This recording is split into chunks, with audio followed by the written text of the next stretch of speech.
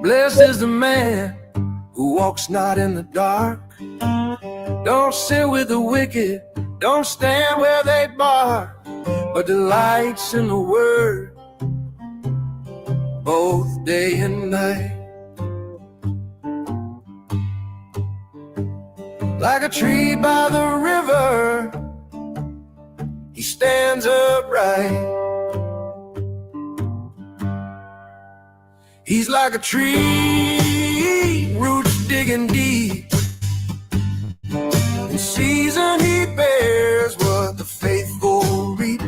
Leaves don't wither, winds don't shake. The Lord knows the road the righteous take.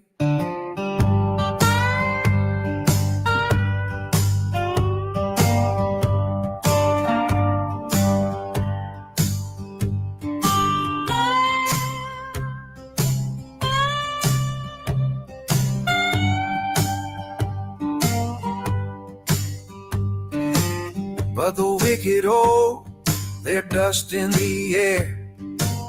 Like chaff in the wind, they vanish somewhere. They won't stand in judgment when truth appears.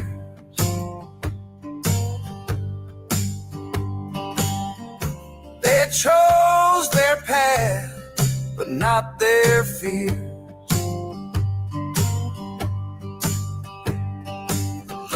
Watches every step I tread, guides the humble, raises the dead. But the road of the wicked fades and bends, while grace rolls on without no end. He's like a tree, roots digging deep. In season he bears what the faithful reap. Leaves don't wither, winds don't shake. The Lord knows the road the righteous take.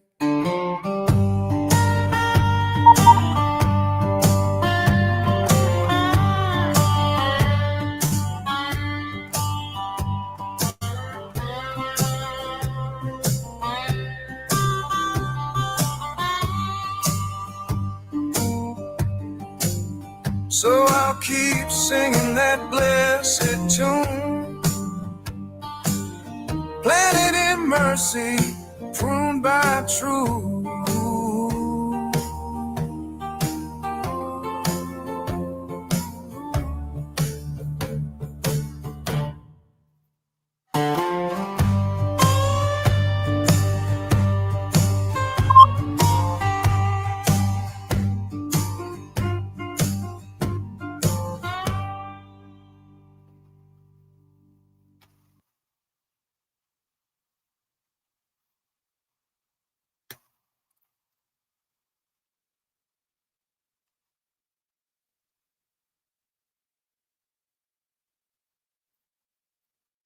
Hey everybody, how y'all doing? Hope everybody had a good day off. If you're working, happy Labor Day. Oh my goodness. Jen, Cheryl, Pam, good to see y'all. Navy Bat, Ricky, good to see you. Also got Kiss Off. Good to see you, Pat, Sean, Benjamin. It's good to see all y'all. I hope everybody had a good day. I was listening to music today and found those blues.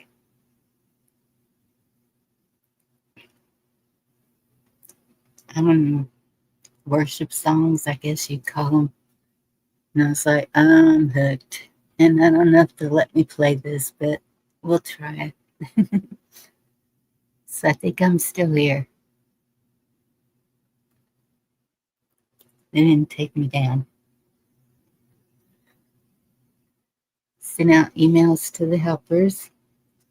Tonight is the Third Amendment. I think this is a good time for this one with everything that's going on.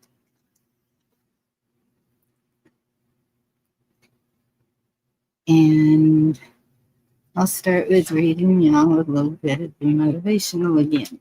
And this one's pretty short. Hey Dee, thank you. Good to see you. Plenty of rain. Yes, Pat, my flowers.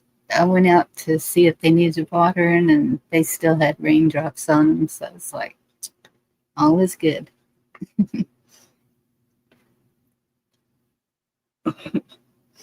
And you know, even though I saw an X in the sky, then I'm thinking,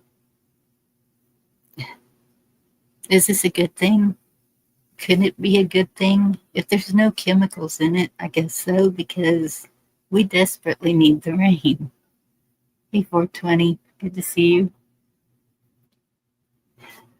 Okay, I'm gonna read this. Oh, there's Dee. Get down. Hey, Dee. Get down. Oh, you got a baby with you? Can't hear nothing. I can't hear you. Hi, Chessboard, good to see you. Wait, how come I'm not hearing you? Do I have me turned down? Nope, it's all the way up. Are you talking? Hear you. You don't hear me? Come back. Can't hear you. I can't hardly hear you. Okay. Can y'all hear me okay? Hey, Eric, good to see you.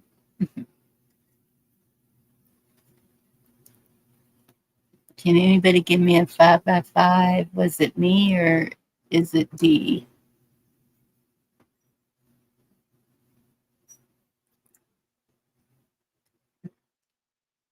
No. Oh, I know what it is.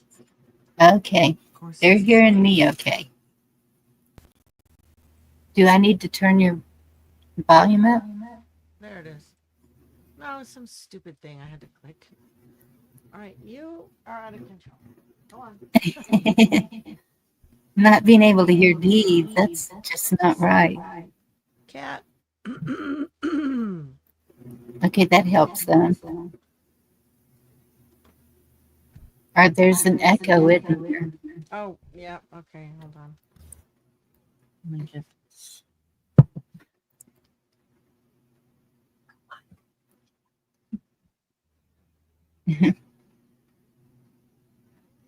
No.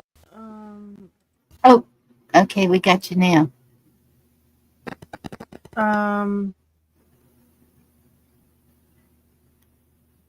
Turning my volume down. Turning my volume down, Bonnie. Because I had you turned all the way up and I saw that in real time. That was creepy. you have a good, strong voice. Yes, I do. Thank you very much. Very loud. They say I'm faint. Now they're saying perfect. What's up, everybody? Blame on 5x5. So I was Yep. fixing to Yeah. read this. Is that okay? Mhm. All right. Get it under the light so I can see it.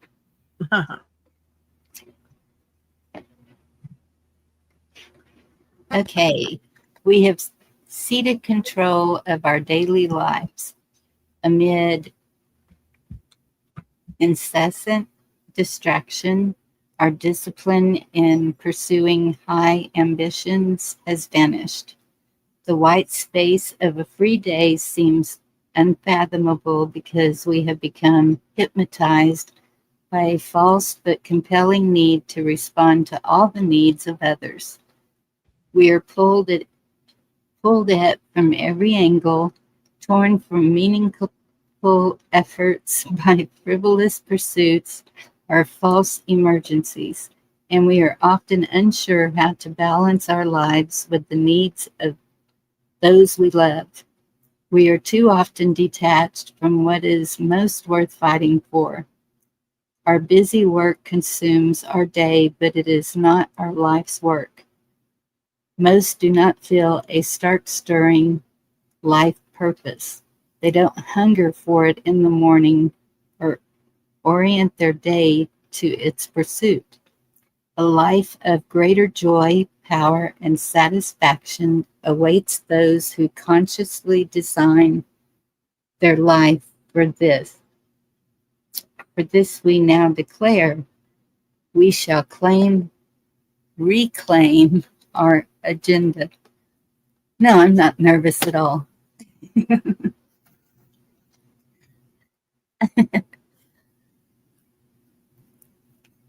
And that's all of that one. It's kind of telling us, get some purpose. Did you know you're muted now?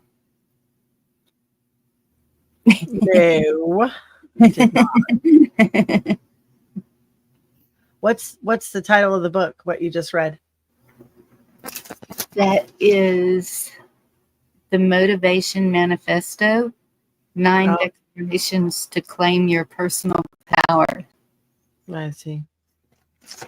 And I've been reading from it because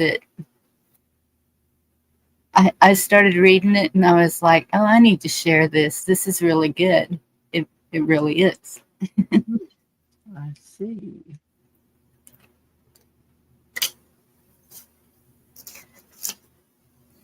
So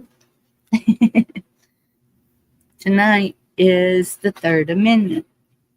And this is what it says.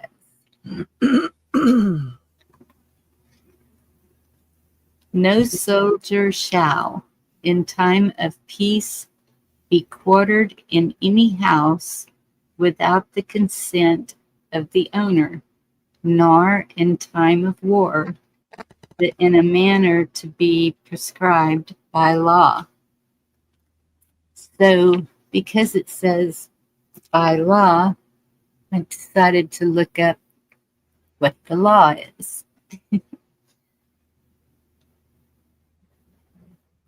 And this is what came up for me. Not interested, go away. Okay.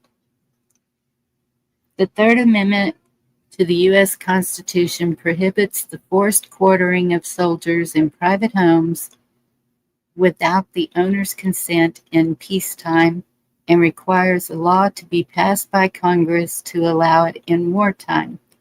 Additionally, the Pos Comitatus Act generally prevents federal military forces from acting in civilian law enforcement capacities, but allows for this under specific legal authorization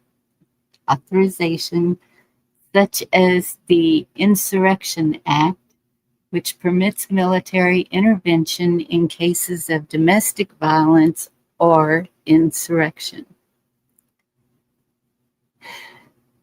So during peacetime, prohibits the government from forcing the quartering of soldiers in private homes without the consent of the homeowner. During wartime, requires a law passed by Congress to be in place outlining the specific manner in which soldiers can be quartered in private homes. Congress has never passed such a law, making forced quartering impermissible during wartime.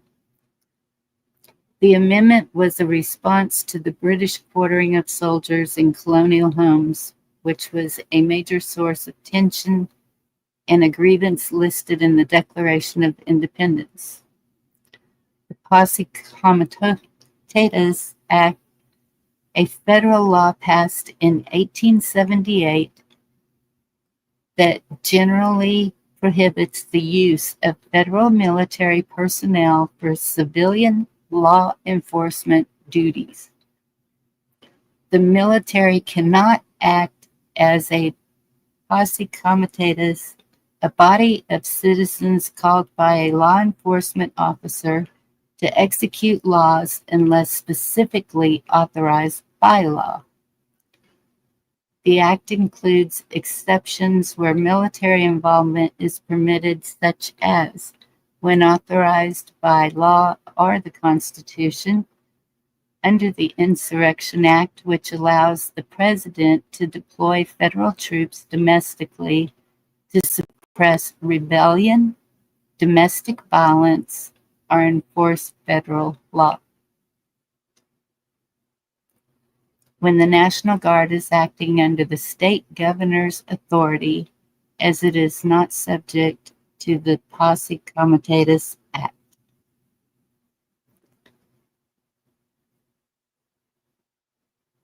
Interesting, huh?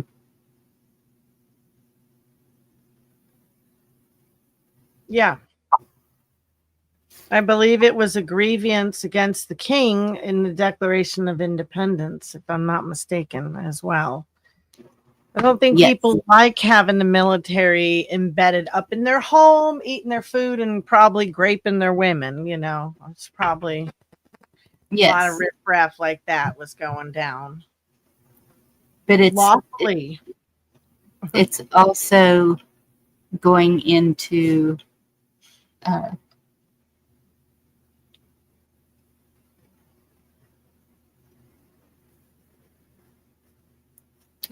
under the Insurrection Act, which allows the president to deploy federal troops domestically to suppress rebellion, domestic violence, or enforce federal law. Federal law. Mm-hmm. Mm-hmm. Well, yeah, if you have states that are acting out of line, the state's laws aren't supposed to go against the Constitution, correct? So, Constitution, we're United States. We have federal laws too. And it's interesting because in Humboldt County for a long time, we had, marijuana was legal. We had Prop 215. And for a while, it was legal in the state, but it wasn't legal federally. So people still grew guerrillally, and there was a lot of people that still are getting incarcerated for certain, they have to get permits if you go over a certain amount. And some of them really mess up the environment, and it's a shame and it's unlawful. And but anyway, yeah, so the Insurrection Act, I'm sorry, I went off on something else, but the feds and the state laws, that was just one example I've seen work against us and cause a lot of fear because it's unclear and it's contrary. It was contrary at one time. Hey, Harley Rose, good to see you all in chat. Hey, what? Anthony? Hey, what? Doesn't a president refer to proclamation before? You know what I seen on Derek Johnson? He talked about one time that one of the proclamations that has to be made is that the president has to declare to go in peace and let there be a peacetime, something like that. And I thought that was very interesting. Yes, not for DC though. So the thing is, as Dee's saying, in the other states, then so you just made it sound like federal law is over the states, and that's not the way it should be constitutionally, isn't it? The states have the power, right? not to go against federal law, from what I understand it. When the I feds pass a seatbelt law, you can't have your state come and say, we don't want to wear our seatbelts, can we? Although they do that for helmets, but they haven't passed a nationwide helmet law. They did that with seatbelts. You can't make another law to contradict that. Federal law will trump your attempt. From what I've seen with, like I said, the marijuana industry here in Humboldt County, and the battles that I've seen since the 90s, and how it got legal in the state of California first, but now hemp is legal in all 50 states. Hemp is. Okay, but so I'm gonna ask questions about the opposite direction of this. So this says your home is protected from military occupation. So if that is correct, if these people home are a tent or a camper or something like that, then how, if your home is protected from military occupation, it would be just like us. If What's your question? and Can they take it? I wish I could find the part where it said, maybe this is it. Federal law through the Posse Comitatus Act further restricts the military's involvement in civilian law enforcement, keeping it separate from domestic affairs. Let me get my book out, woman. Say the last line again, please. Keeping it what from domestic affairs? Keeping it separate from domestic affairs. Okay. Amendment 3, right? So that means that any federal government cannot come onto your property and say, just help themselves to walking through your door. Right.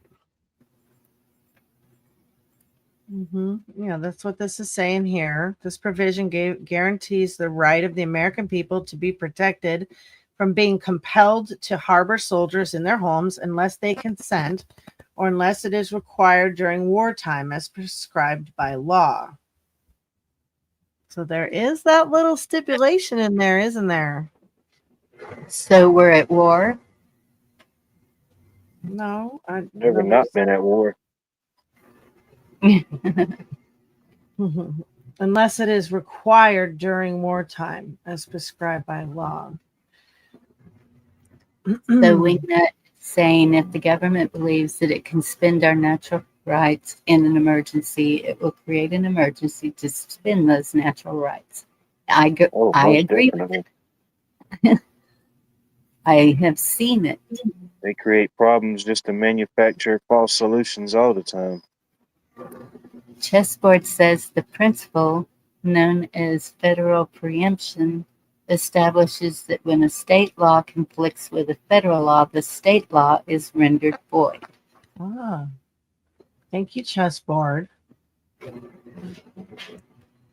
But even with that being so, states still have the power to refuse to enforce federal laws if that state determines that they are unconstitutional. But the federal law can still come in and lock people up. So I mean, it's just like, you know, big government's still going to have their way, no matter how much somebody says something about something. You know. Yeah. I'll say, well, you don't want to play ball, we'll just cut off funding, or we'll do this, or we'll do that. Well, that is the problem, because the funding, because people will take the money, the greed is the problem, because people are sellouts. You know, that's really the problem. We don't have people that have a lot of principles and scruples and more, and we need the good jobs. I mean, the people that are in them I just was reading an email from my local gal that sends me information. She dug up our sheriff's salary combined. She put it all together. Everything he gets is like 424,000, and she pointed out that the president's salary is 400,000. So I mean, there's some disproportionate things going on here and there, you know. So some are saying we've always been at war. Bex, good to see you. I don't have in the house, Lady Smith. Good I don't evening, have everybody. email. Oh, We have been under martial law for a long time, though. So there we go with the martial law. yeah, that gets tossed around a lot, doesn't it? Yes, it does. Mm-hmm. And from all different groups as well.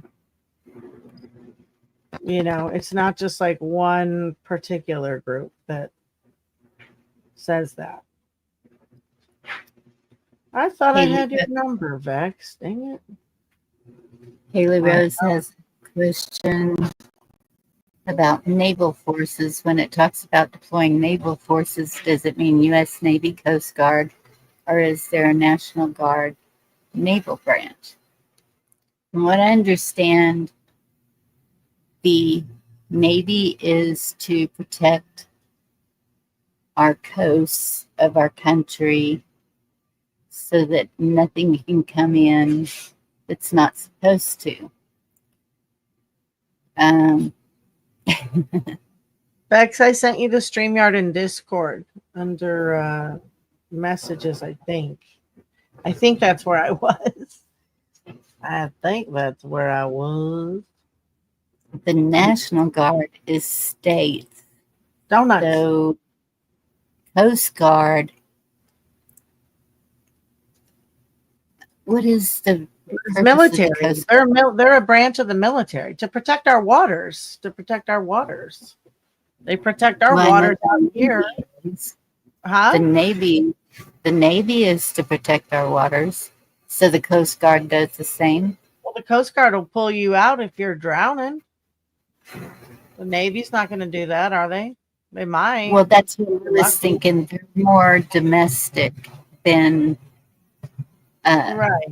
But yes, military. that's fair. Okay.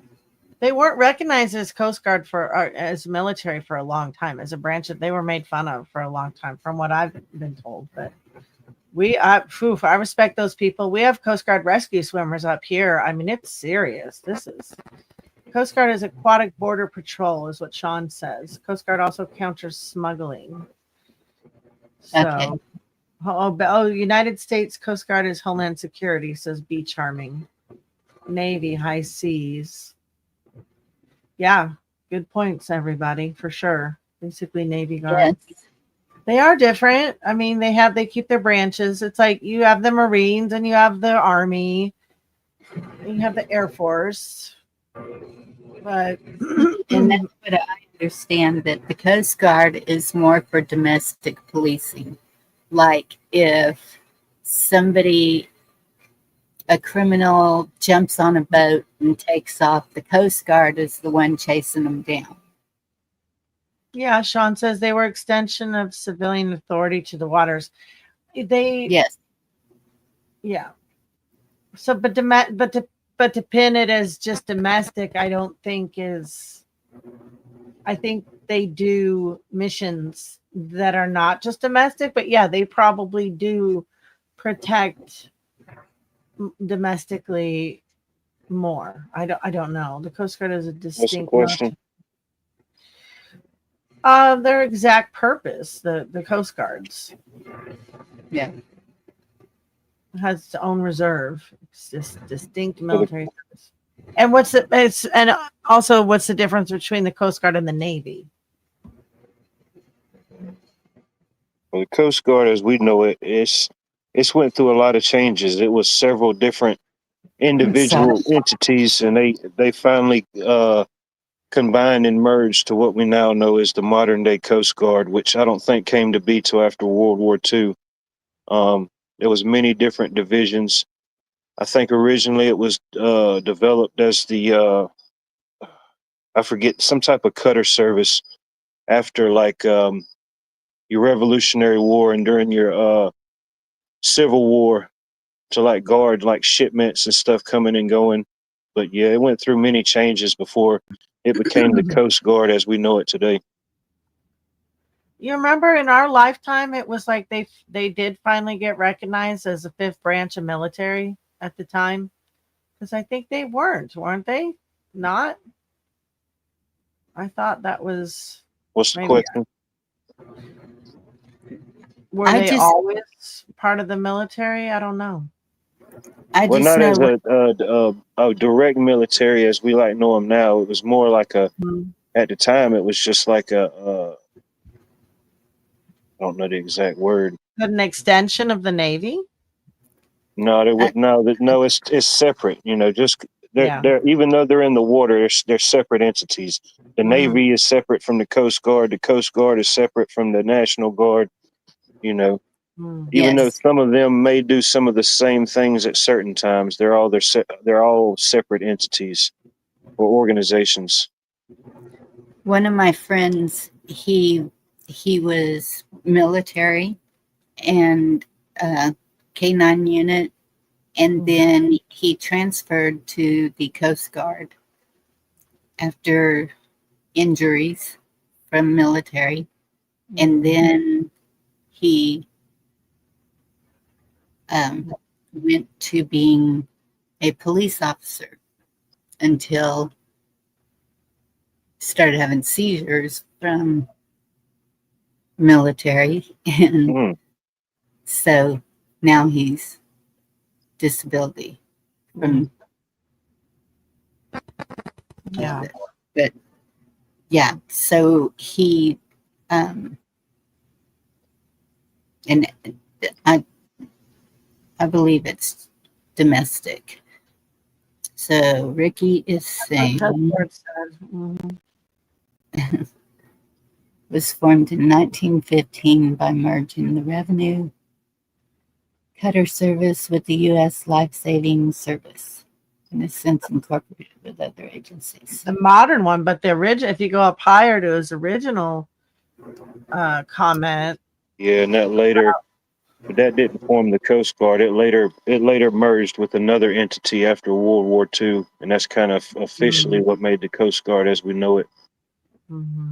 yeah, a lot of good comments there. They were flying, but I was reading them all. Thank you guys for. I can't remember who it was. There was somebody in chat one time. They served in two different branches of the military. Yeah, sometimes people do. I don't know what branches or who it was, but yeah, it happens. Yeah. Yeah, and I think that if the Navy needed personnel, they would select from the Coast Guard as they've gone through some of the training that the Navy has. I don't know that they Any through all of coasties in the house? We need a coastie. We need a coastie up here. With the Coast Guard.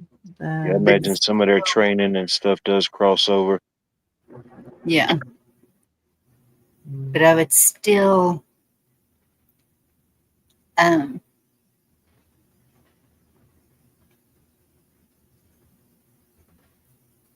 so the original thing is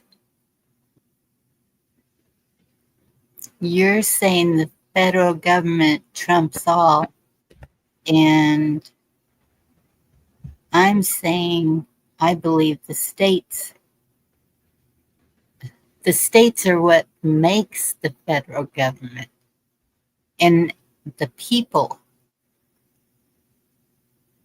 I thought that the people trumped all. We the people.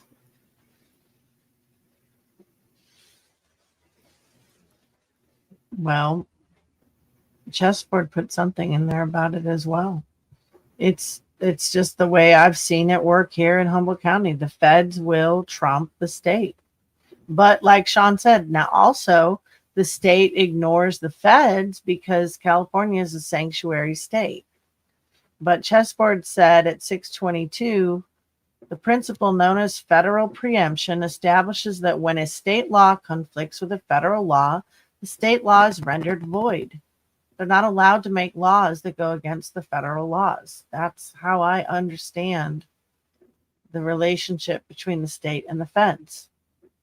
The feds will come in and wallop the state's ass. It will. That's why they Right. can go in with, That's the overreach, isn't it? The no. You got 'Cause show me a that's law. It's all hypothetical, just waste of time. I mean, it's what is the law? Beck's come up here. What Chessboard just said. He just showed a law. See what Bex is saying though? I mean, Well, show a law. I don't like talking in what everyone's opinion is. I'd prefer to see a law. It sounded like what Chessboard put was a lawful passage from somewhere, but he didn't say where he cited it from. but is that now or is that, I mean, if we're trying to go back to the original Constitution and the way it is written, the people are over the judicial, the executive, and the legislative branches of the government. We are a nation. Don't forget that we're a nation. We're a nation with all our states, and you had a weak government when you couldn't have a military and do trade.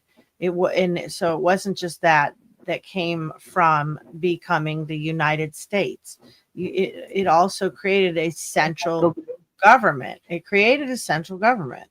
It tried to fend it off as long as they could, but it eventually did create Under the corporation. It created a beast. I'm her Huckleberry. Well. The Fed does not exist without the state coming together. Exactly.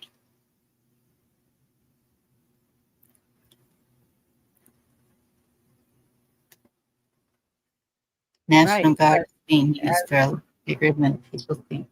Hey, Brew, good to see you. And I mean, oh, there we go. There's where it came from. It comes from Congress, which is our United States representatives. It's our people that come from all the states. They come together and they create laws.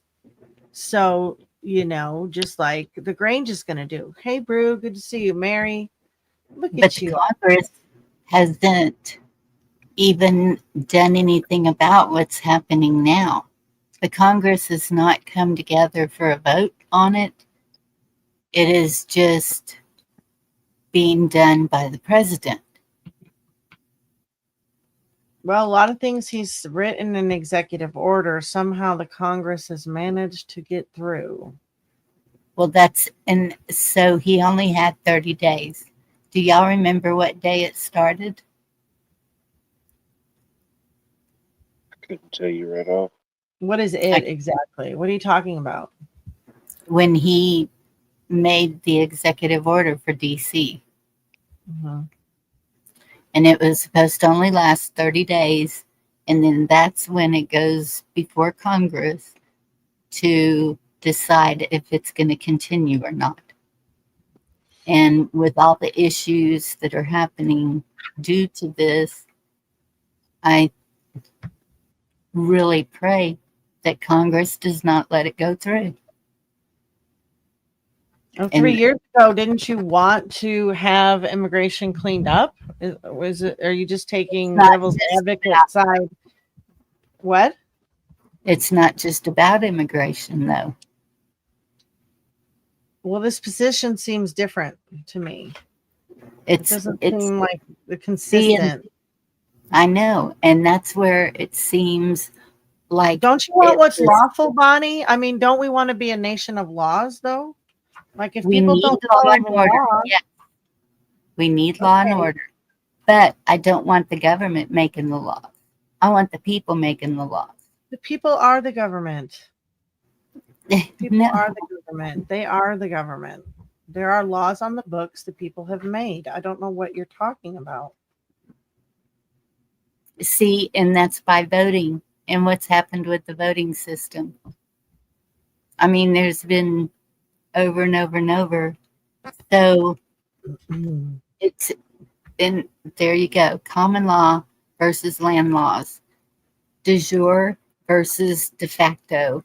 It's all it's the original versus the one written by the corporation. It's there's two different entities here in that we have going on right now. And so back to the immigration. To me, it seems like it was all melted together all at once. Immigration, homeless people, and the policing, the And police. mental health. Yes, the mental health. The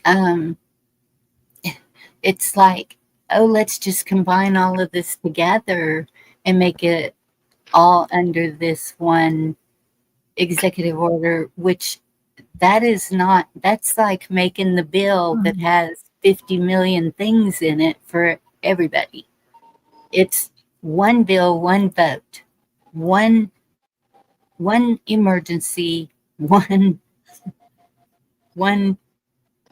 vote for the Congress. You know, like I don't know the term they use. Maybe it's a standalone bill. Maybe I'm not sure with certain terminologies.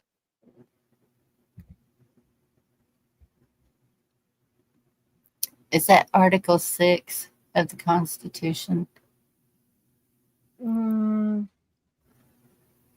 He said it was of the Supremacy Clause. Declares that the Constitution and federal laws shall be the supreme law of the land. State judges are bound by federal law. And here we go. State judges, it is completely backwards. We have innocent people, law-abiding citizens going to jail, and criminals running abound. And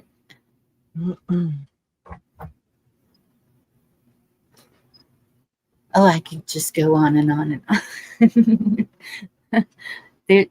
Criminals are going to be criminals. There's no way, you know, the way I see it is, okay, we've gone over 1 and 2. 1 and 2, they're hitting hard, right? First Amendment, Second Amendment.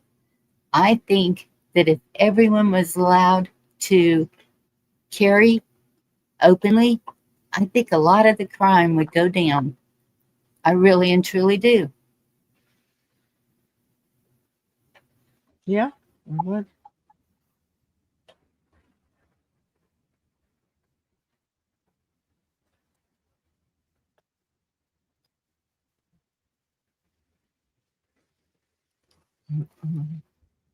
Hey, Lauren. I don't think I said hello to you. Evening, everybody. Hi, Lauren.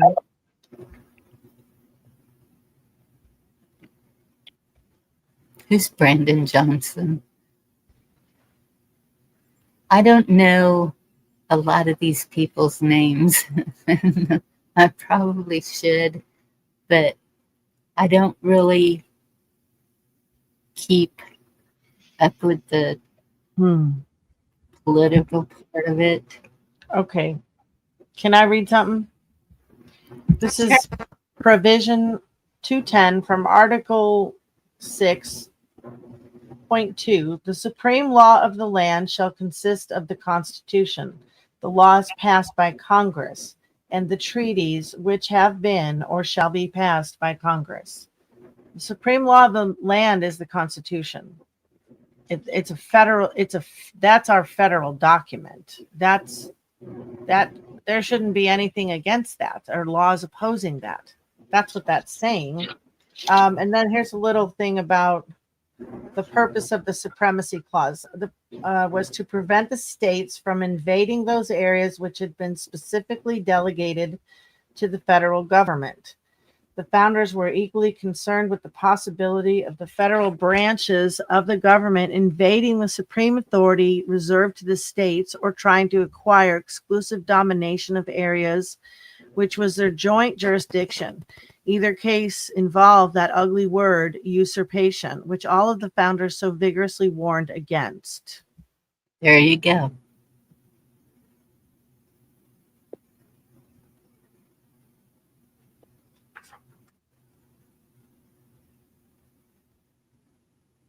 The forefathers could see the potential for this happening. And here we are. For both sides.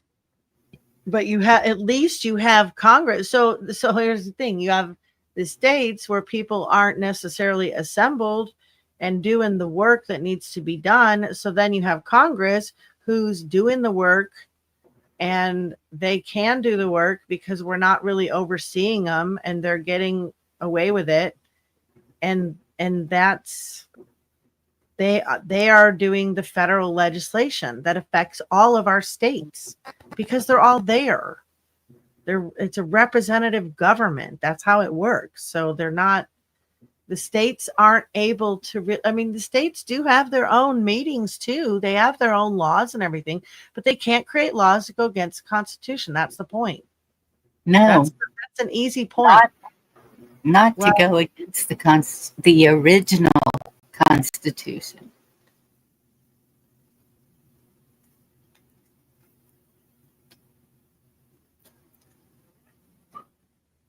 See, even this one that I'm reading from is not the original. This one says the Constitution of the United States.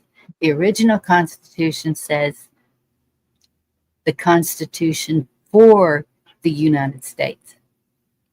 Is that what you want to talk about tonight? Because you're jumping on any issue.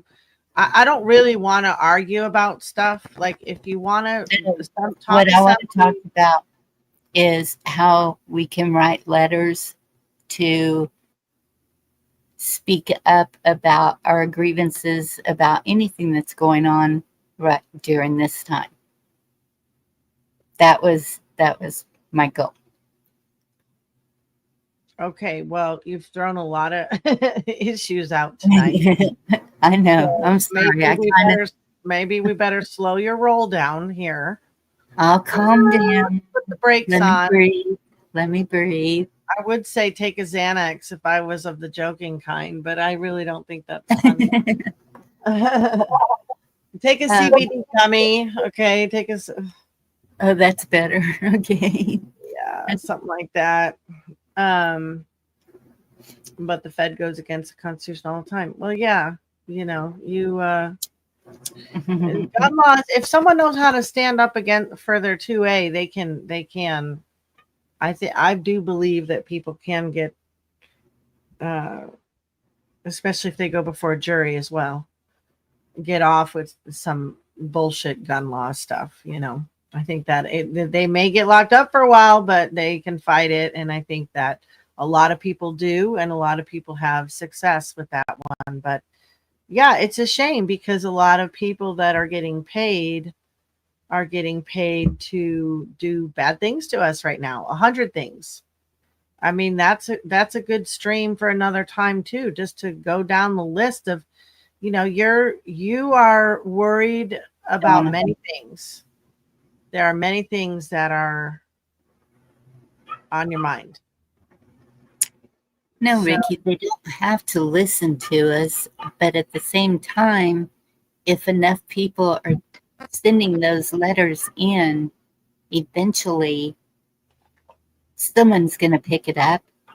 Handwritten letters, not typed emails. The emails just get tossed. He says they don't have to listen to you. In both cases, I know this to be true. I wrote letters. I went in person and protested. That is a fact. Those are true statements.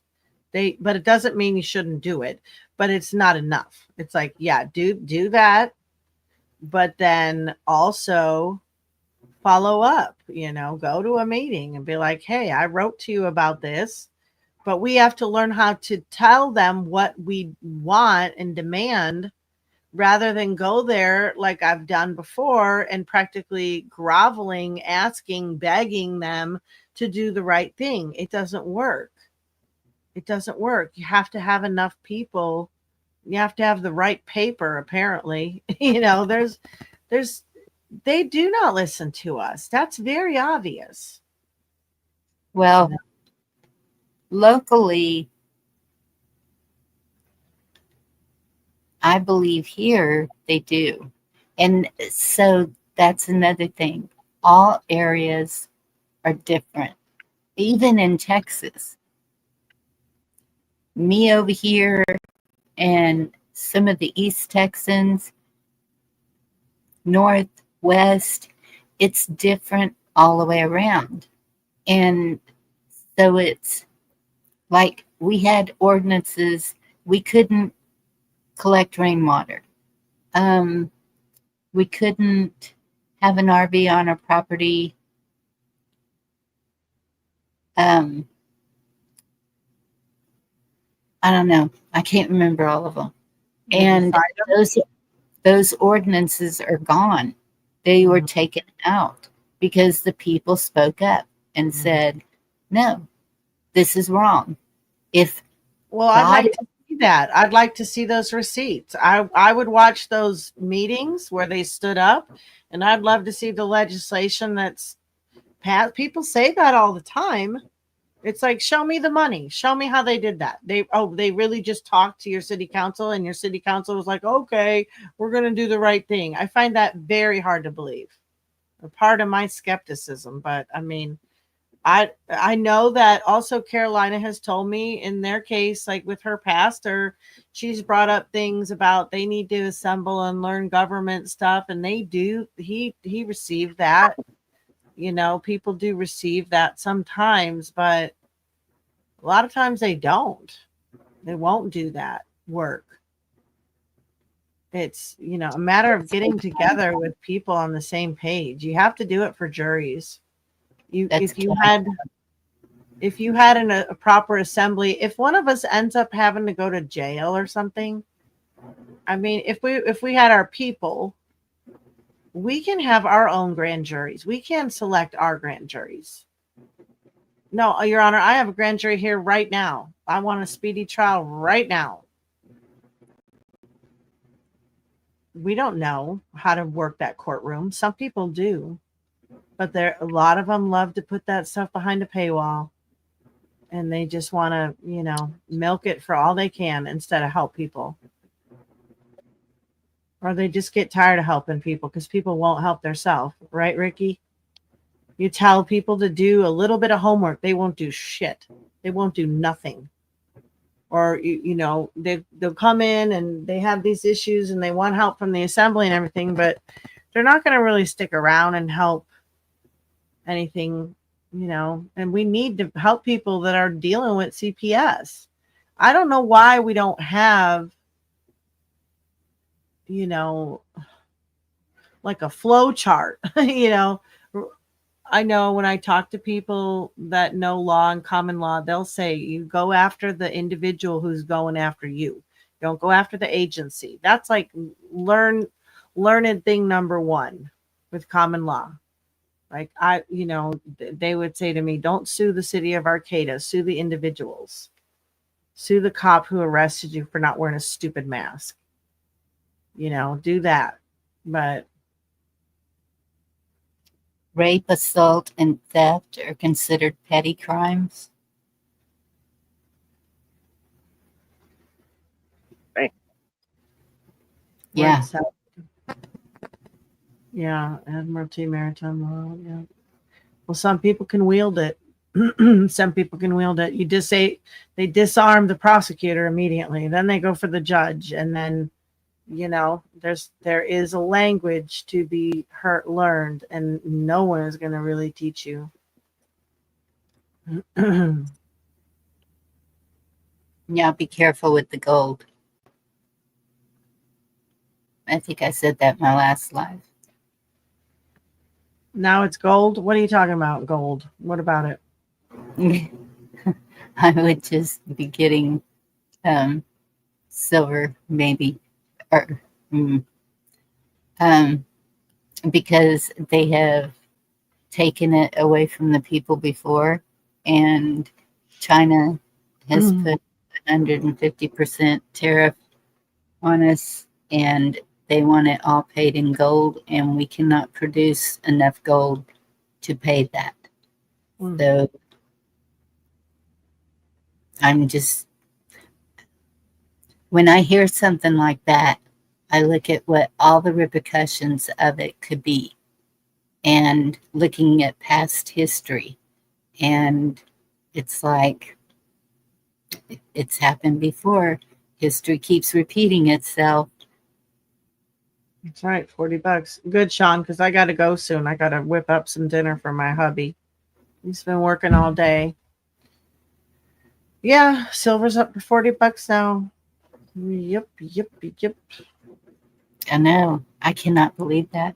When I was looking at it, it was 19, I think, 17, 19 an ounce.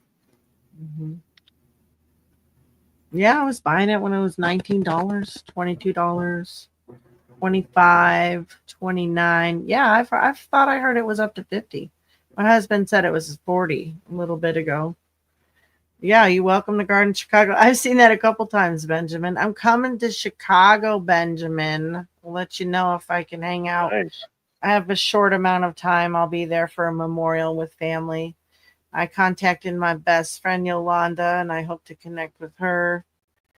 But I do got your number. Love you too, Ricky. What's he saying? Going up to watch paint dry. I know. Well, the woman's got a lot on her mind tonight, I see. So you guys have fun. I got to go make dinner. But that was good focus. The Third Amendment was good. I learned a little something. I wrote that down. So thank you, Chessboard. And yeah, that's a good thing to know. The federal and the state laws. I mean, we should know these things, you know. Yep. Yeah, I wish Jen could come down to Chicago too. It'd be fun. All right, y'all. I'll see you on the next one later. Peace. Have a good night. Thank you for coming up. Yep.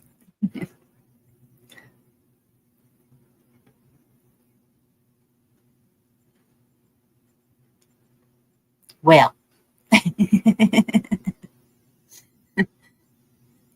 so I pissed off a few of them. What you got on the agenda now? I'm good at that.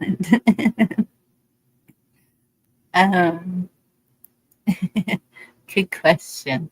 I think we should do the quiz, maybe. I'm just loving this weather right now. It just does something to my soul. Rub it in.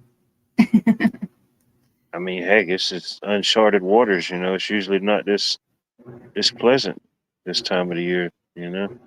I know. Still usually pretty muggy, pretty hot, but it's a nice Labor Day weekend. Can't complain. Still hot here. It did get down to 90 today, but I did do a little laboring today. Cleaned out some containers and cut down some old vines and stuff that didn't die off. thank you, Getting Beth. ready for some fall stuff. Bex, I'm going to drop the link in case you want to come up.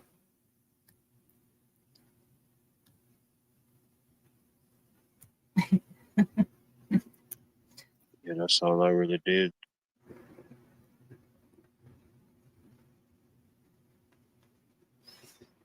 Like the way I think. Well, I try to look at the whole picture because I think that we are being told a bunch of lies, y'all.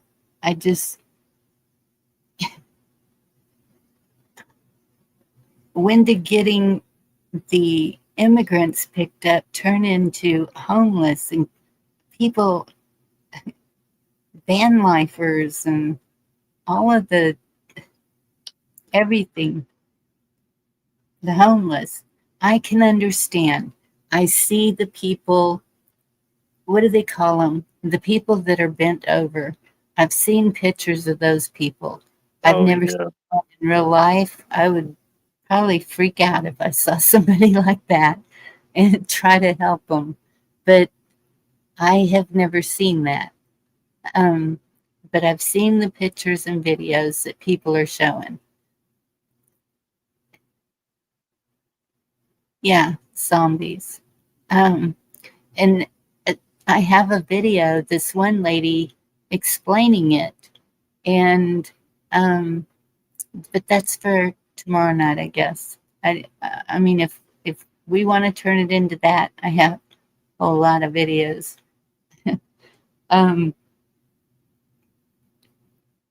What about your quiz? That's a good idea. Quiz. Let's switch it up and see if we know something. 'Cause Yep. I know very little. Trying to learn something. Yep. And yes, fentanyl is horrible. And it was brought in. It's just, okay, we're going to the quiz. Yeah. Sometimes it just small questions and answers, you know. Sometimes. No, not scoliosis, chessboard. Well, so when they're bent over, they just fall over. They're just bent. Oh, here's Sean. He's gonna chew me out too, I guess. I don't ever want to consume anything that horrible or that powerful. Hey, Sean. Evening. How are you tonight? Hi, Carolina. Yeah, if it could stop a rhinoceros, I don't want it. Sean, I don't hear any audio. Echo, good to see you. Evening, Echo.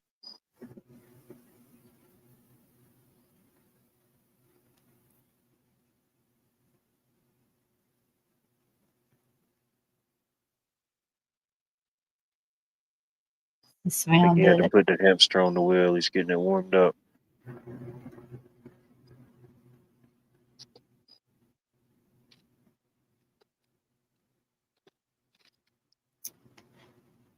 Yes. I see my mic key. It's not moving on the bottom of mine. Are you saying your mic? Okay, let me check your mic on my side.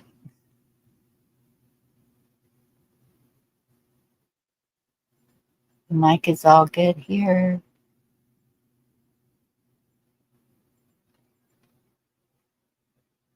Sometimes when you come in, it doesn't work the first time. Dee was having a problem with hers when she first came in, Sean. So maybe if you come out, go out and come back in. Yeah, mine did that the other day. Yeah. Okay. Refresh. And I'll bring up the quiz.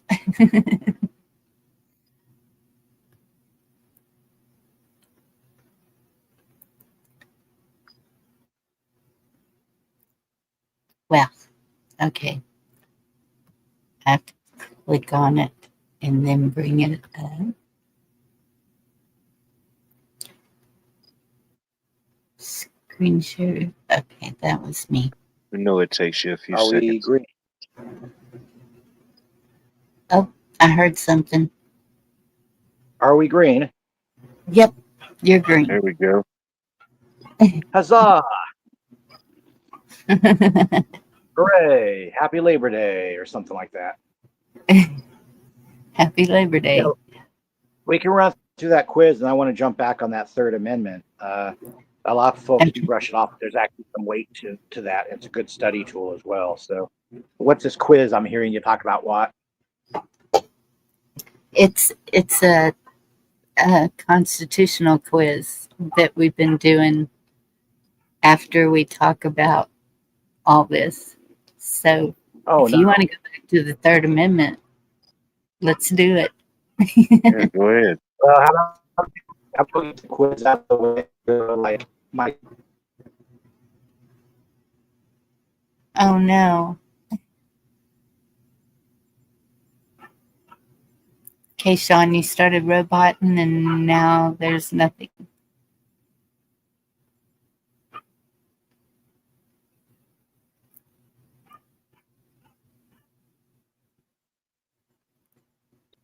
Hey, Mary.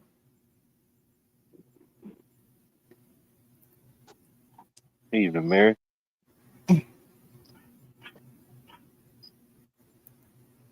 We're Yeah, not Pat free. Evans is saying we're not free until the system goes down.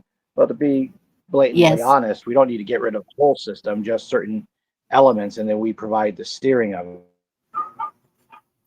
it. I think it would be nice to completely rebuild. And I think that people have learned more about who they pick. But I don't think that there should be party lines. One, Agree. I gotta still do that search on Federalist to set up that chat with Dee for us to present to you guys.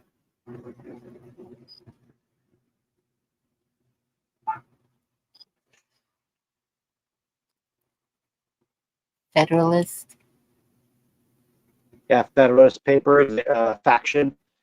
I don't remember if it's 40 or which one it was, but Madison basically argued against having a political party. And then by the time Jefferson was elected, we have the start of the Democrats who later break into the Democrats and Republicans. They used the Republicans to get the Whigs out of the picture.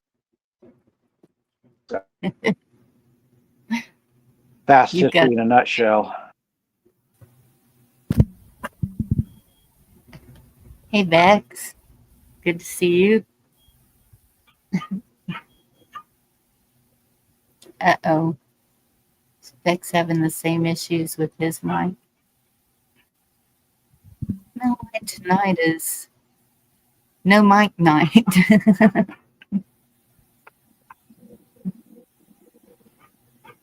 Thank you, Watt.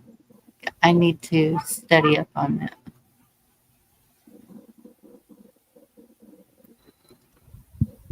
That's just one source. I'm sure there's others. I just grabbed it right quick. Can you hear me? Yeah, I can hear you now. My thought.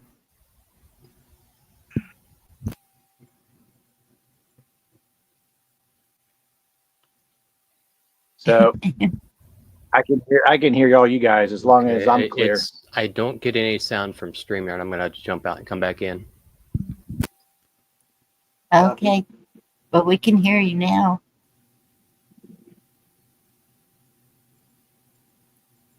Yeah, for me, I had the YouTube in the background and a different panel on this phone, and I think that's what was causing a lot of the interference earlier. Okay, yeah. Like it splits the data, and when your data is throttled, it'll robot you because that's the slowing down of the processing of your audio. Yeah, you're a lot better now. True. I also kind of speak in, segmented fragments of thoughts. So sometimes people might mistake how I speak as also being, not my. They'll be like, "That's not his cadence. He's roboting," and it's like, no, I was speaking an incomplete sentence, gathering my thought. But thank you for thinking I'm a robot. I'm going to turn this fan off too, by the way, so it doesn't provide any feedback or interference. Always You're good to have okay. a fan blowing on you. I don't hear it. Now we're in the clear though, just in case. Okay. I was seeing the circle key up, and I figured, it's getting input. That might be interference as well.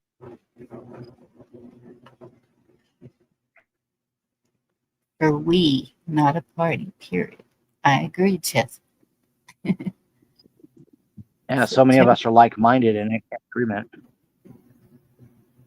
Yes, and So I absolutely believe that we're all going towards the same goal.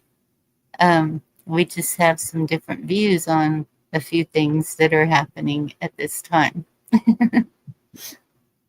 well, I'll give an example. You made a point earlier, Bonnie, that emails go in the track, correct? Are certain ways to get documents into the hands of your elected officials where they have to respond to them.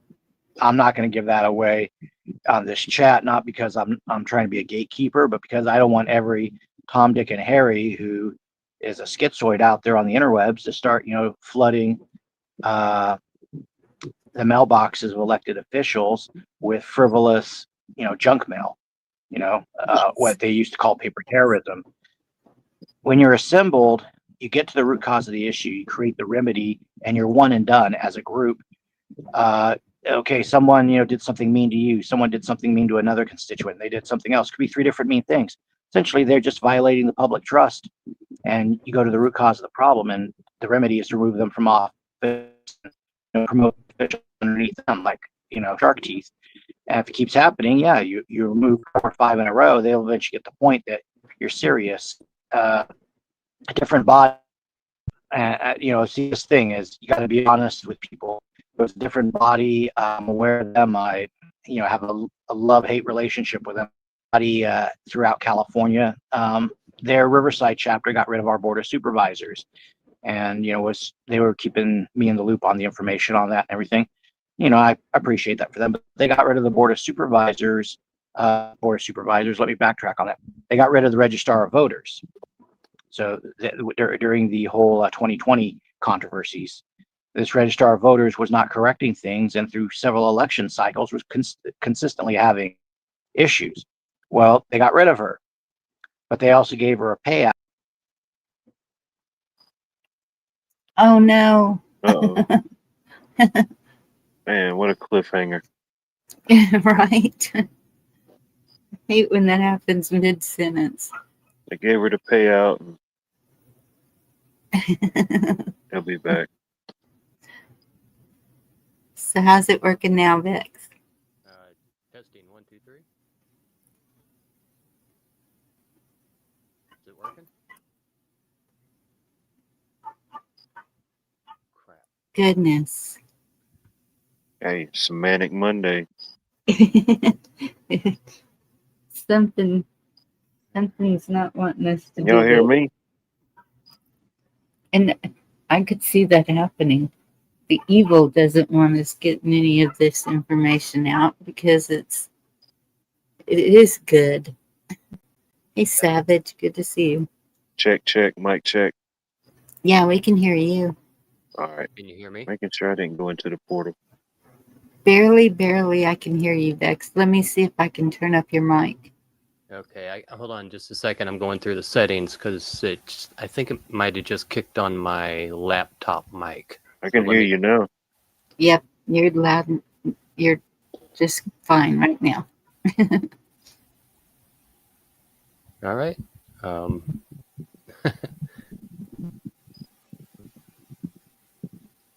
I don't know what's going on, but all the audio and actually the video settings were all just topsy-turvy in here. May I? Yes. Wanted to thank Watt Life for dropping the link for the Federalist Papers, and I do apologize. When exactly did my feed cut out and drop? You said the lady got the payout and then you dropped.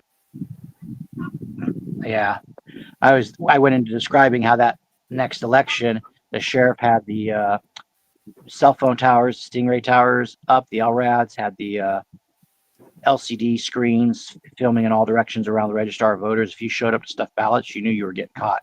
So it took a little bit of effort, but in our county, you'll hear about Sheriff Bianco from California running for governor. He at least made the visible, like there's sheriff deputies in the corner of the parking lot. Riverside Police has their own little SUV with their own cops waiting and so on. They made the show of force, if you will, to kind of prevent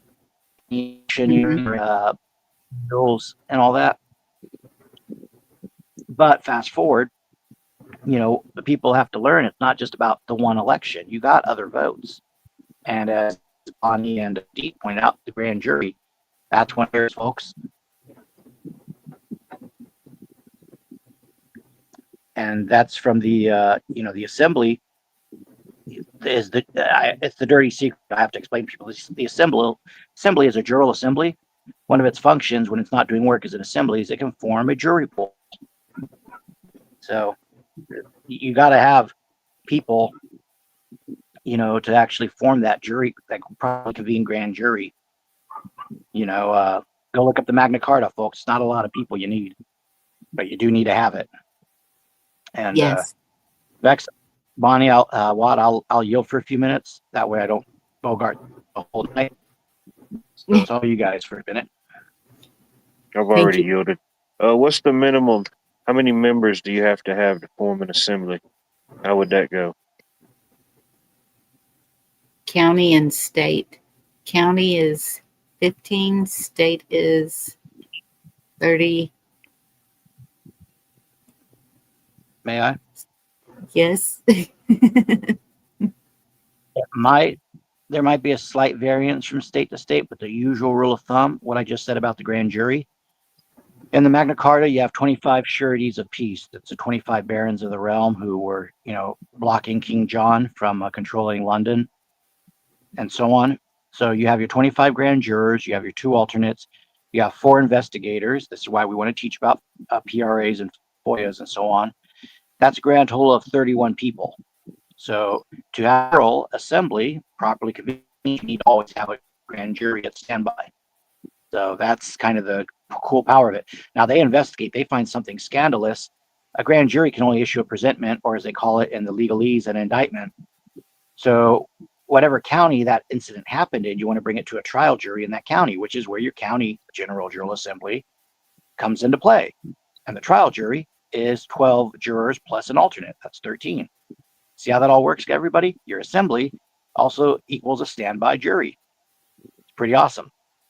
And then, like I tell people, the bare minimum, okay, you could be skeptical about the law enforcement part, but if you publish the findings of your juries in your legal sections and they do not rebut them, that is evidence that can be used in cases down the road and stands as matter of fact. It can't rebut. And you could conduct your investigation properly, lawfully, and transparently. So that's something, ladies and gentlemen, that's a mechanism out there. Bare minimum, court of public opinion. Second part, evidence further down the road. And third part, you got a sheriff who actually is not federalized and brainwashed. He might actually honor that oath to the Constitution and go, that bastard you do a presentment on. But these days the Feds would rather get their money from DC and the Feds, going back to that Third Amendment issue, than getting their paycheck from the people. So there's ways of working around that as far as changing the revenue stream for the sheriff, so the sheriff is paid locally instead of federally. But a lot of sheriffs want to crinkle their nose at that because they love those militarized vehicles and those the bomb vests and the SWAT night vision goggles and all the helicopters and drones and all the high tech stuff that, to be honest, it's overkill. And Bonnie, you do have a great concern about what Trump's doing. Could it justify a police state for others? Very good concern. But those local officials where he's putting those military units, it's because they abdicated their authority. They're not doing their job, their post. So the military has to come in and provide stability until new guards or new officials, well, not even officials, new servants can be elected. I yield. So could one of you explain a FOIA? Please. You want to handle that, Vex? Actually, no, you're better at that one. Womp womp. Real quick, I want to address what I believe it's Lauren is saying in the comment, that calling and writing is useless, just like protesting. The calling and writing in of itself, like Dear John, I'm leaving you because you cheated on me. That's writing. That's useless, yes. But you serve them a notice. A notice is different than writing a Dear John letter or writing a letter that, hey, I'm your constituent and I like you, keep it up. A notice is, you're on notice for this action, this activity. Now, here's a couple of other steps you go on from there, or things you can do with the notice, but you essentially start a process. And if they ignore the process by their own laws, they wind up in default. And when they're in default, they are liable for penalties. So it's not at all. You will find states trying to interfere with the rights of the people to hold them accountable, though. out here in California, for example. I just made a screenshot in the last 48 hours. The Attorney General had a rule that in California, if you want to serve any writs on public officials, you have to go through the Attorney General. Now there's an extra barricade preventing the people from remedy, where they said, you know, we're going to pass a statute, and any request for a writ that you're going to serve, you have to go have an attorney prepare it for you. And attorneys aren't going to help you prepare something against their own, criminal brothers. So they just, in California, we have standing to assemble and investigate and tear apart the Attorney General's office if we want to go toe to toe with them, because they are keeping the people from getting remedy by saying that you have to go to an attorney to get your remedy, and not even the remedy itself, that you have to go to them just to petition for permission to write a document. That's ridiculous. That's what they try to do, is they pass statutes, codes, and ordinances, and use their de facto authority of a man with a badge and a gun to protect them, while they openly break the law that they've sworn to uphold. So in the case of those officials, there's different officials, different checks and balances of who can arrest who and so on. So I like to use the sheriff. It's low-hanging fruit. If people press me, I'll point out, for example, to counterbalance. That's why they try and merge sheriffs and coroners. The more you know. So there is remedy, Lauren. Don't give up on it. You just have to find it. And your assembly. Oh, beautiful quote, Carolina County Home. Your assembly should be your church, the ecclesia, the body of Christ. Correct. The Black Robe Regiment and their churches. Those were the Minutemen. Right on point. Good job. I like that comment. I'd give it 3 thumbs up if there was an option. Good job, Yeah. Chessboard. John? FOIA. Go ahead. No, I was going to say FOIA was the original question, if you don't mind. Exactly. Or just posted the link. I'm going to bring back to that Freedom of Information Act, which we can also tie that to the original topic of the night for the Third Amendment. Sorry, I'm going fast. I'm just excited because, I'm seeing some good questions and good comments. Okay, Freedom of Information Act, folks. You should have not just that available in your state. You should have what are called sunshine laws. And those are usually what you want to do first, because just by physical location and as it may be a matter pertaining to your state, you'll get results locally. Look in. Darn it.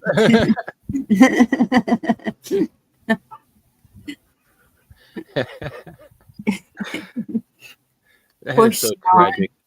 I know. He's so good at explaining that stuff. Here I like to comes. take a step back. It may sound like splitting hairs, but Chessboard said something about here. Let me go ahead and just scroll back real quick. Okay. As the size of a citizen's assembly can vary based on its purpose and the community it represents. I would say overall that is correct, but like I said, it might be splitting hairs. But the citizens is a dead entity, as in part of the corporation. It's the birth certificate. It's your social security card. It's the straw man. A citizen is not who you are. You are a living soul on American soil. There's a big difference there. But yes, the rest of what you said is dead on target. Sean, are you back? Yeah, wasn't that funny? I was happy to rant about FOIA, and my bars didn't drop, nothing dropped. But StreamYard was like, give them the boot. I'm sorry about that. Wasn't me. Hey, Vic, Bonnie, I think you'll get a laugh out of this. This meeting is private, bearing false witness, misrepresentation. I almost think we should hit the Bivens decision to, if there's a Fed listening, to pump them out, get them out of our business. But FOIA, Vex actually made a point. Like, yeah, what is the distinguishing? You can be a citizen if you want to be under 18 USC 2000, or excuse me, 18 USC Section 911. If you wish to be part of the U.S. corporation, yeah, be a citizen. You'll get perks. You'll also get privileges, but you won't have rights. Key thing right there. Gents, you'll be fed right into the UN, though. Now, as a free man or an inhabitant of the land, or living, breathing man or woman with a soul, as Vex referenced, you got every right that's God-given. You got to make sure you claim all your God-given rights or all rights reserved. People have heard that before. There's a reason that exists. FOIA, Yes. the right to have information and education about what your officials are up to. That's part of freedom of speech, because you can't speak truly if you don't have the correct information. You can't assemble properly if you don't know how to do it correctly. You can't interact. And, there's people who say we're in an information war in this era. We're correct. So the Freedom of Information Act is something that they will try.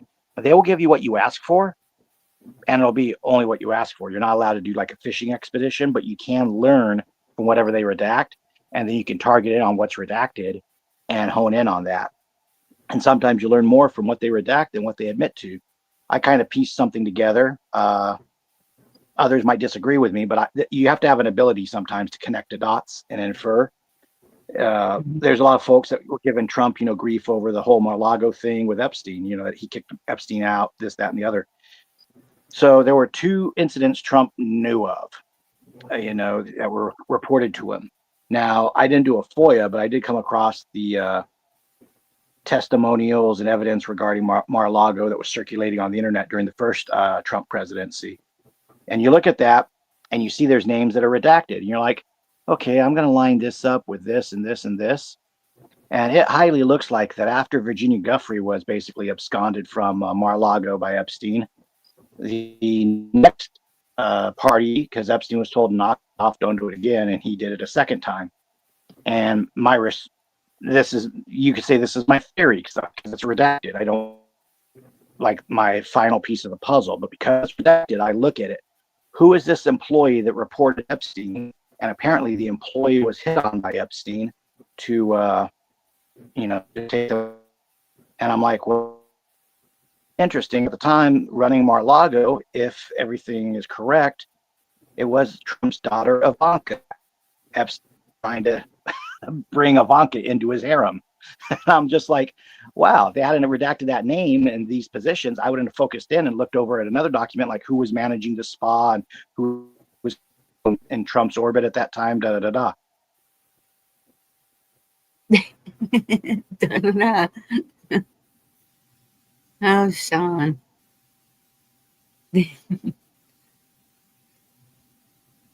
Someone don't want him talking.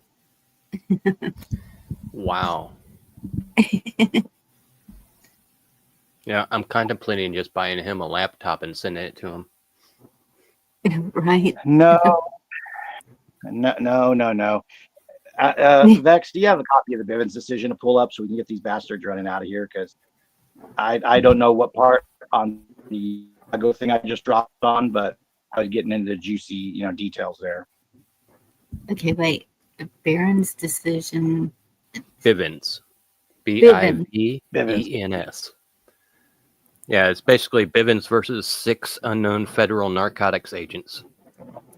It's 403 U.S. 388 from 1971. And you'd like me to read what we read at meetings? Yeah, I want to boot whoever, because this is as I go into the good stuff, I keep getting booted. My bars are good right now. My battery is at 88% power. It was at 90% power when dialed in, so it's not. And I have the cameras, or the phone is not the phone. The fan is off. Like everything should be optimal. So I don't know why I'm being dropped every time I get into a good rate. And when I'm about to put the bow on the package, that's when the chat room boots me. Okay, this is not it. All right. Should be National Assembly forms too. Bivens decision court case. Yeah. It's from 1971. I'll go ahead and read through it once. Oh, you got it. Okay, good. I don't have the court decision. I have what we read before meetings to basically flesh out any infiltrators and government entities. All right. This meeting is private. Bearing false witness, misrepresentation, and posting inflammatory rhetoric in the public forums is forbidden and shall be addressed in an appropriate manner.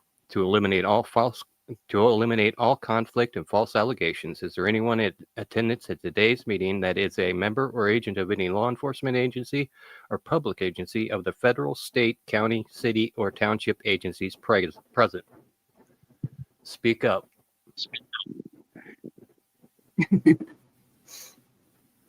Second Is there a reading. response the second time? Yep. Go for it. Hearing no response. Second one. This meeting is private. Bearing false witness, misrepresentation, and posting inflammatory rhetoric in the public forums is forbidden and shall be addressed in an appropriate manner. To eliminate all conflict and false allegations, is there anyone in today's meeting that is a member or agent of any law enforcement agency or public agency of the federal, state, county, city, or township agencies present? Speak up. Hearing none. Third time. This meeting is private. Bearing false witness, misrepresentation, and posting inflammatory rhetoric in the public forums is forbidden and shall be addressed in an appropriate manner. To eliminate all conflict and false allegations, is there anyone in attendance at today's meeting that is a member or agent of any law enforcement agency or public agency of the federal, state, county, city, or township agencies present? Hearing none. Be gone. I yield. Let Thank you. Craig and Cruz and Carpenter. Sorry. So, Bonnie, did you recognize that right there we read that 3 times? Yes. Yes. As I explained about 2 months ago, guys, on diesel, you read it 3 times because these evil court system, they follow what's called the rule of 3 because unfortunately they have, Freemasons wrapped up in their business. So the number 3 to them is like something they have essentially challenged these bastards 3 times. So guess what, feds? Go get wrecked. Sideways. And where were we at? Oh yeah, FOIA. See, they don't want you knowing that type of stuff. FOIA lets you hone in on the juicy stuff when you figure out what's redacted. In my research, it looks like Ivanka was hit on by Epstein. That was the second case that came to Trump because it said it was an employee that was like in charge of the spa that went to Trump. And I looked at the time frames. I'm like, whoa, isn't Ivanka the one that's managing the spa for him at Mar-a-Lago at that time? And so through inference, you can learn from FOIA, and hone in stuff. You can put in, I want to know about, Area 51 and the Martians. Well, they won't say that there's any Martians there. They say, I want to know if there are any unmanned aerial, UAVs? Yeah, unmanned aerial vehicles. Or their new one is what, UAPs or UADs, whatever the acronym is. You may even say, hey, I want to know if there are any of those type of craft there. And they might say Area 51 is used for testing that type of craft. Yes. And they'll leave it like that. So you got to hone in on your question for you and be very specific because you do get it. You do have to pay a fee for the clerk to go process it. And it's like about $40, I think. And if they send you back the pages, you got to pay the printing for each page. That's not too expensive, but a standard FOIA request, you might look to be spending just shy of $80 to $120, depending on how many pages you want in your request and so on. So something more specific, and I'm using Area 51 as an example, would be I want to know any information between, say, 1947 to 1948 of materials brought on to Area 51 weighing under 5 pounds. See, that'd be something you could be very specific because then you're getting into small components. I mean, you don't necessarily know how specific you're going to want to get until maybe you get that first reply or two. But it's a lot better than just shaking a magic 8-ball. And what's more effective is your sunshine laws in your state. When you do it locally, using whatever you have in California, we have the Public Records Act. You, by proximity, can get a quicker response time. I believe 40 days is the longest they can draw out a FOIA. It's been a while since I've looked at it, about a year and a half. In fact, if you guys want to hold, I'll go into my archived emails. I prepped a FOIA that I'm sitting on top of. I'll come back with it, and then I'll loop that into our third amendment because this stuff, as Vex would say, it's all connected. Amen. I'll yield for a minute. Thank you. That'd be awesome.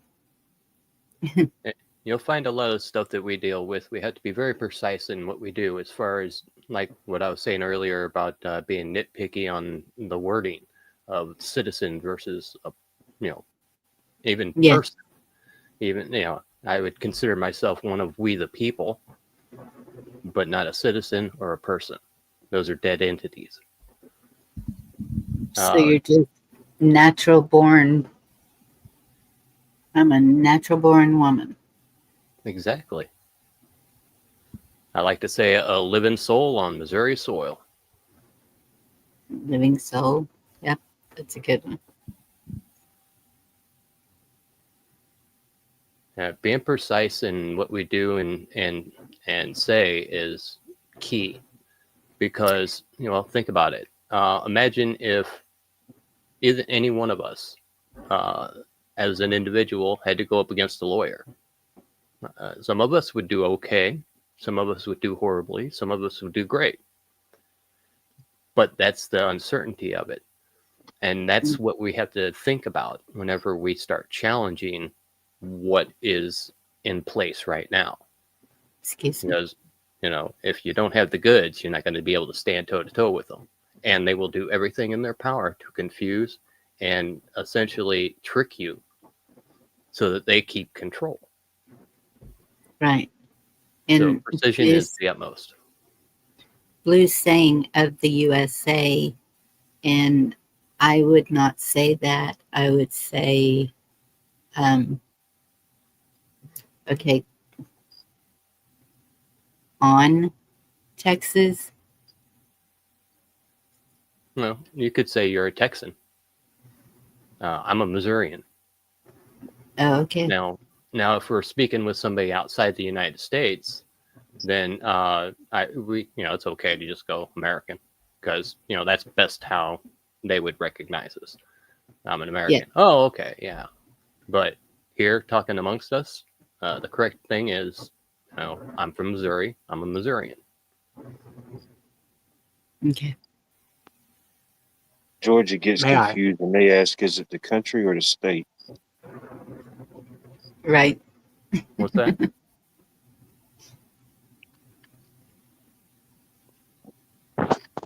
What life asked is the country or the state that you would use. Yeah. Scenario. No, I said Georgia. Georgia could get confusing because people will ask, is it the country or the state? Oh, the Russian Georgian. Yeah, that's right. That's terrible now that I think of it. Yeah. If you I just may, be more precise, go ahead. yeah, for benefit, Bonnie, I just emailed you the FOIA I prepped on that Registrar of Voters we got rid of, Rebecca Spencer. You can show it on the screen if you want. Just don't scroll down all the way to the bottom and show my old mailing address. I have moved since then, but I don't think people really want to see my phone number and my mailing address. No, we don't. We Well- don't want to share private Yeah, we can- information. Yeah, we can use the top of the email, though, to show what the FOIA would look like, for example, and how I write bullet point by bullet point the specifics we wanted. Because I was going a certain direction, and you can, that's something too. Your FOIA should point in a direction of like the overall field you're looking for that you want to get remedied or fixed. And our Registrar of Voters, oh, wow, did we, man, for if you're going to run elections, you screw up 3 elections in a row, you shouldn't be getting a golden parachute. You're getting 225 grand a year to do a job, which is just count votes. On the way out the door, they gave the lady over $700,000 in money on the way out to basically buy her silence for her getting kicked out. Now, in her case, she was removed by the general group using the general public, essentially collecting signatures. They collected, I want to say it was 400 signatures or 700. One of those numbers pings in my brain. And that was over the course of a few months. They had to gather that. When you have a general assembly in your state to back up a assembly in your county, 13 signatures versus several hundred. And one is on a correct document. The other is an actual standard petition submitted to a sheriff, which takes longer to draft. Which way do you want to go, young man?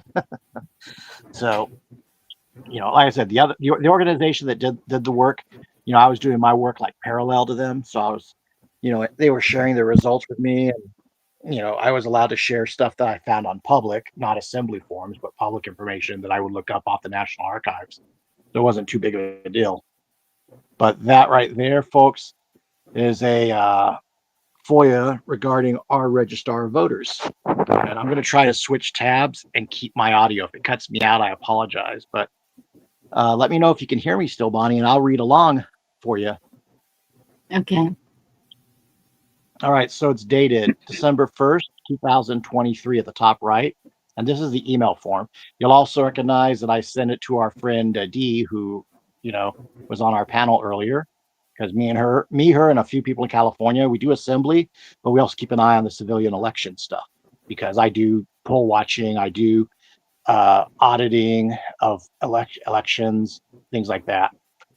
And you'll notice that this FOIA, you address the agency. So the name of the agency is County of Riverside, Riverside County Registrar of Voters, County of Riverside Registrar of Voters, because they list on the internet several names for our Registrar of Voters to muddy the waters for you as an American living in Riverside. Yeah, which agency are you going to audit? Which agency do you want the info from? So I covered through the county clerk using all the aliases they were using for our voting system out here. And look at that again, guys. I'm addressing the county in both of its forms. I'm addressing the registrar of voters, and I'm addressing also the county of. So I'm addressing the corporate and the lawful, the de jure and the de facto, the way I structured that part right there. Now, the regarding Public Records Act request, to whom it may concern. This is a request made under the California Public Records Act, Government Code sections 792.00-7931.000 for records in the possession or control of your agency. So, dude, I'm going for records from the county and the registrar of voters, because I want to know what the county's up to in relation to the registrar of voters, because I don't think my registrar of voters was corrupt all on her own. You get what I'm saying? I think there's a link between county government, board of supervisors, and one might say, I know more than I'm saying. And yes, I do know more than I'm saying. But for this call, I'm going to keep it appropriate. I am seeking to, and I put it in boldface, to inspect and copy all copies of in both their native electronic format. See that key wording, native electronic format? That's your digital record, folks. And hard copy of the application, resume, finalized hiring contract, promotion documents, resignation letter, because they forced her to resign after the petitions were turned in, resignation letter, and related negotiation documents, and termination papers of one Rebecca Spencer, former registrar of voters, employed from 1999 as an intern until September 29, 2023 as registrar of voters. Now get this, guys. She was in our registrar of voters system from 1999 to 2023. 24 years, and when she was registrar of voters, she couldn't run 3 elections correctly back to back. She started as an intern. She worked her way up the food chain to the very top. And that's the best type of person who knows the system in and out to mess with your elections. So you notice what I'm looking at. I'm looking at how they hired her. I'm not looking for a loss superfluous stuff. I want to know what her contract was when she got hired. I want to know what was involved in her firing and what the deals, her termination and resignation were. I'm looking for specifics, because that golden parachute they gave her is taxpayer money, misappropriations of funds, ladies and gentlemen. Unless her attorney negotiated that, and then you find out if the attorney did, you would say, okay, well, what grounds does he have for it? So that's where I'm going for that. Now, beneath that boldface, please keep in mind your agency obligations under the law require you to. Do you want to scroll up on that, Bonnie? I wasn't sure if it was okay, but yes. Yeah, you could maybe like half a click or one click. Respond within 10 calendar days. Produce electronic records in the format in which you hold them. Okay, I'm going to have to scroll on this tab. Hopefully it doesn't jump me off the StreamYard. Am I still there? Yes. Well, I think so because I still hear you.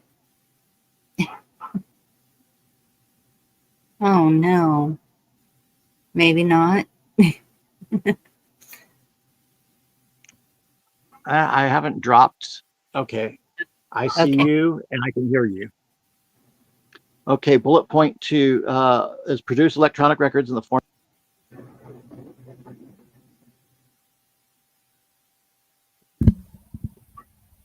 You blinked. Yeah. How bad am I blanking? We didn't hear any of that. Okay. Vex, do you want to continue reading that? And I'll forward you the email so you can just skim right off it. You already have my personal info anyway. I can't read what's on the screen. It's all too blurry for me. Are I you able to can. open up a separate tab, or Bonnie, if you want to read? I'll read it. Sure. Okay. Please keep in mind your agency's obligations under the law require you to respond within 10 calendar days, produce electronic records in the format in which you hold them, help me to make a focused and effective request by 1. Identifying records and information that are responsive, 2. Describing the information, technology, and physical location in which the records exist, and 3. Providing suggestions for overcoming any practical issues. And do I still go down? Yeah, go ahead. I figure we'll get it all out of our system at once. Oh, there is more. Okay. Oh, yeah, there it is. Issues. Okay. Segregate or redact any exempt information contained within a record so that the public information in the remainder of the record may be released. Broadly construe all provisions that further the public's right to access and apply any limitations on access as narrowly as possible per Article 1, Section 3, B2 of the California Constitution. Provide a written justification for any denial of this request in whole or in part, stating the specific exemptions from disclosure that you assert and the name and title of position of each person responsible for the denial. And is there more?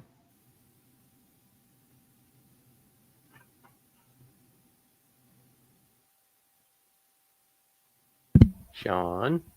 No, there is. I ask that you notify me of any costs exceeding $250 before you incur them so that I may decide which records I want copied.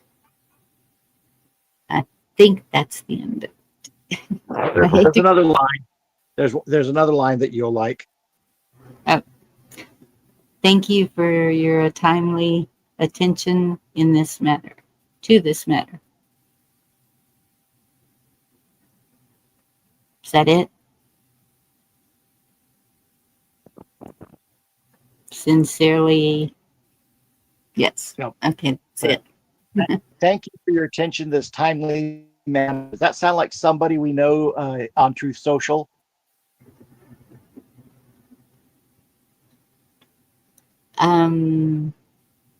I kind of always put that. Yeah, I know, but thank you for your attention this timely manner. I wonder who's been saying that a lot lately. Just one of those happy coincidences. There you go. So when you're seeing somebody putting that out there and he's putting that at the end of his tweet or his post on Truth Social, he's basically telling you guys that he has something policy related in that message that comes out. It's one of those ways you close that particular type of request. Now, do you notice that I asked too that if they have to redact something, let me know who is ordering the redaction? Most folks don't think that far ahead. Most folks aren't taught to think like that. And most folks, sadly, aren't taught to think. They're taught to react. Vex, I'll yield to you for a minute.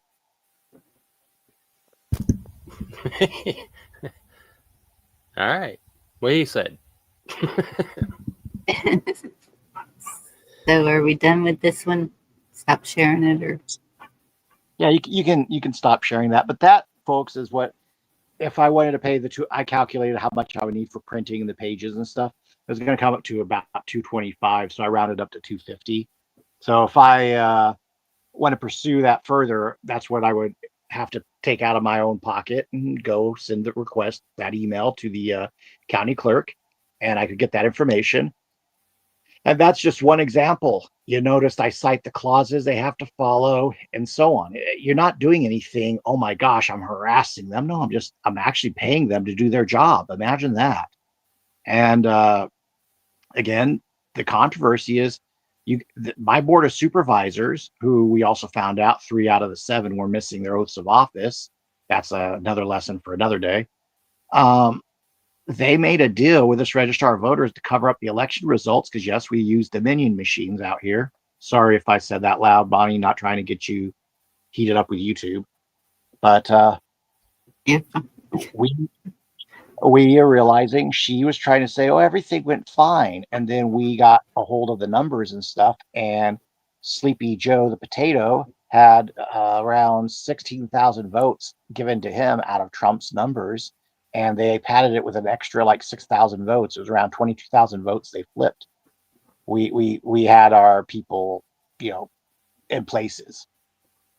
Another time I went poll watching, auditing, what have you, they were using the machines from Dominion at the UCR Alumni Center on a Canyon Crest West Campus Drive at UCR. So yeah, it's a lot of college kids. I get that, but the machines are supposed to be in their own little package, their own little box, their own little network. You go in there, flip your cell phone from airplane mode into Wi-Fi mode, and you were seeing all these different networks queuing up that were open and non-secure. So someone who was a basic Wi-Fi type hacker could have gotten into the machines. I might be speaking on that now. I think there may have been some padlock logos on some of those networks, so I can't paintbrush everybody as having an open Wi-Fi network, but Wi-Fi is one of the easiest things to hack. For those who know, they know. So Yeah. right there, in terms of our registrar of voters, good Lord, we were running really bad elections. Just because you get a GOP candidate who says what you think and talks like you doesn't mean that they're necessarily working for you. They may literally be what you hear as controlled opposition, or a Manchurian candidate. Folks are worried about that with Trump right now. I can see that. One of my question marks was, why did we put Marco Rubio as Secretary of State? And then you go back and you remember that, Marco Rubio's dad was in photos with Lee Harvey Oswald. That's kind of why he quit running for president against Trump in the first campaign back in 2015, 2016. Is he got the tap on the shoulder that if he keeps running, his dad's history is going to be exposed.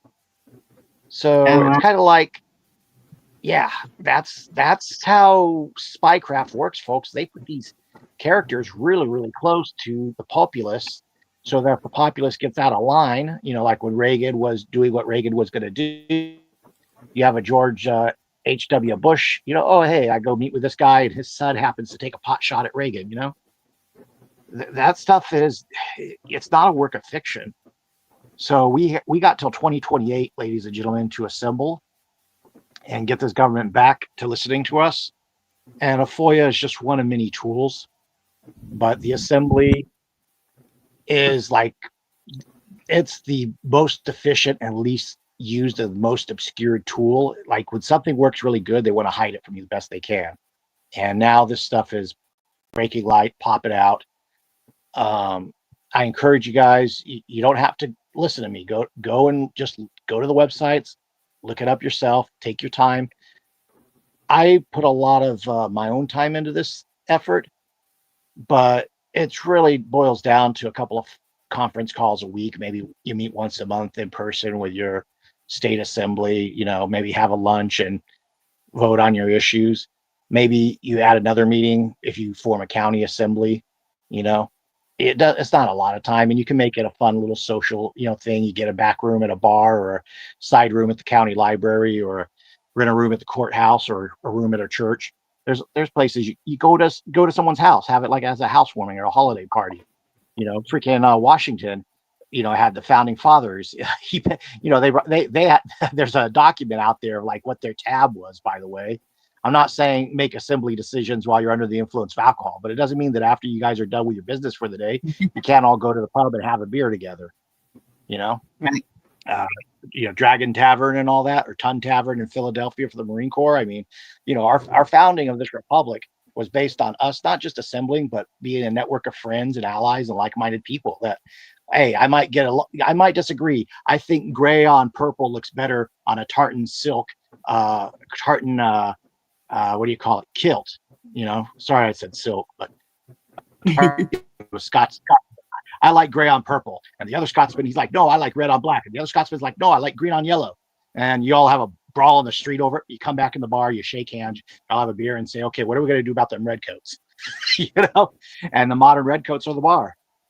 So, we got only so much time before they try to do something else to our commander in chief. And if these bruises on his hands had any truth to him or what have you, then yeah, he's not going to be immortal. But if we want our children to have a nation we can raise God-fearing children in, and with our values, we don't want our little girls having to walk around with a knife and an axe. Okay, you don't want your daughter to not have to be protecting themselves. We men need to snap out of our malaise and realize our war is here, and it may not be fist fights and bullets and cannons, but it definitely will take effort. Bonnie, Vex, Watt, I'm going to yield to you guys, and I eagerly look forward to the quiz in a minute. Okay. Thank you, Sean. What I put up here. Oh, our enemy lies within in our local, state, and federal governments. I agree with that message. I would say that I still think China's our enemy. I think that there's a lot going on all over the globe that's got a lot of connection to it. Everything is connected. Yep.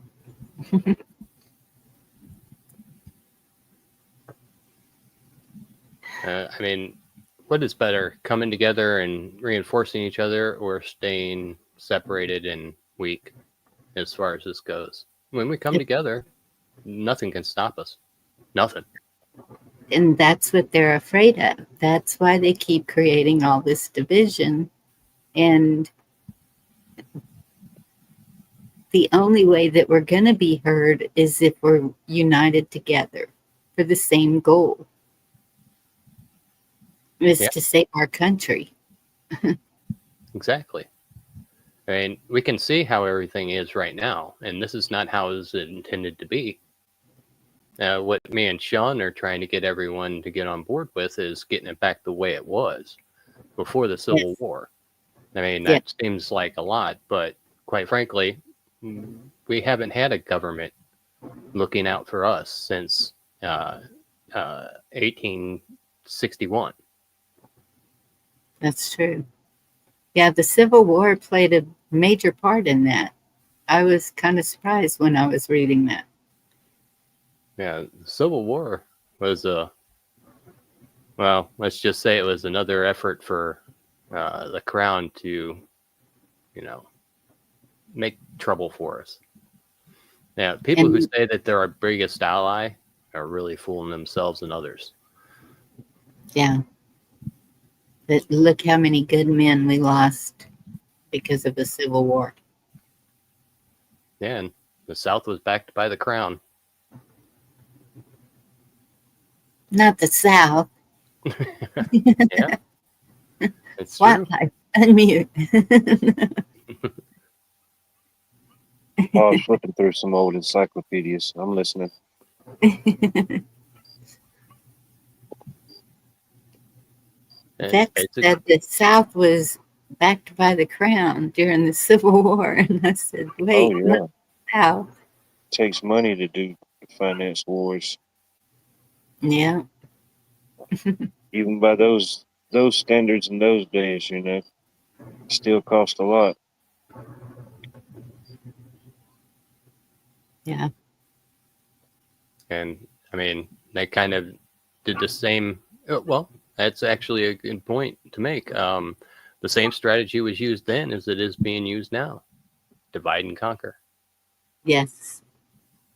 And it worked so well back then. Why not keep with the same thing that still works? Now we're fighting each other, arguing with each other, you know, and all the loonies on the left are, you know, threatening to start.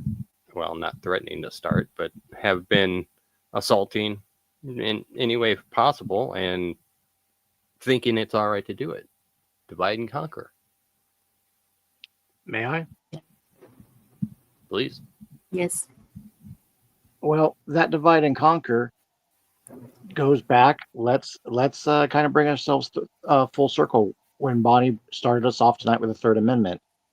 The divide and conquer, when you have a government not looking out for its people but looking out for its criminals, and then refusing to enforce laws unless you meet a certain demographic. Usually, it's a pale Christian and pro-America. And I'm trying not to say the right buzzwords so we don't trigger the YouTube algorithm too much.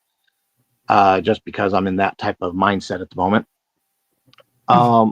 When we divide ourselves, because we're no longer just all Americans, we have to see ourselves as one of these followers of an ism or one of these alphabet letters. Some start with L, some rhyme with G, some have a B, some might be on the T.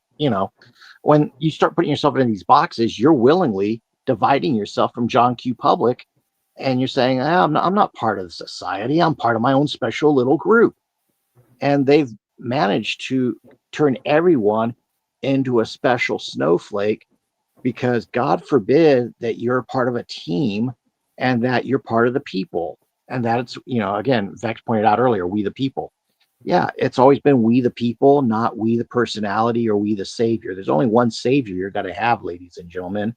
And it's not a guy sitting in Washington, D.C. It's a guy sitting above all, the Lord of the universe and the source of all creation, right there at the mercy seat, and with Jesus on his right hand.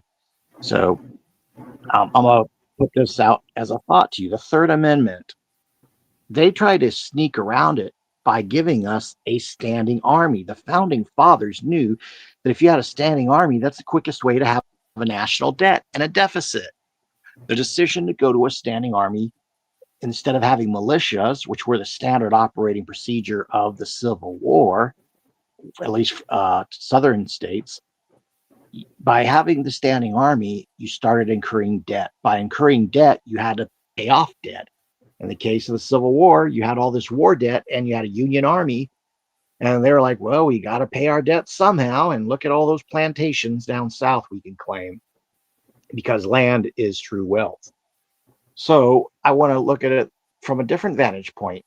That Third Amendment, Dee and Bonnie had discussed that, the British would be inside the houses and they would listen to your conversations.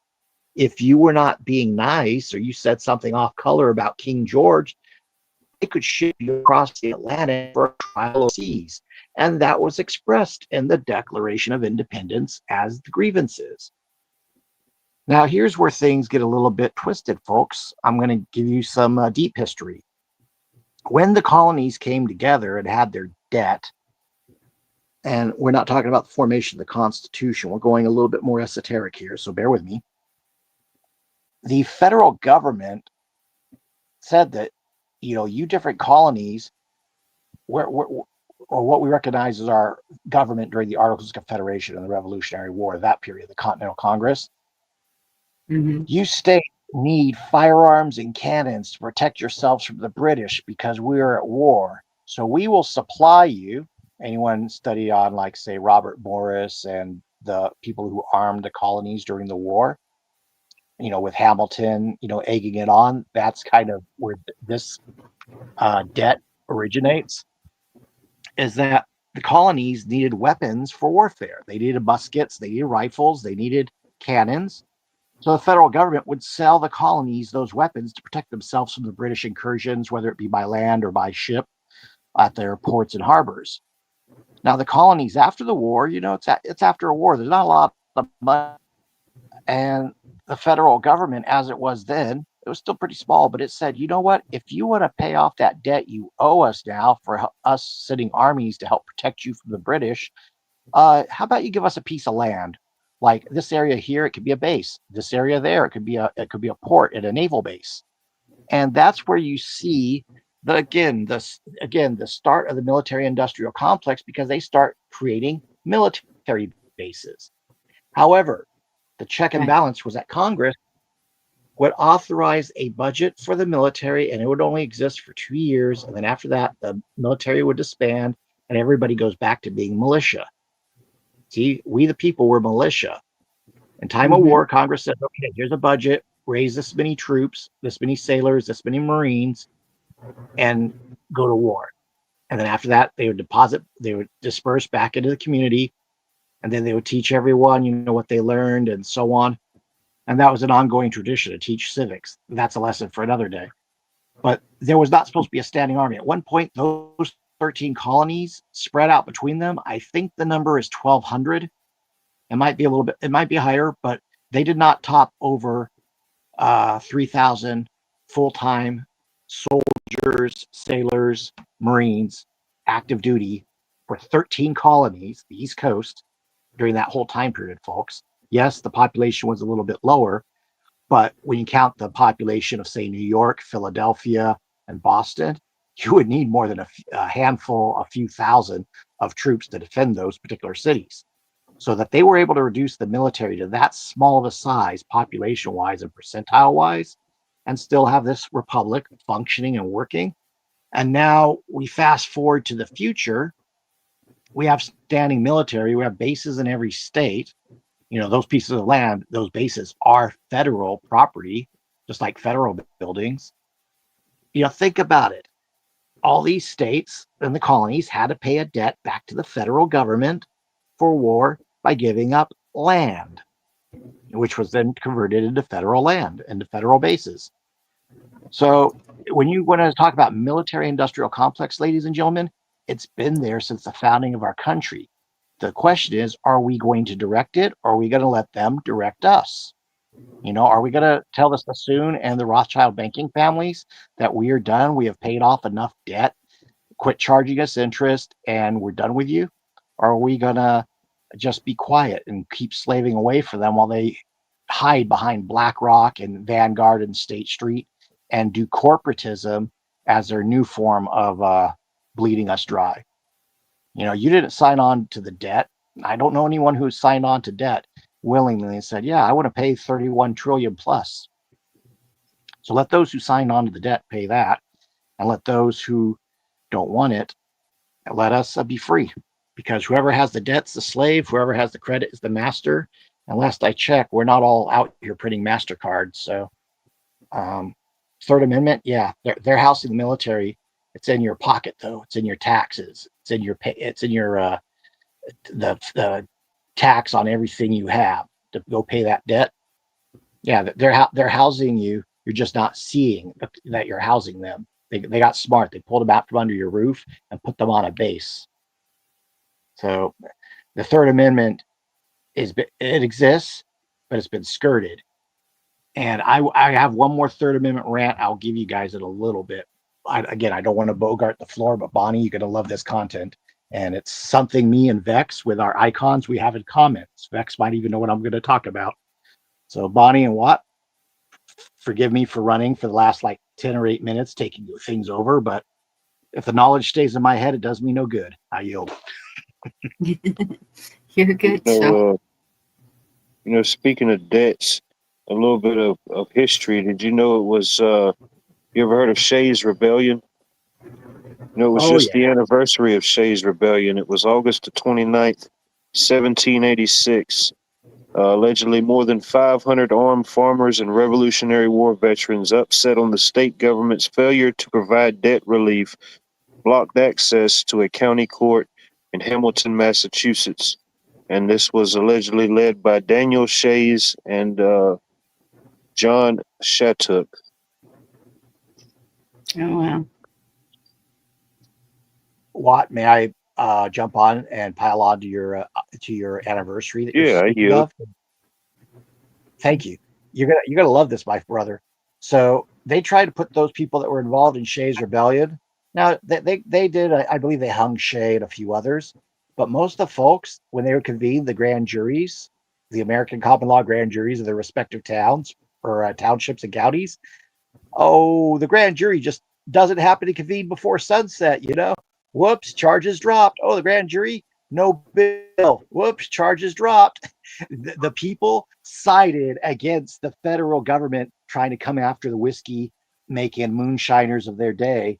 And the people, we the people, actually, through that extra vote, that extra form of government, basically flipped the bird at these people trying to collect taxes that were unlawfully and unfairly created, because again, the people who are creating the whiskey, they didn't agree to Yeah, the death of the war. They weren't signers of yeah, the Constitution Declaration. So here's the kicker.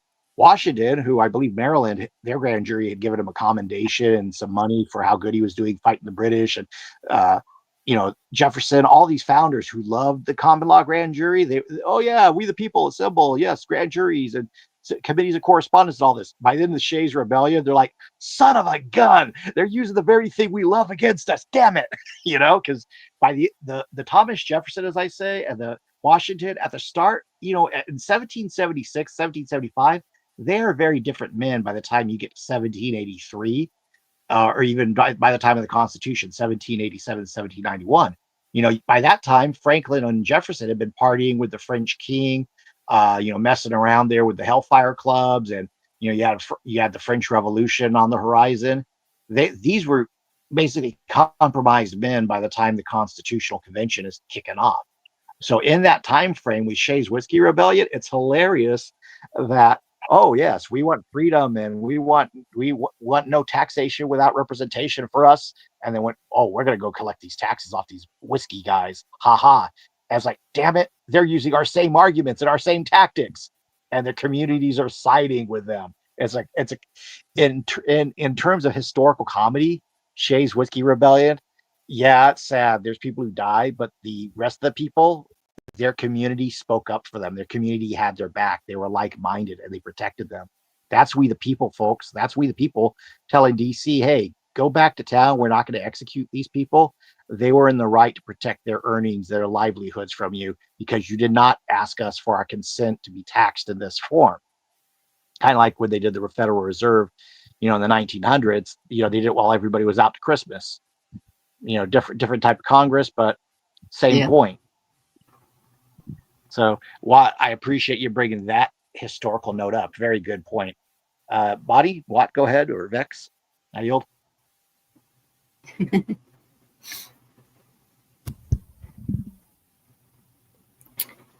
Well, I don't have anything else. You what? Oh, during the okay. talking about the Civil War earlier, there's a lot of different monuments here in the South or here in Georgia where I live. But one of the second biggest manufacturer of gunpowder during the Civil War was here in Augusta, Georgia. At that time, it was called the Confederate Powder Works, or what we know as now the Augusta Powder Works. A lot of that building's still down, but the old smoke tower, it's a huge monument, but it's still intact. And it was built along the Augusta Canal, which was it's man-made. It's right off the Savannah River, which gave different towns and different people different access to different waterways. Uh, but yeah, I yield. May I? Yes. Okay, Bonnie, I promised one more thing on the Third Amendment. And there is I'm going to tick some people off because, and I'm going to love them, but they may be ticked off. Me, Vex, and Ricky, Four Corners, and D, we've seen it before because we're going to do a little bit of a education on the Third Amendment and sheltering troops. I said me and Vex have something in common with our personal profile pics, our icons. You'll notice it's something that some of you folks have seen around called the civil peace flag. If I don't want troops to take quarter under my roof, that's the banner, the flag I have to have highest. It is never to be dipped to Old Glory. And I love Old Glory. Hoorah, Marine Corps. I get it. That's my battle flag, okay? And the Confederacy and Southern states, they have different battle flags, stars and bars and all the rest. I ain't against no particular flag, but I understand my flag heraldry. I understand my flag protocols, the flag manuals. And yes, we can get into gold fringe later, but the key point is if you fly Old Glory over your house, over your garage, on your lawn, the U.S. military is invited by that presence, that flag, to sit under that flag and have their lunch or put their gear or do whatever. You are actually inviting them onto that property. Now, an old, little Marine reservist like me that, loves my fellow armed forces members, I'd be for it because for me, it'd be a good time and a good party. But I'd still have that flag below the civil peace flag because civilian authority is always over the military authority. If you don't want the military there, you would have your civil peace flag up at your highest banister. Again, don't have any of the corners dipped, have it higher than Old Glory, or don't have Old Glory there, period. Take your pick. But you mount the civil peace flag to show the civilian authority over that area. And that particular banner, Oliver Wolcott and Hamilton helped design it with the Naval Revenue and Cutter Service, which was later made into part of the Coast Guard. That's why you see it on the Coast Guard flag with the federal eagle in place of the stars.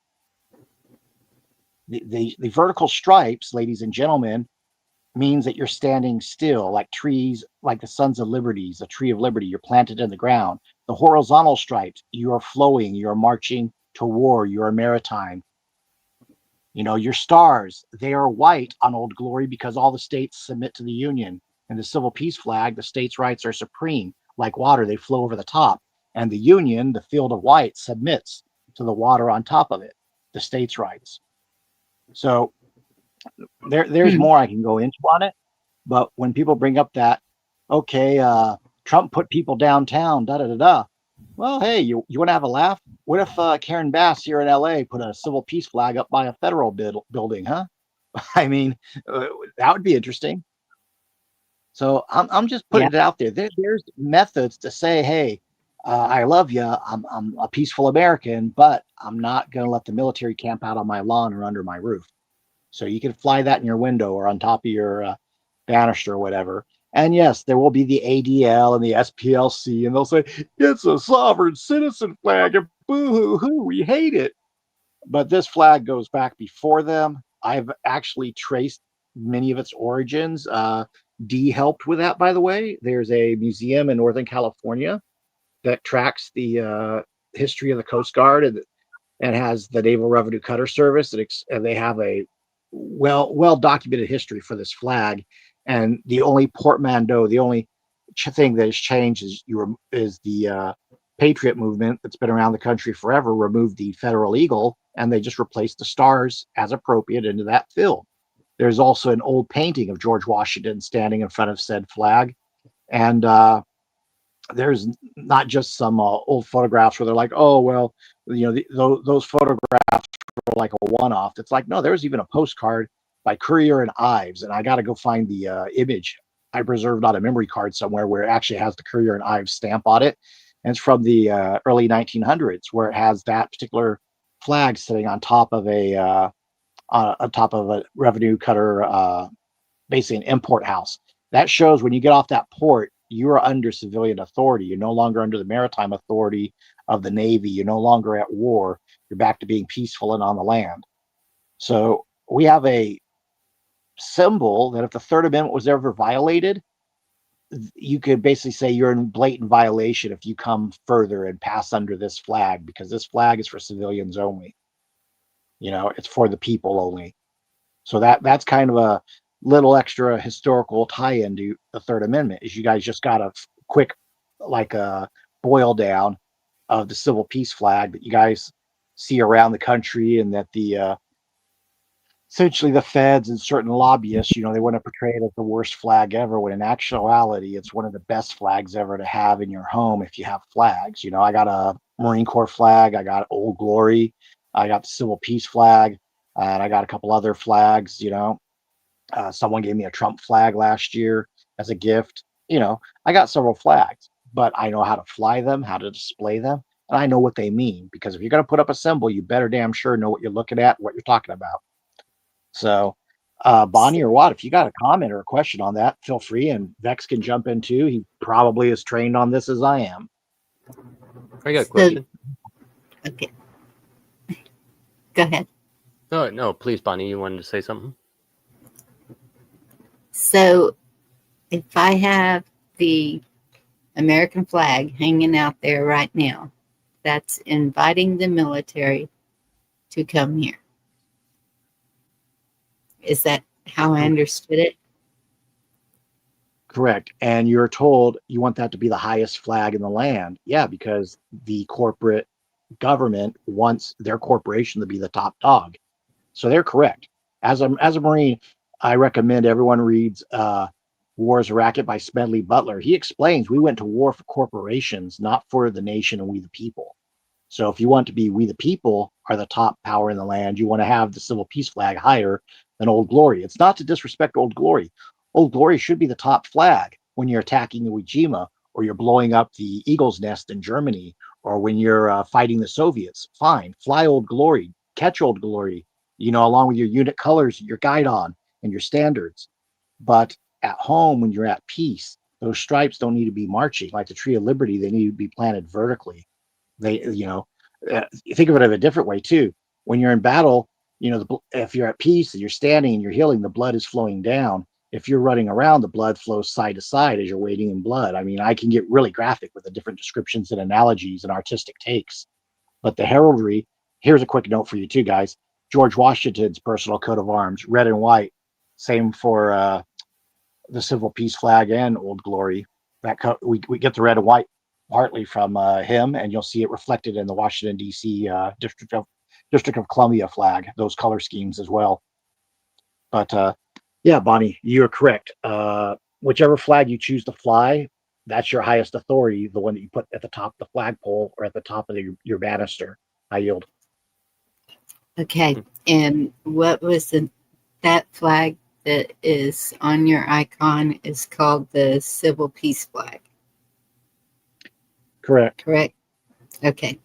And here in Texas, for some reason, our flag and the United States flag can fly at the same height.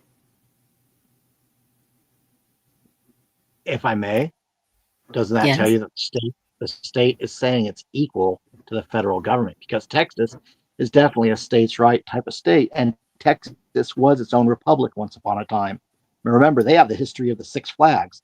Oh, and that reminds me, Vex, wasn't there other flags in Missouri during the Treaty of Cession? I remember Hayden taught us about that a long time ago. Yeah. I off the top of my head, I can't think of how many, but there's also been several iterations. It's been so long ago since we talked about it. I do have a question though that goes right along with this, if you don't mind. Yes, sir. All right. We were just talking about having, people who have the flag, the battle flag, hanging outside their house is an invitation to the military to basically quarter and other things. So if you have that flag on your vehicle, does that mean the same thing? Here's a funny thought. If you have the flag, say Old Glory on your car, all these yahoos, I say it with love, that love to have the pickup truck with Old Glory flying out the back. You ever seen those movies where the cop takes the guy's car and says, "Police business, get out of the car, I need it," and they go off on the wild chase of the bad guy? Yes. In theory, that flag being Old Glory being on top of your car means the military could grab your Toyota Tundra or your 4Runner, your RAV4, your Chevy Corvette or whatever, yeah, USA, man, I'm gonna fly the flag on my car because it's awesome. Okay, cool, I feel you. But the military might be, hey, we need that for combat. Thank you. Because you would be giving them that same symbolic right away. Some of this, keep in mind, it's just like law. Some of it is symbolism. So a man with a badge and a gun may be the referee or the decider over who does or who does not. But because because you display it, you're making the statement, and they're violating your statement and trespassing on you. That goes to the whole no trespass thing, which Ricky is a good expert at talking about over there at Four Corners. So you're positing if you put the civil peace flag onto your vehicle, would it be protected? I would say in a state like maybe Alaska, I might be giving away a little too much here, but you would have the protection maybe up there in Alaska where they proclaimed that flag would be displayed throughout the land from their General Assembly. But in the other states that are still corporatized, see, their corporation, they should recognize it, but until they're forced to recognize it, they don't want to recognize it. Kind of like, the bar attorneys don't want to hear what we have to say in court, and they'll try to have their little judge shut us up before we can get that deputy to pass our document from us to the judge and then move ourselves into proper jurisdictions. Remember, folks, it's about changing what court you're in, not what arguments you want to have with the judge. Because you do that all day long, he'll eventually put you in contempt. Get the heck out of the jurisdiction, get into one that's friendly to the people. Vex, did I answer your question without going into too many asides there? Yeah, I think you pretty much covered it. So I wanted that question to be something to make people think a little bit. Jurisdiction's no joke, and if you are putting an invitation on your vehicle, that opens it up to others to use. You might want to keep that in mind. I personally do not have an American flag, the battle flag, on my vehicle or any of my vehicles. I do, however, plan to put the U.S. peace flag on my vehicle. So, yeah, just a little food for thought. I have a flag decal. There used to be a group called 515 Texas, and so I got one of their decals. It's, I think it's blue and white, the whole thing, or black and white. I don't know. Or maybe it's just the color of your window and the white.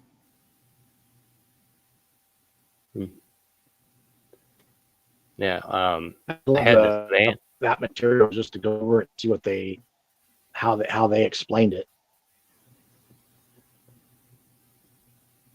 Say that again. I think I interrupted you, Sean.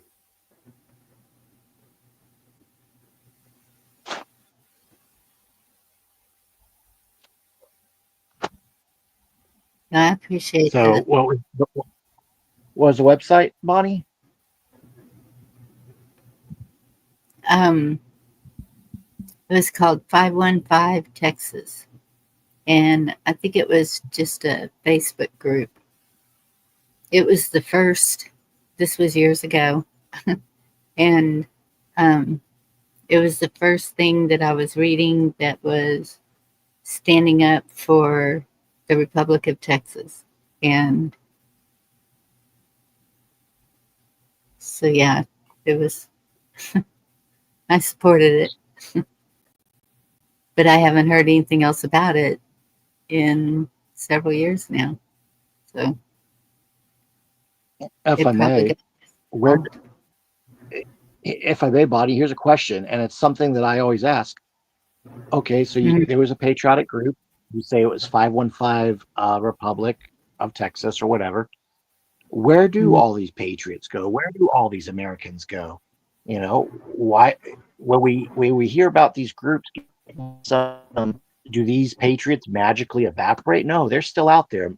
Us Americans who care, we didn't all just vanish during COVID. We're still out. We're still out here. We're still all working and doing our things. The trick is for all of us to get back together and say, okay, our first attempt, our second attempt, it didn't work. If we can do it, it's still on us. You know, just like a boxing match, you might be going 13 rounds. Put the gloves back on, get back in that ring, and fix what is wrong in your community or your state. Because you may have been knocked down, but you weren't knocked out. And you got to teach your kids and grandkids this stuff, because I promise you, with every AI censorship, it, for me, I do agree with what I'm talking about. It's like pulling teeth, but I can go to the Wayback Machine, find the old entries, National Archive, find documents, and the stuff actually, but the AI doesn't think so, because it says it has to be from credible sources, you know, like CNN and MSNBC and Google and those type of approved places. So minimum, your family together, you know, like when you're at the holidays, tell them a story about, you know, maybe Washington's Christmas address, or Lincoln and his Thanksgiving proclamation, or whatever it is. You don't have to always teach them the law and the mechanical stuff like for the symbolism and all that, but pass the knowledge and the traditions on, so these people that come not only will be thankful that they had mentors and grandparents and family like yourselves, but they will know who they are and where we as a people stand, and why this world that's trying to run us has to be opposed, because we are that last place. You know, that Cuban refugee explained to Reagan, he had nowhere else to flee. America's it, ladies and gentlemen. And it's not to toot our own horn. It's more of like a desperate, fact. We've won a few good rounds. The deep state, as it currently exists, is kind of screwed. A lot of those players, their time is done. I mean, Trump's finally talking about moving against George Soros and Alex Soros. Alex, who was instrumental in the BLM riot. Good. And there it goes. Oh, you gotta be kidding. Yep. Yeah. Yeah. A lot of those people, I think it was the pushback from the government. A lot of the people that I saw flying flags, any kind of flags, Trump flags, whatever, they have taken them all down. And I don't know why. I mean, in today's climate, it's they're trying to make any type of patriotism bad. So Yes. That's partly as a cause. To me, it's like a double-edged sword, because I love to be as patriotic as the next person. I really do. I'd love to fly Old Glory, but I also understand the ramifications if something happens, and I don't want to fly it if that invites people to take over my private property. And that's... Yeah. But flying it today is almost like, an in-your-face type of thing to the, leftist types. And I can understand why we would do that. I just wish that everybody knew the true, civil peace flag, and we should be flying that in their face, because that's just one more thing that they don't know about either. Welcome back, Sean. Yeah. Sorry. It looks like, somebody out there didn't like me, or maybe I triggered the algorithms. I don't remember where it cut off. I know I was ranting about the Royals. Was that, how far did I get, guys? You started talking about BLM. Yeah. And I had said it right after SOROS. So yeah, every generation they try something on us is what I was getting to. And I'm sick of us being their punching bag, whether they're international bankers or inbred royals. They think they're special, and they are in kind of a special education way. So, we have to pass on this knowledge so that we can have standing as a people to always resist them. We're not going to go into that night with a whimper, you know. And Exactly. yeah, I'm still looking forward to this quiz I keep talking about, but we haven't done yet. So let's see what we can get. Okay, and Chessboard sent me this. It's very short. People were talking about taxes in chat, and so here we go. I have no idea what it is.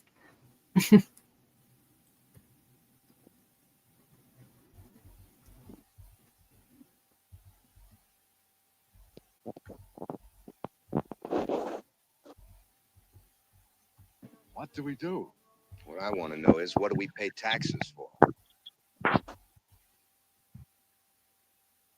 And that's it. Okay. If I may, there's a meme. It's kind of like of a guy in a brown jacket and blue jeans in like a meeting, and he's standing up and everybody's around him. It's kind of like a Norman Rockefeller style of artwork. I always love this because it's addressing the problem with the Federal Reserve and taxes. And basically, the guy's like, "So if you can print money out of thin air, then why are we paying taxes?" You see, folks, if you don't get the scams they're doing, you fall for the scams they put you into. So, we got to quit being scammed, and we got to. The biggest scam of all is that we don't have any power. We have plenty of power. We have power through our faith in Jesus Christ. And we have power through our faith and supporting each other. And we have, power when we learn to all come together and say, this is the will of the people. It's in writing. It's undisputable. You're contracted to do X, Y, and Z. We demand you do X, Y, and Z. Not too hard. I yield. So this is the quiz. It's at constitutionfacts.com. And there's 50 questions. And so we already did the first 50 in 2 different nights. And our score was, I think we got 34 out of 50. So we didn't do too bad. And the chat gets very involved with it, and it's just a lot of fun.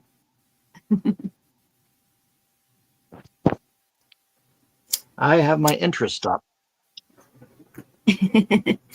Okay. So if y'all want to start it, Watt, are you still with us? Present. Okay, thank you. Just checking.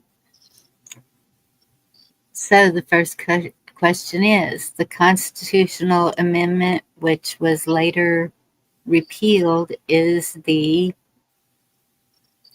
Oh, I need this little thing. It is so tiny reading it. And it's not here. Oh, let me see if I can read it. Okay, A is 18th, B is 15th, C is 19th, D is 22nd. The constitutional amendment, which was later repealed.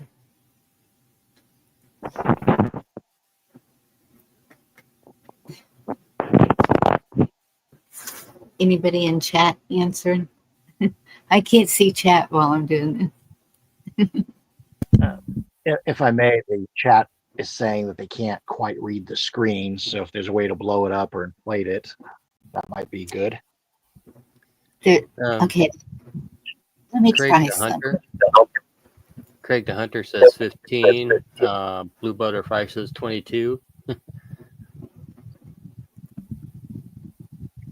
If I may, I'm going to give you guys a big clue. If you don't mind, drop a clue.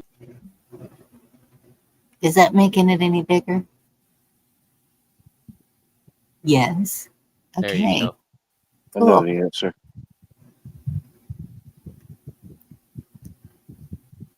word of the day is prohibition. Yeah. There's So some it's folks in this Word. chat who might know they might know that issue very intimately.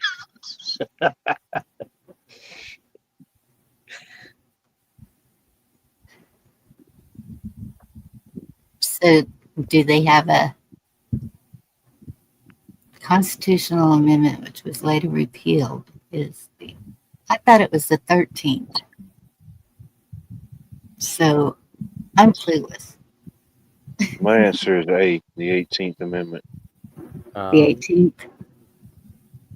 Miss Minder Sue, sorry, says the 18th.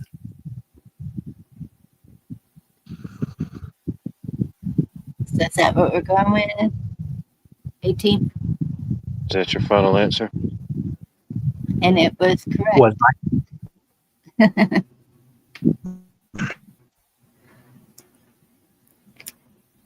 Okay, the second one, the right to admit new states belongs to the Congress, the Supreme Court, the President, the State Department. Whoa. And this type of thing has been in the news recently, so I got my answer. Yep. all right. In the chat, Jason says Congress. Yeah, I think it's A2. Craig That was says my Congress. answer. Everyone says A, Chessboard Congress. says Congress. All right, I think everybody's with Congress. And that is correct. Okay. Yes, the 18th was right.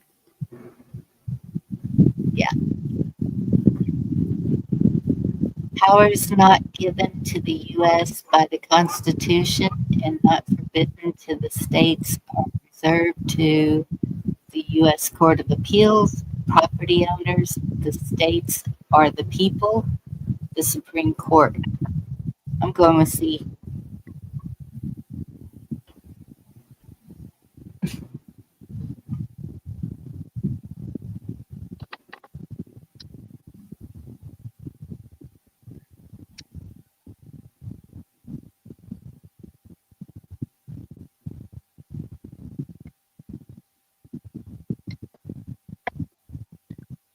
Y'all Powers think not so? given to the U.S. by the Constitution, not forbidden to the states, are reserved to. The U.S. Court of Appeals, property owners, the states, or the people, the Supreme Court. States are the Great. people. Craig says C. That's what I think too. Chessboard says people. Jerry says C. I'll go with C. Correct. That reminds me of Marbury versus Madison and you guys' discussion, D and you, Bonnie, or earlier with the, is a state correct or as a federal government correct? Well, if a state constitution violates the 10th Amendment or violates, Marbury versus Madison's for repugnant to the federal constitution, then yeah, the feds can come in and fix it. Like that's another example where the feds, it's not overreach, they're fixing something that was repugnant, such as the choice to not enforce laws. So there you go. That relates just now to this question and answer we just had as well. I yield.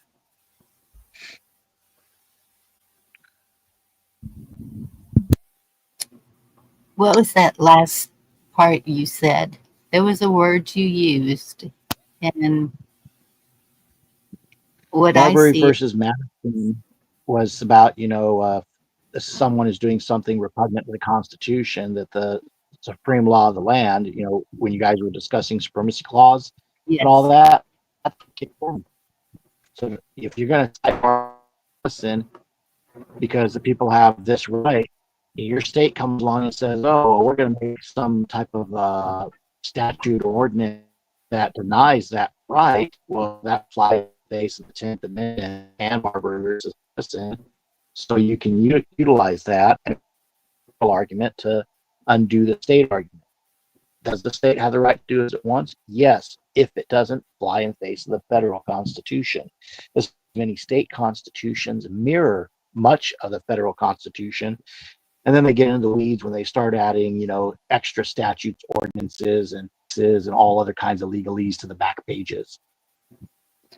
So if a state decided to secede from the Union, the federal government could come in and go to war against it? And he's gone. No. Oh, let me come over there and let him in.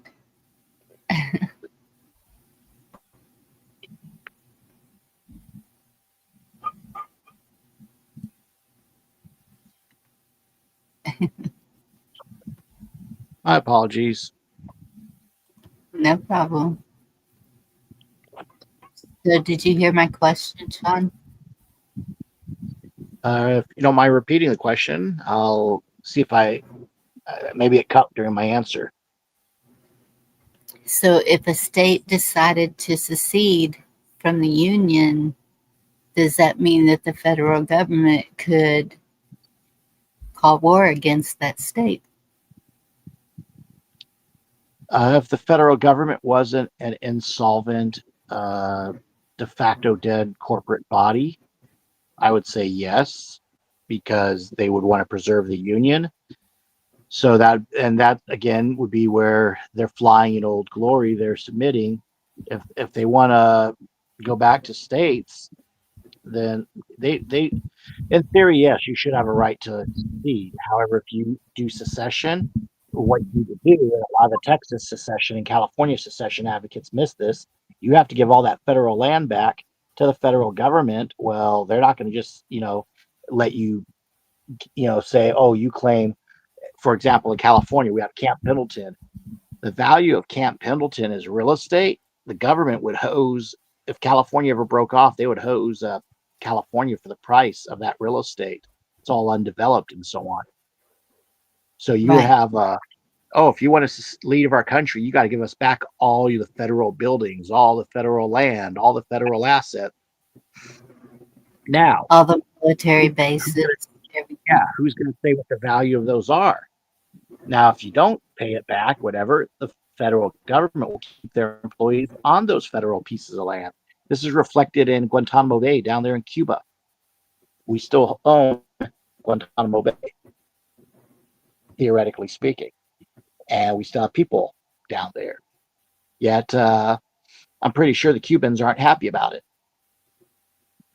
But that's just a way to look at it. Is states in theory could secede, but the federal government would want to keep them because of the revenue, because of the economy and everything. And if the states were to lawfully secede, then those states would be responsible for paying back whatever debts they have and whatever giving back reimbursement for whatever properties they have.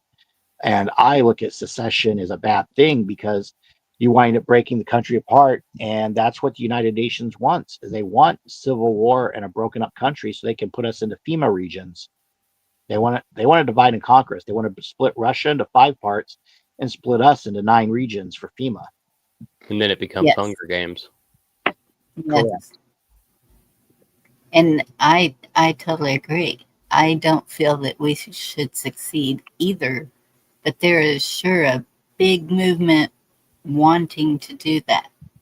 And so that's why I was wondering, interesting is right. If I may, if they study the issue, Bonnie, they would know that secession is not the appropriate answer or remedy at this time. Thus, you can already tell, it's a big movement, big push, lots of money. That tells you that's a controlled opposition candidate. In California, we have people who want to divide up our state, and they always want to keep the water to themselves. And then the water rights to Central Valley of California that feed a lot of the world, those farms would be denied of that water, and they could raise the water rates because by the way, that's going to be the next big crisis out here in the West is water crisis. So these people who want to secede, yeah, we're going to split Cascadia and Sierra Nevada and Inland Empire off of the rest of the state. Oh, that means Mhm. you're blocking all the fertile regions like in Fresno, Merced, that whole area. You're blocking them off from getting water for all the crops. And you're going to hose them, even though they're conservatives too. And it's like you completely could see through it. That it's a globalist Hunger Games type move they're trying to do. But there are people, oh, he's a Republican. He must mean well. Yeah, screw LA and Silicon Valley. It's like there's conservatives in LA and Silicon Valley. Just the news doesn't talk about them, but they're still out there. Beverly Hills had a ginormous Trump yacht parade out on the coast, from like Long Beach all Yeah. the way up the LA coastline. There's footage of that. You're telling me those people don't deserve representation in people's plans for California? So when So you have did someone wanting, my Austin, point is, when you have someone when you have someone who wants to secede, whether it be Texas or California, and they want to split chunks off, that's dividing. United we stand, divided we fall. exactly. So it's the same with So- Washington and Idaho that are trying to make a new state. Like, isn't Agreed. it Washington or is it Oregon? It's a greater Idaho, and it lines up. It takes in part of Washington and Oregon on the right side of Idaho, the Cascadia water region, of course, where all the water is like Yes. in the top. Yeah, it's a very lush region. But these folks, you'll know them by the fruits of their labor and their end game. So they're easy to discern. The sad part is there's a lot of the conservative base that says, "Oh no, this is correct." In theory, if you had a general assembly, yeah, your state could secede, but the other assemblies that want to preserve the union would probably not recognize you, and you'd have a really hard time having standing if you want to go create something new and do your own territory or whatever. So, Yeah. that's one thing too, is that having a national assembly as an educational body in place is great, but when we actually do have the states assembled, we'll have a framework that we've already learned from as to how to conduct business that way. So it's kind of a cool thing to have. But if every state wants to go its own separate way, that's what the globalists want. They want to break us up, create that corridor from Mexico through Texas up into Canada, and then create their Amero and their North American Union. So I'm not a big fan of Yeah. I know people thought it was funny when Trump was talking about bringing Canada in. I'd rather Canadians learn how to be free than we absorb them when they haven't had any lessons outside of socialism yet. So, Absolutely. I don't. Who said something? Yes, I know it becomes its own nation. And, yeah. On that note, I'd like to say that in all actuality, we are a collection of nations. Yes. Keep Correct. that in mind. Each state So- is, But we're all brought in under the banner or the document of the Constitution, one of many. That's different conversation. But we Yeah. are separate nations that are coming together to form one big nation. and Now, that's what I've heard, that each state is its own country anyway. exactly. And each one of those separate nations has its own constitution. Yes. Yeah. The thing that makes us special is how all our constitutions are relatively similar. We're all working towards the betterment of our separate nations together. Yes. And that's what it's for. If we had anything that separated us, that people wanted to secede, that could only be bad, because we were founded on a big group of nations, and we Yeah. kept adding them and adding them. And if you go, I mean, I hate bringing this up just because of the seriousness of what we're talking about, but Family Guy had an episode where Peter declared his property his own nation. And he learned very quickly that, well, that entitles you to basically nothing anymore. And Right. without support, you die. He had No no water. choice but to regain his put his property back into the Union. So in that essence, they have the control. Hmm. Hmm. Now, Okay, back to the quiz. No. Yeah. Okay. Let me find it again.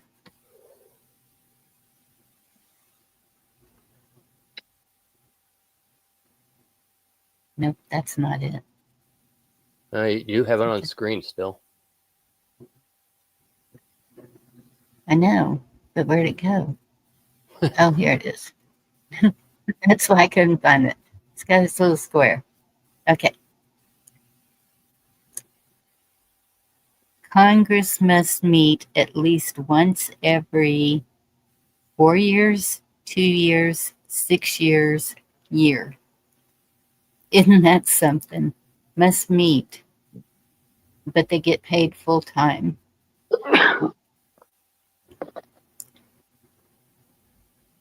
If you keep creating work for yourself, you're always going to be in session. Right? Or say you will. All right. We have Virginia saying D. Chessboard says once a year. D. Yep. Blue Butterfly says D, a year.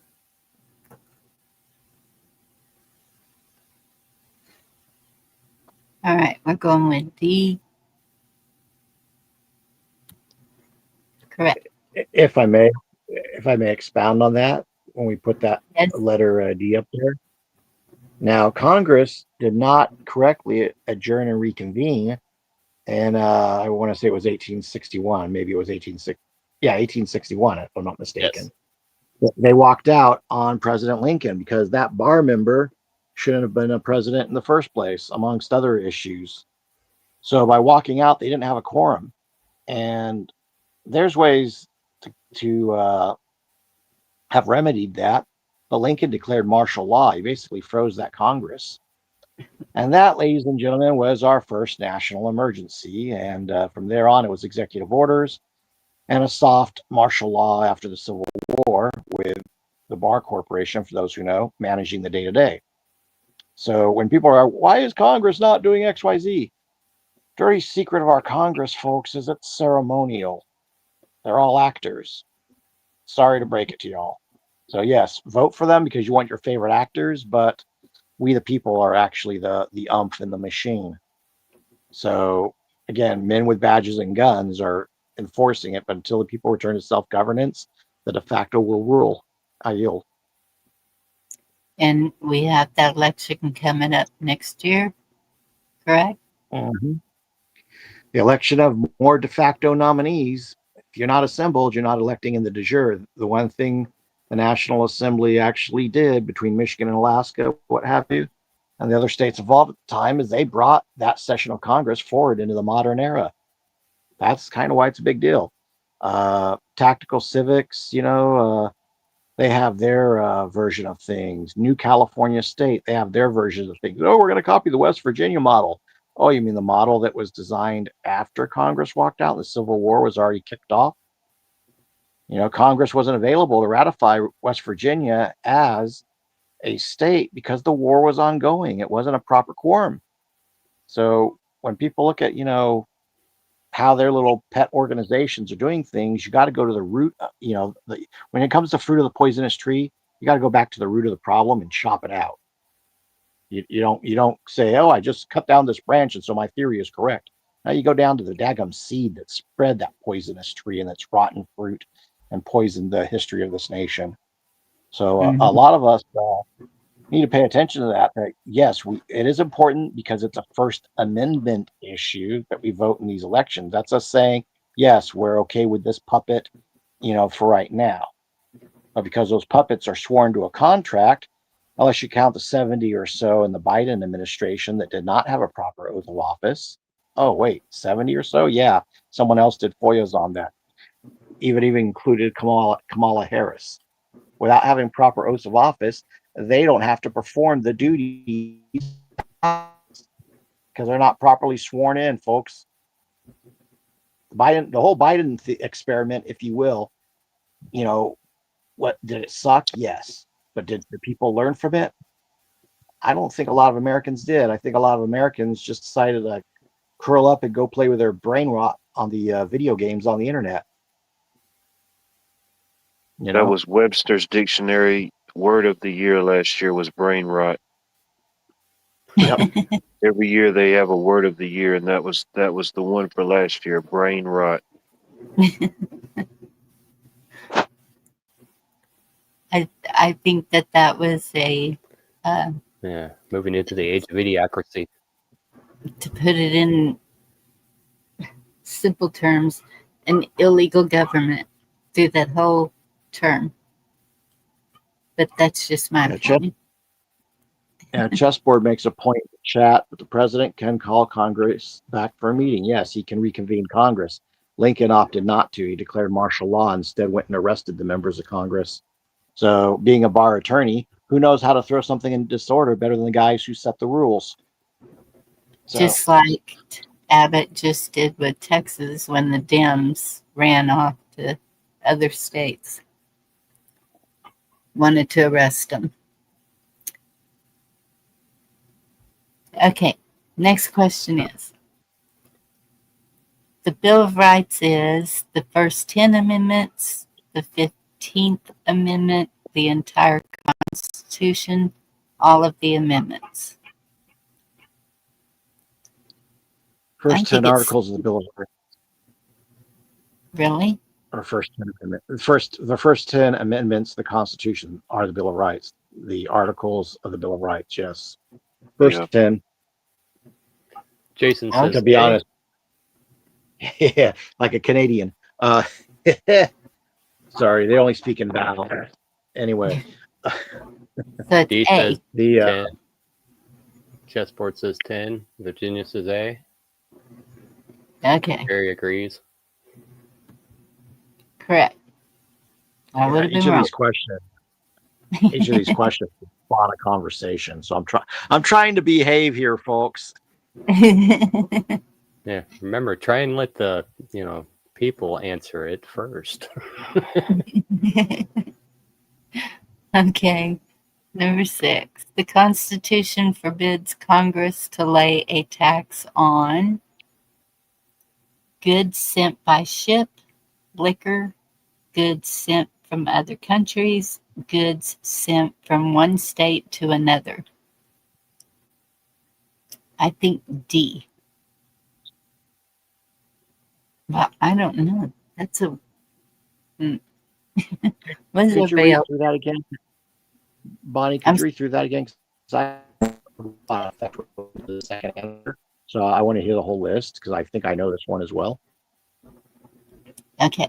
The Constitution forbids Congress to lay a tax on goods sent by ship, liquor, goods sent from other countries, goods sent from one state to another. Yeah, the correct answer is D. That's interstate commerce. We've taxed liquor. We've taxed. This is what tariffs are. Remember that naval revenue and cutter service we were talking about earlier in the civil peace flag? See how it's funny? It all comes back around. Yep. Is chat saying D too? They're not supposed to be taxing interstate commerce. That's where toll roads though come into play. That's kind of like why toll roads get a bad rep. Yeah. D is the correct answer. Okay. If neither the president nor vice president can serve, the position would be filled by the Speaker of the House, the Chief Justice, the elected President of the Senate, the Secretary of State.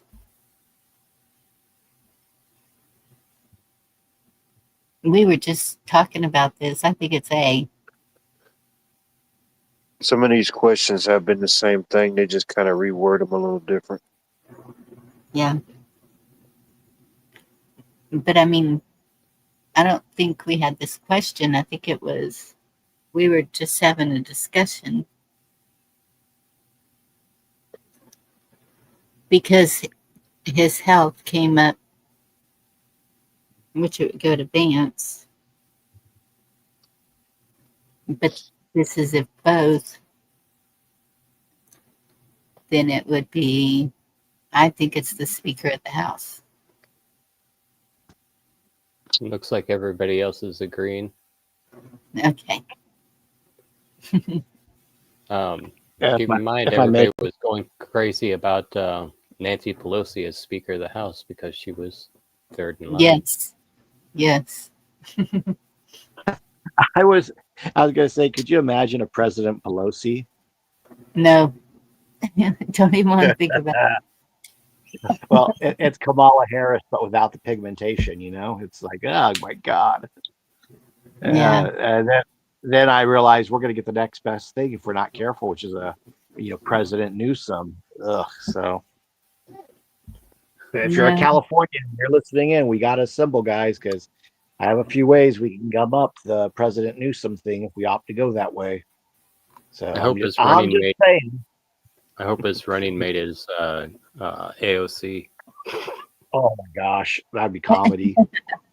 There are literal far left women on X and other platforms who are saying that they find Gavin Newsom attractive.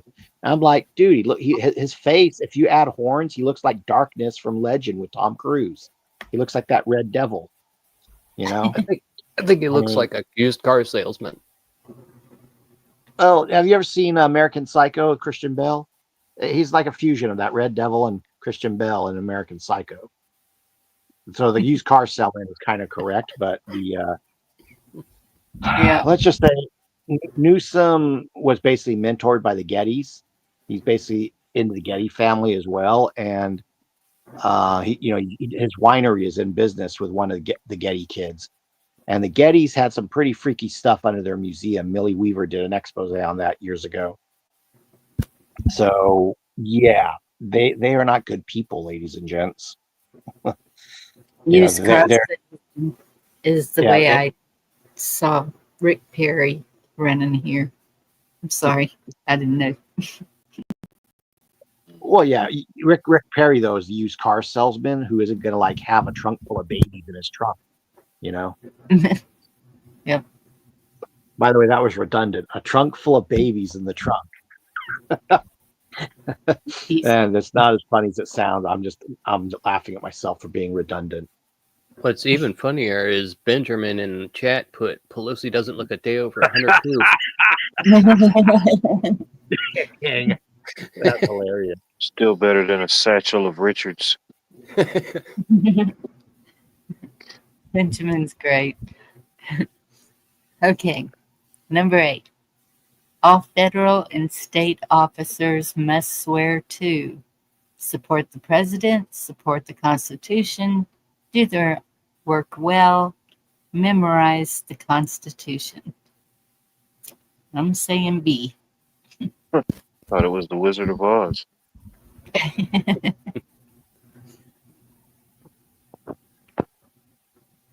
Yeah, I'd say B. They must swear to the Constitution. And if they don't want to swear to the Constitution, President Obama gave them the choice. How about you swear to me instead of the Constitution? And 70 of those flag officers said, you know what, President Obama, go pound sand. So he fired them, including General Flynn. And lo and behold, those generals and those flag officers, they wound up taking photos with another president shortly thereafter in the space of a couple of years. Good job, Obama. You basically shot your own, foot. Yeah. Yeah. He may have had his Joe Biden run, but we haven't forgotten. So the correct answer was B. Yeah, you swear to the Constitution. Yes. And that's where it gets tricky is which version of the Constitution do you swear to? You and Dee were referencing that earlier. So, Yes. yeah, Jerry's saying they hired T. They didn't just hire him, they also vetted him. That's why we know he's clean from the Epstein stuff. He knew about it, but you can't do much when you're an FBI informant trying to shut it down. And then you got the Muellers and Comeys that are covering it up. So, anyone who doesn't get that, it's like Trump's been surrounded by Navy SEALs and feds his whole life. Robert Maxwell in his book says that to Ghislaine, he won't accept your packages. So quit wasting your time on him. Cohen, McCarthy's attorney mentored him about that stuff. And I think Cohen was involved in blackmailing some people as well. So Trump Trump doesn't have, you don't have to blackmail people or get involved with the child blackmail and all that stuff. You don't have to get involved with that when you're rich and women are literally chasing after you because you're a quasi celebrity. That's just the truth. Yeah. So let me see here. Wood is the other Obama, not Barack. Number Yeah, 9. Sorry. Yeah, go ahead. Number 9 is the number of presidential electors a state gets is the same as the number of its senators and representatives, the number of its state legislature the number of its senators, the number of its representatives.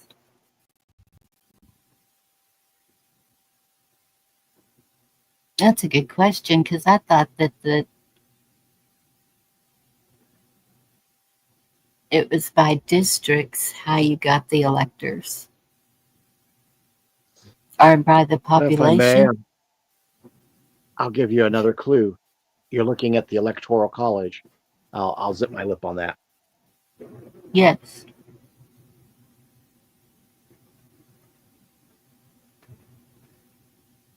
Well, I'm pretty sure Texas has 3, but so what else do we have 3 of? It's got to be the senators.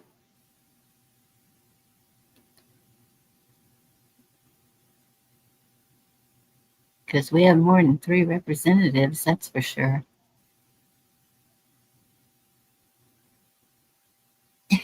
Get Sean back up here. That one was on me. I hit on my phone. There's 3 buttons next to comment, and then there's a kind of a highlighted square to go into some other stuff with StreamYard. I accidentally bumped the square, but I was referencing this is how they compose the Electoral College. So that's kind of your clue. How do you become an elector? What is an elector? Because you see, there's a difference between an elector and a voter. Yes. Can I say that out loud? The It's electors electors. that take it to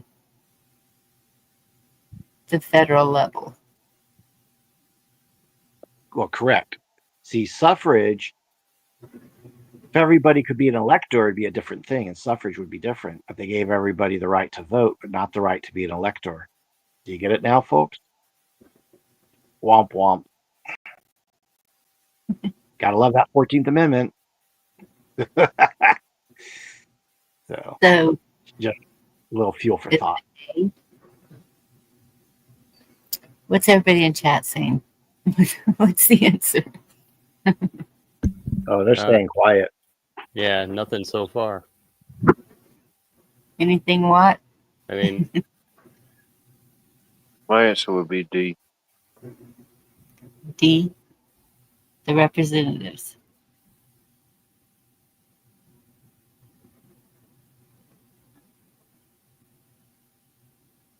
I'm gonna put a little something out there, and I'm gonna kind of, you'll find it in the 10 steps in the assembly, and as you further build your state, that you will wind up sending to the National Assembly for your state. You will send electors. I wonder who the electors are supposed to be for an assembly. What would be their de facto equivalents? I'm just kind of giving another clue there. See if anyone catches on yet.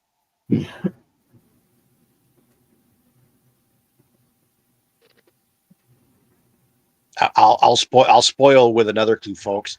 When Hillary Clinton, before Hillary Clinton was Secretary of State, but still in office, she was on Electoral College. What was she doing? What was she up to before she was in the Secretary of State position? Let's just say it was for New York. You guys get it yet? Yep. She was a senator, folks. Ergo, to be on the Electoral College and be an elector, you would have to be A senator. So it's C. exactly. Okay. Now, Yeah, I looked back there. Chessboard did say congressional delegates. bingo. And that's C. Senators. Yeah, he answered at 9/11. Nope. It's A. Senators and representatives. Correct. Okay, so I If it was was only wrong. your senator, if it was only your senators, senators are part of it. That's why I point you to it. If it was only your senators, the electoral college would be tiny. But you look at some of these states with like hundreds of, this state's worth 40 votes, but it's like only got a few senators. It's like, yeah, the electoral college pads this. It used to be just your senators, but then they started padding it with representatives. And this is why, like, not just the congressional seats based on the census, but the apportionment is a big deal because it also affects the electoral college. So that's why Gavin's trying to gerrymander everything out here. Is all the Californians that left to Texas, which is causing Texas to have a population surge, and they want to redo the party lines and all that. Fine, but Gavin's Right. trying to like compensate because California stands to lose about 5 seats at least in the House of Representatives alone. I think we're either going to lose 1 or 2 electoral college votes. So, Gavin's trying to compensate because he still wants that power for this state. And his thing is he's doing it illegally. He's trying to bypass the legislation, and the Democrats are trying to push it through. So the 33% of their legislation out here that's Republican, they don't have enough power, I think, to stop it, but they'll try to at least slow it down somewhat, or they'll filibuster it, I hope. But yeah, you have to they count up the Congress and they count up the senators and they apportion to that. And there's also an algorithm or a number they use. They're looking at re-examining it to change it for the current population of the country. That's another thing to be aware of, that they'll change the math on how they do that electoral college and the House of Representatives seating. So kind of a big deal. It is.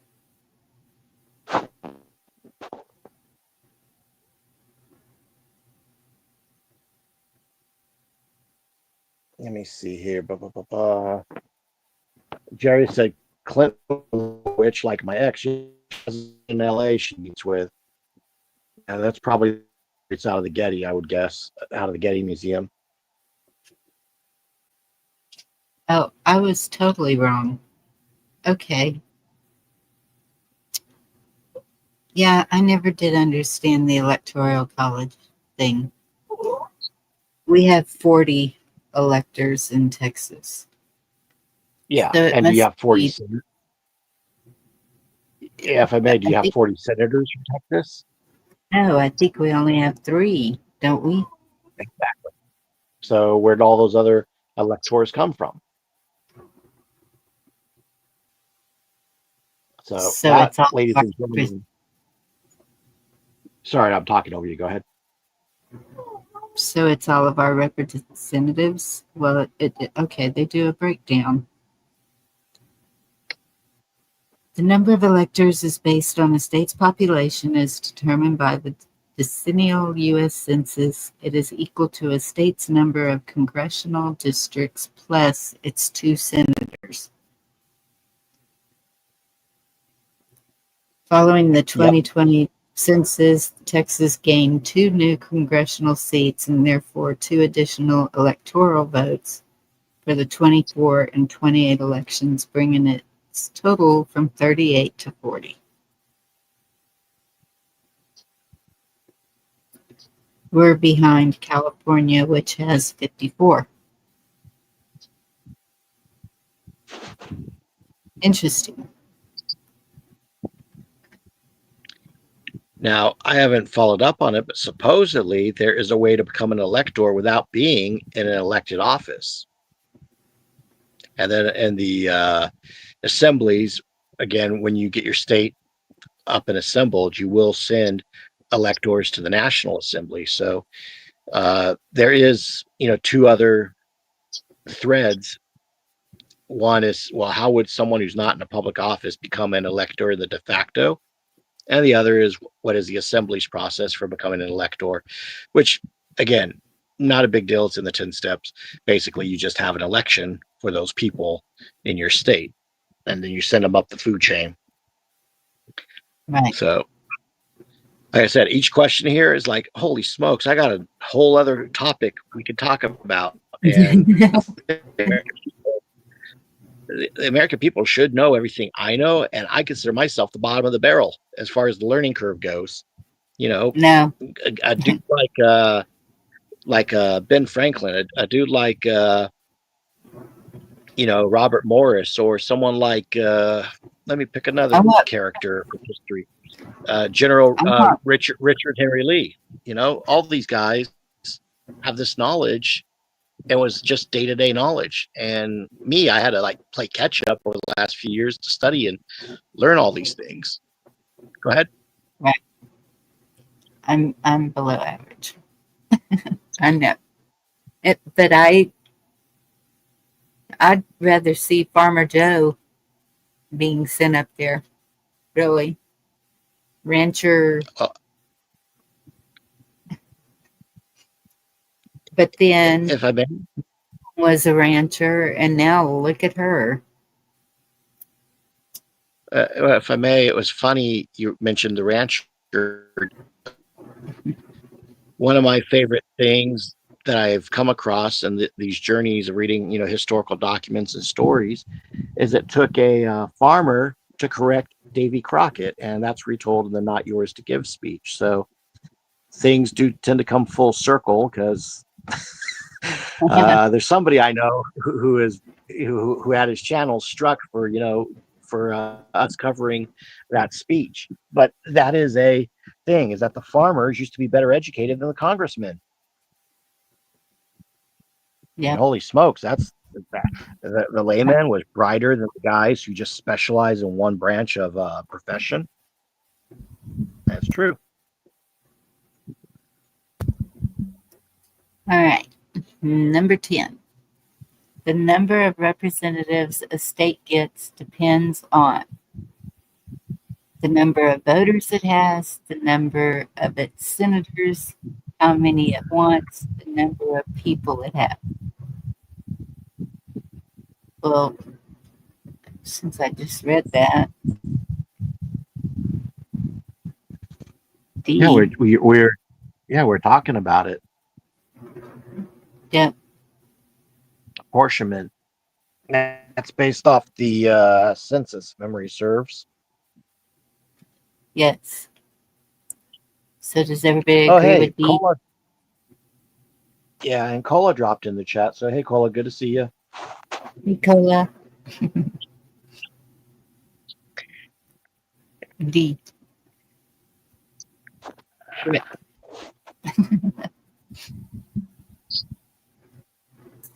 All right.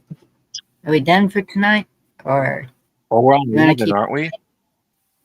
okay, we're on 11.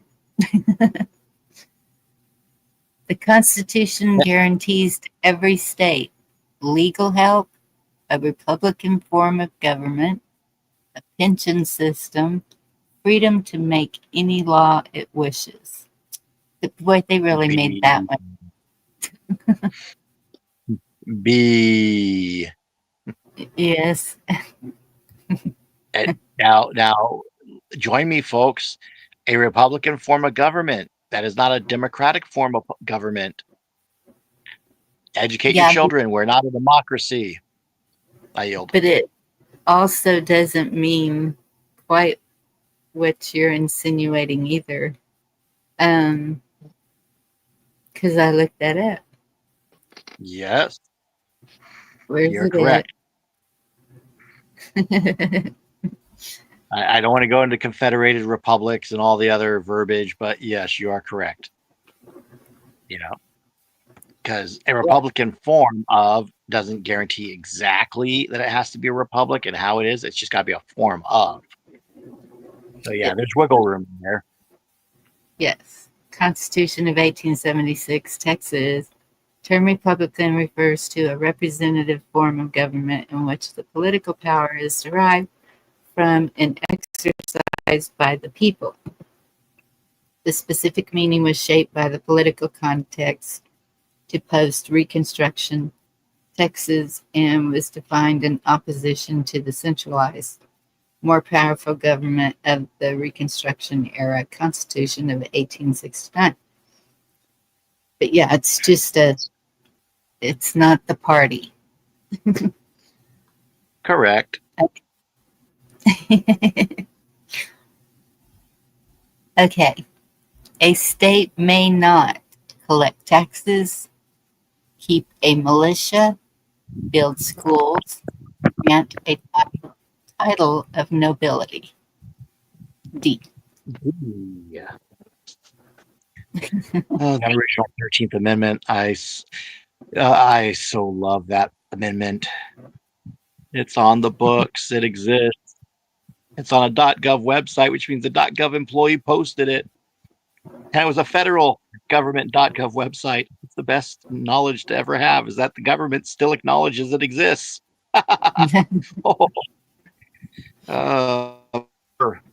sorry. Am I going drunk on power? Maybe I am. Okay, let's see how many get this one. The Constitution became the law of the land in 1788, 1787, 1776, 1792. That's a little bit of a tricky question because they worked on it from 1787 to 1791. So, in theory, I mean, if the document's not completely done, see, that's when I can get into the semantics on. That's juicy. But the answer they're looking for is 1776. No, they say Constitution. Yes, the It wasn't the Constitution. U.S. Constitution wasn't even a thing in 1776, ladies and gentlemen. That's the Declaration of Independence you're thinking about. We had Articles of Confederation in the middle. Don't forget that. We ran under a different form of government a little bit, but the Rothschilds and Sassoon said, we will not deal with you if you do not have a better contract for your countries than the Articles of Confederation. So Franklin and Jefferson came back across the ocean and said, hey, they want us to have a constitution and a post office. And then you have the militia. That's the third requirement for them to acknowledge us as a government. So, yeah, that's why Franklin's the first postmaster general, folks.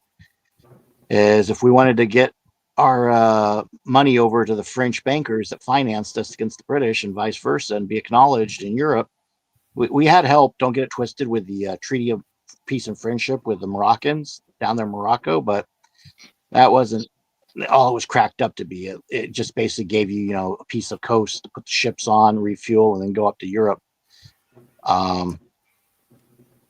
But long story short, yeah, you can thank Ben Franklin and Jefferson for why we went from the Articles of Confederation that allowed the country to be very, very free and decentralized, and then to something as tight as the Constitution, which, the way it's drafted, again, a republic if you can keep it, and Richard Henry Lee standing nearby, and a democracy if you can't.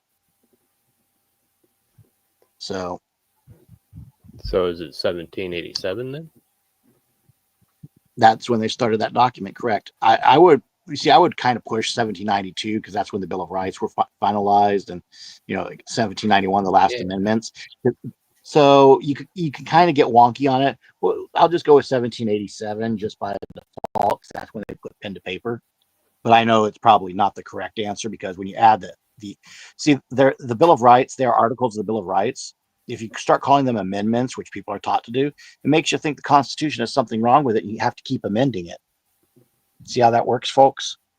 Even back then, they were playing word games. I yield. So consensus is, Yeah, let's see what the 87. chat says. Yeah, because I saw D said 89, and that's not up here.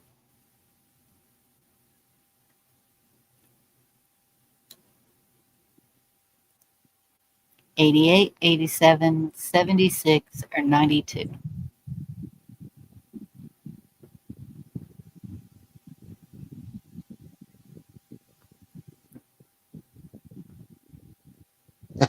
Chessboard's like right in the he's playing the right in the middle. He's like raising it up by 1 year.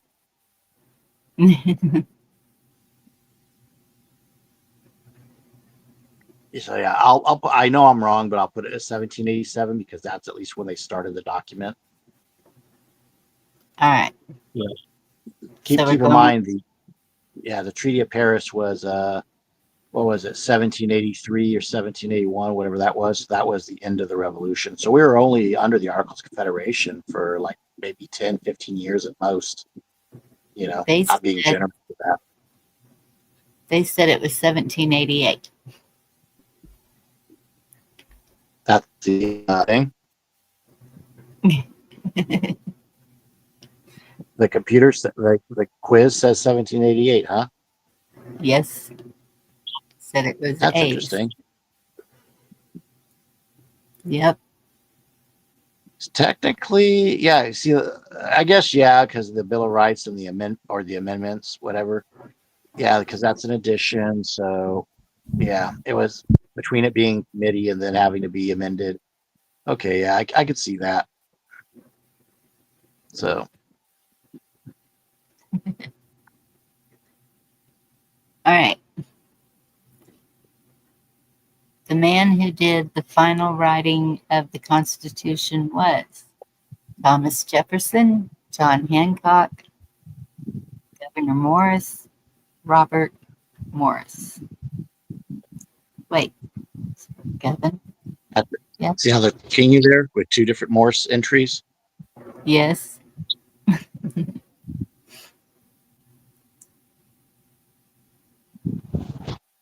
Here's a question for the audience: who is the father of the Constitution? Is it the one with the biggest signature? Nope, that was on the Declaration.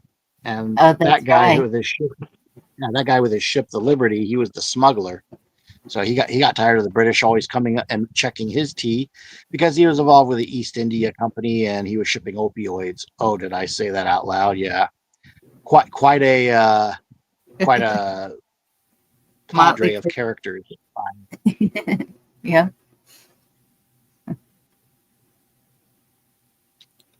Oh, I'm sorry, Stingray.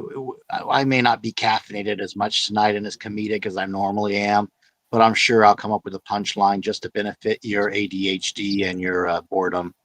Give me a moment. I'll think of a perfect joke, such as your question. I yield. Did you know it was today in history on September the 1st, 1752, that Pennsylvania's new state house bell, now known as the Liberty Bell, arrived in Philadelphia? That bell was allegedly cast at the Whitechapel Foundry in London, and allegedly it got its notorious crack a year later. I think it became a year later, sometime in March that following year. Oh, wow. Was it while they Yep. were hanging? But yeah, allegedly that happened today in history. The Liberty Bell arrived in Philadelphia. Yeah, it was only rung once. So what do you think the answer to this is? Let me see.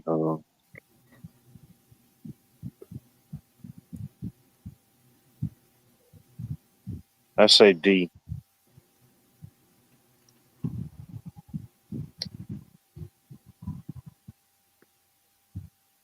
probably wrong, but I'll say D. All right, we're going with D. Oh no. Oh no.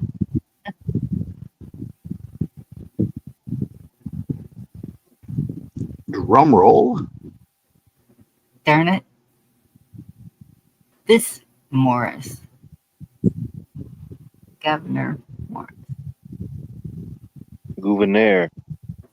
Is that how you say it? I was like, okay, that's spelled really weird, but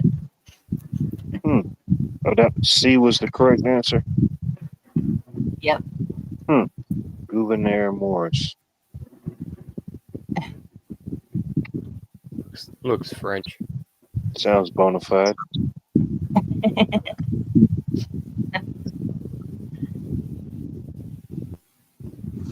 Okay. Congress shall make no law to set up a religion, regulate banks, tax incomes, pay pensions. Congress shall make no law to.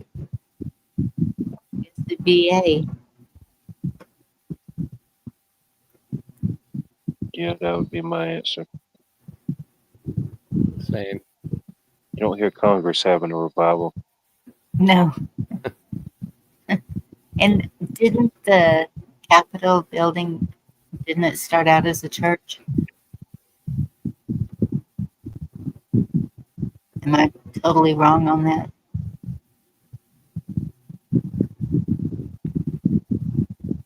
Yep, it was A.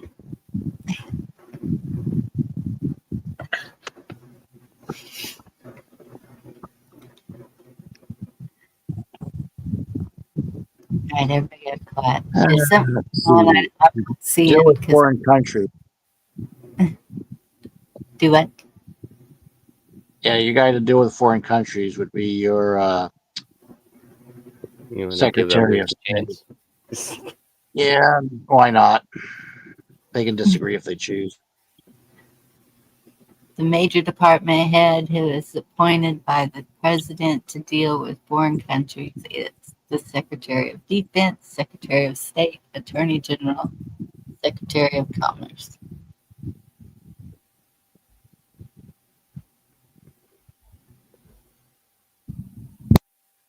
Anyway, I think it's B, Secretary of State. Yeah.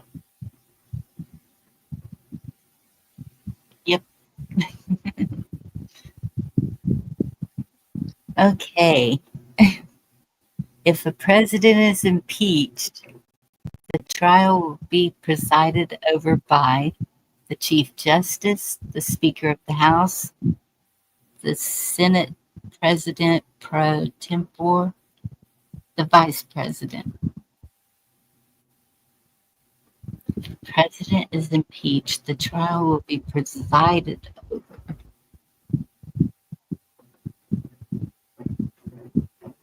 Huh. Kind of like a grand jury giving to a trial jury. Huh, imagine that.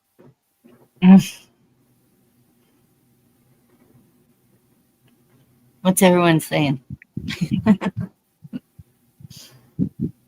I can't see chat. Let's see. Stingray says B. Speaker of I don't know if Virginia was answering this one or the last one. Blue Butterfly says Speaker of the House. I think she's referring to D batteries, whatever that means.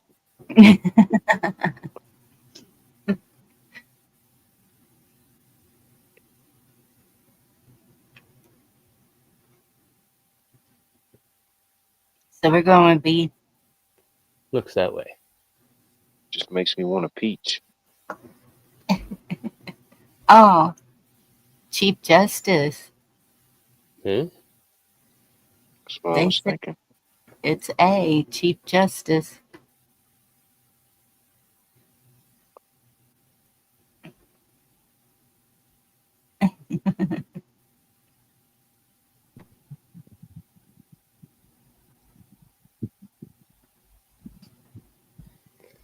Well, Sorry about dropping there.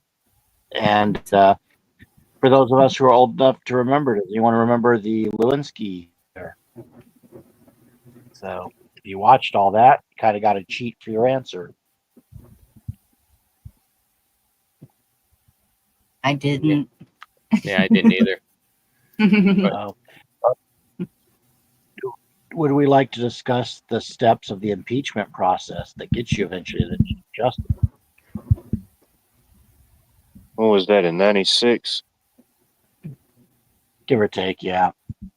Oh yeah, I was still having dirt rock fights. I still do from time to time, to be honest with you. Right. I like it. Yeah, at that point, I was in 29 Palms throwing dirt rocks at tanks. What? Shit, um, I was 8 So- years old. I'm old. Well, I don't care. Anyway, so yeah, you have your charges against the POTUS, for example, and you bring it to the House of Representatives, and like the grand jury, they decide if there's a bill, a true bill or no bill, if there's a need to move it forward because there's enough evidence to say there's a crime. So they create that bill that is brought to the Senate, and the Senate actually holds the trial for the Chief Justice, acting as your judge. And here is the Vice President, because he is part of the Senate as well. He's the tiebreaker vote. And that was Al Gore saving Clinton's butt back in the day. Oddly enough, the Clintons didn't really have Al Gore's back because Gore tried to distance himself after that. So it was said to be one of the things as to why Al Gore didn't win the presidency is because Bill Clinton, Mr. Charisma, wasn't on the campaign trail for him. So, yeah, they all have a place and a function and a role to play. So you bring the charges to the House.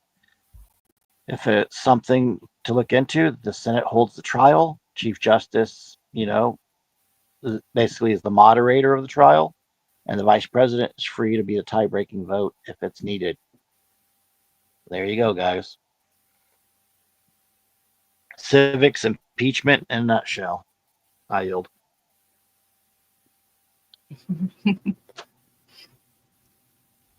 I know one thing, I'm not a dromedary.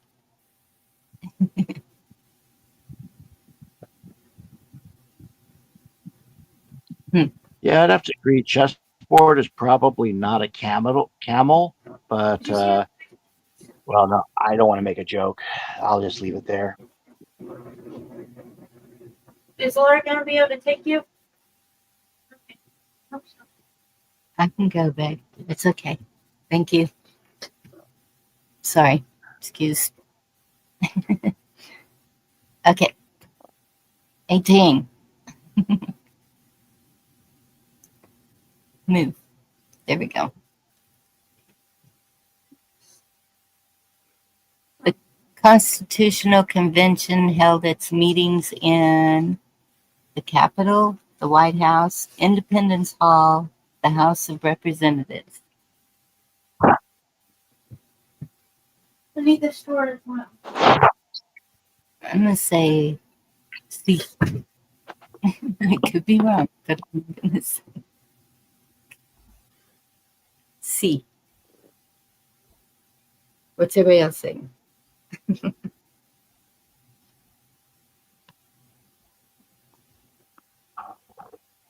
Stingray says C. Sean says C. And that's all the votes we have so far. Chessboard's at C. All right. Let's see. Jerry concurs. Correct. Okay. Yeah, because those didn't even exist then, did they?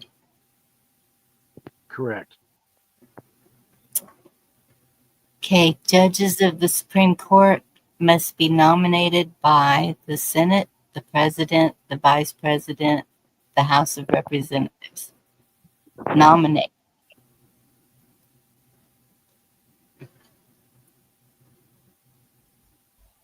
Judges of the Supreme Court must be nominated by. Stingray says D.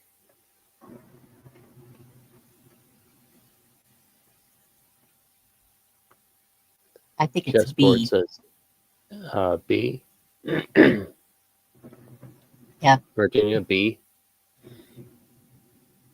Blue Butterfly, B. B's the answer. All right, last one. 1/3 of the senators are elected every 6 years, 3 years, 2 years, 4 years. Why only 1/3? 1/3 of the senators are elected every 6 years, 3 years, 2 years, 4 years. May I? All right. Yep, because that one's got me stumped. It's staggered so that if the Senate ever had something happen to it, there would be senators that are up for election, and it's a basically a safety precaution that you're always rotating some of the senators out, so that they're unfortunately it creates like a perpetual lobbying industry and election industry, but that's done so that you don't have the Senate just sitting all static and unchanging, and then something happens, and guess what? There's nobody to replace them with. So it's And kind of weird how that is. their term is 6 years. Correct. And so if it's staggered by, I'll let you ponder that. Yeah, I would say 3 years. I guess. Well, Jerry says 2. That's C. Stingray says C. Chessboard says D. Or no, I'm sorry. Chessboard, he says A. L. Apple Dumpling says A. May I? Yes. I'll be redundant with this question, but it also points out something. How often are midterms? 2 years. Mm-hmm. And do we not elect both Congress and senators during the midterms? Yes, we do. So C. C. Sin inference, folks.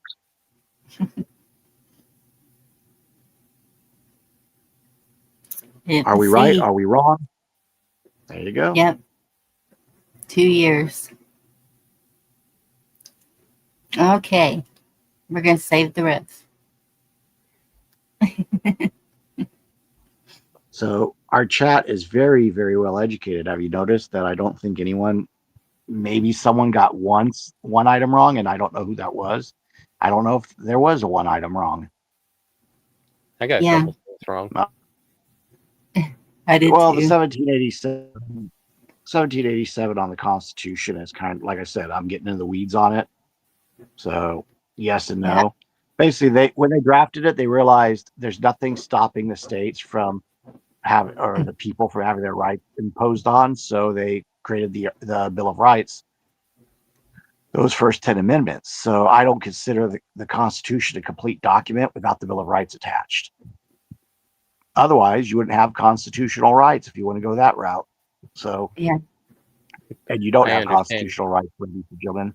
But yeah, go ahead, Vex. I was going to say, I understand common law better than I do our political system. I don't, it used to be common law was our system. It's supposed to be. Sorry, I should have said their political system. And that's why I like doing the quiz, because the chat does get involved and they're on it and they're learning right here along with me. I went out of my way not to pay attention to politics when I was younger. I despised it from the get-go. I just never paid attention. So Yeah. I was part of the problem. Yes. Accountability. I'm different in that I eventually wanted to, translate my wrestling into my own wrestling company, and I knew that to have business, you got to deal with the politicians. And every which way I look, there was something that if you want to do something for wrestling, you have to deal with a politician. They just can't leave you alone.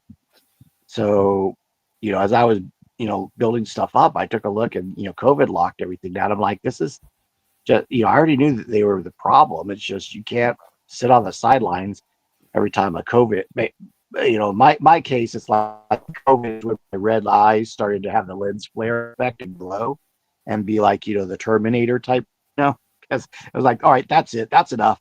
A good example was the city of Bell out there in California, out here in LA County. If you remember hearing the new council's corruption scandal, we were involved in Dragon Gate's first ever wrestling show on U.S. soil. They're a pretty respected Japanese company, and we did all the permits and everything. The day of the show, a pencil pusher from the city with a clipboard tried to say we didn't have the permits to do the show and so on, and we couldn't use the Parks and Rec facility, although we had the insurance, we paid for the facility, we had everything filled out, city council was on board, we had advertising, and we had all the wrestlers from Japan and the ring, like everything was set up, and they still sent somebody to try to hustle the wrestling promotion for more money and more this and more that. So we told them to hit the bricks and so on. And a few weeks later, if you notice, the city of Bell, they had like half of their city council resigned from their corruption charges. So I realized you can't have, whether you want to have a church for your family or or be left alone in your house and pray and homeschool your kids, or you just want to start a niche, mom and pop company, they are not going to leave you alone. The politicians, you may not be interested in them, but they're interested in you. And Yes. so the biggest way to get them to leave you alone is to tell them to leave you alone. Even if you And just want to. that's where all this comes in. We're supposed to be a nation built, with some capitalism in it. Then why are they trying to regulate us every step of the way? There's no free hand. There's no hidden hand or free hand of the market if the government's always interfering. Thank you, Dee. You're the one that found it. Good to know it's out there.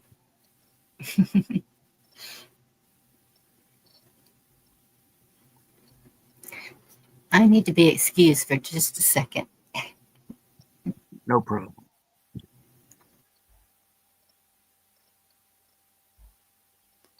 And with those, with the questions we've been going through, these type of questions that are out, getting something wrong, I'm not ashamed to admit that I got a couple of them wrong, but that's something to work towards. What was the good saying for it? It's every I'm having brain meltdown. I finally wanted to say something that might have been cool, and all of a sudden my brain quits on me. Been It there. happens to the best of us. I think I have the T-shirt somewhere.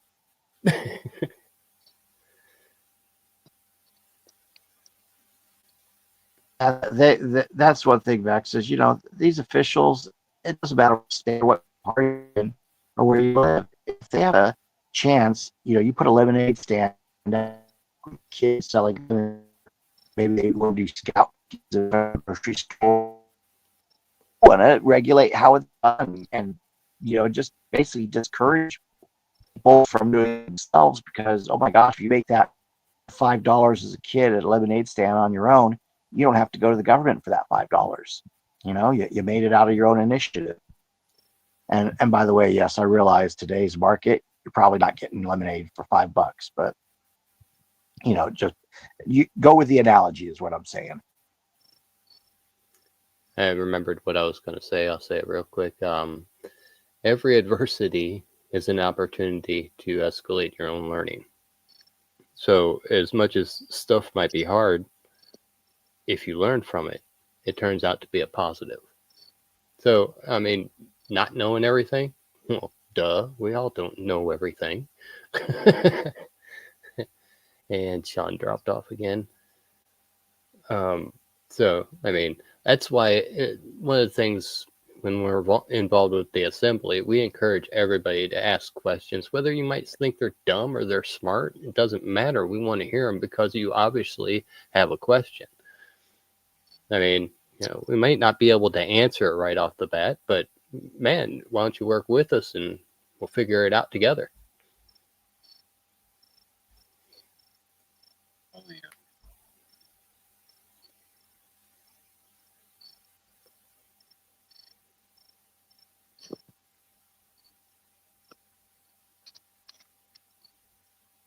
Yeah, I mean, it's not entirely our fault because they did this to us on purpose. They made us ignorant of common law, which has made us vulnerable and weak. They've done a really good job. Now we have to try and teach others what we know.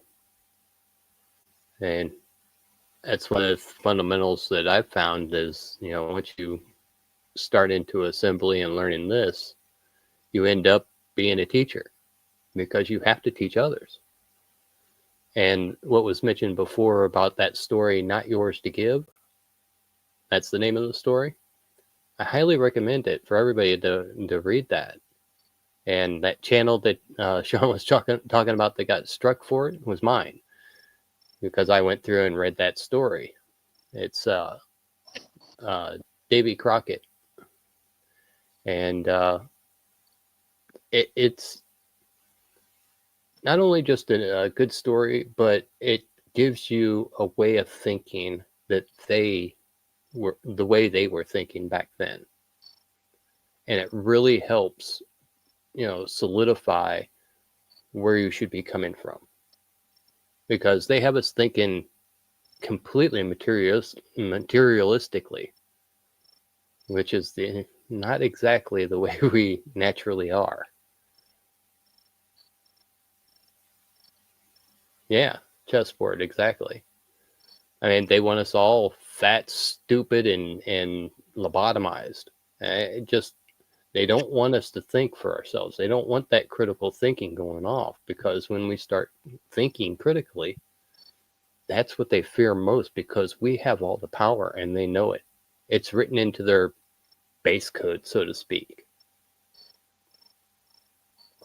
It's like that saying, with great power comes great responsibility, but it could also be with great knowledge comes responsibility, because it's one thing to know them, but to know and to not do is also like not knowing at all, Yeah. So it's that power of having that knowledge to be able to, whatever it may be a fisher of men, cast big nets. Exactly. Yeah. It's like once we know better, it's almost like an obligation to do better in a way. I guess if any of that rambling made sense. Yeah, exactly. Well said.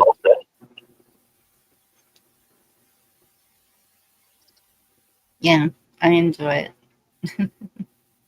And I know I went through a transformation whenever I started learning actual assembly. I went from fear. I think I might have told you this last time I was on, but I went from basically always being afraid of the cops and almost like an adversarial type of setup with them. Yeah. But after I started learning common law and assembly and stuff like that, I was like, I completely lost fear in them. I don't fear them whatsoever. As a matter of fact, every time I get pulled over, I'm like, ooh, I get to educate a cop. Good night, kiss off. Like kiss off. Good night. Sweet dreams. Take care, kiss off.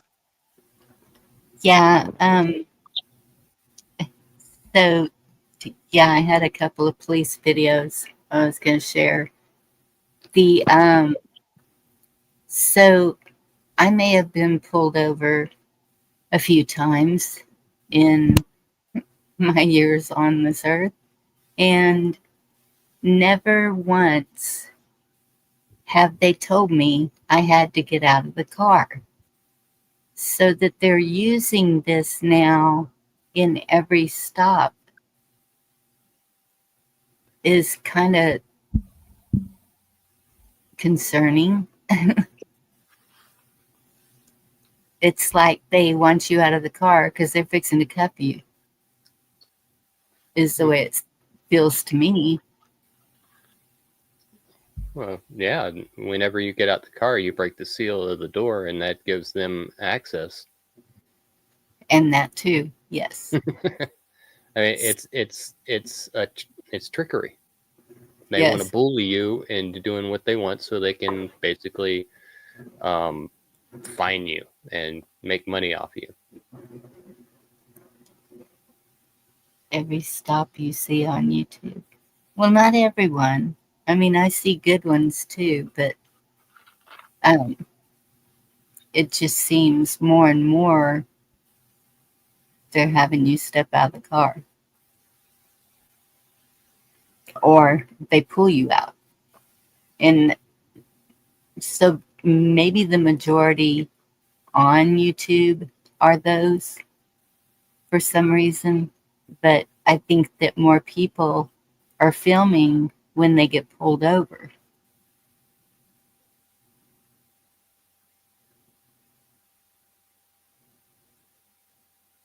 And the reason I started noticing that was after Maui, that real estate guy that was sharing sharing a lot of what happened. They were harassing him like crazy.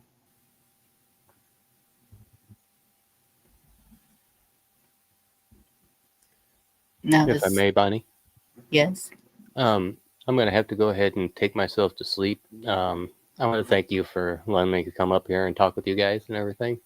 I Thank you, appreciate Chad, for it. interacting. That's really appreciative too. Yes. Bid you all good night and sweet dreams. Thank you for coming up, Bex. You have a good evening. Have a good one, buddy. Take care of that. Guys. Thanks for swinging in.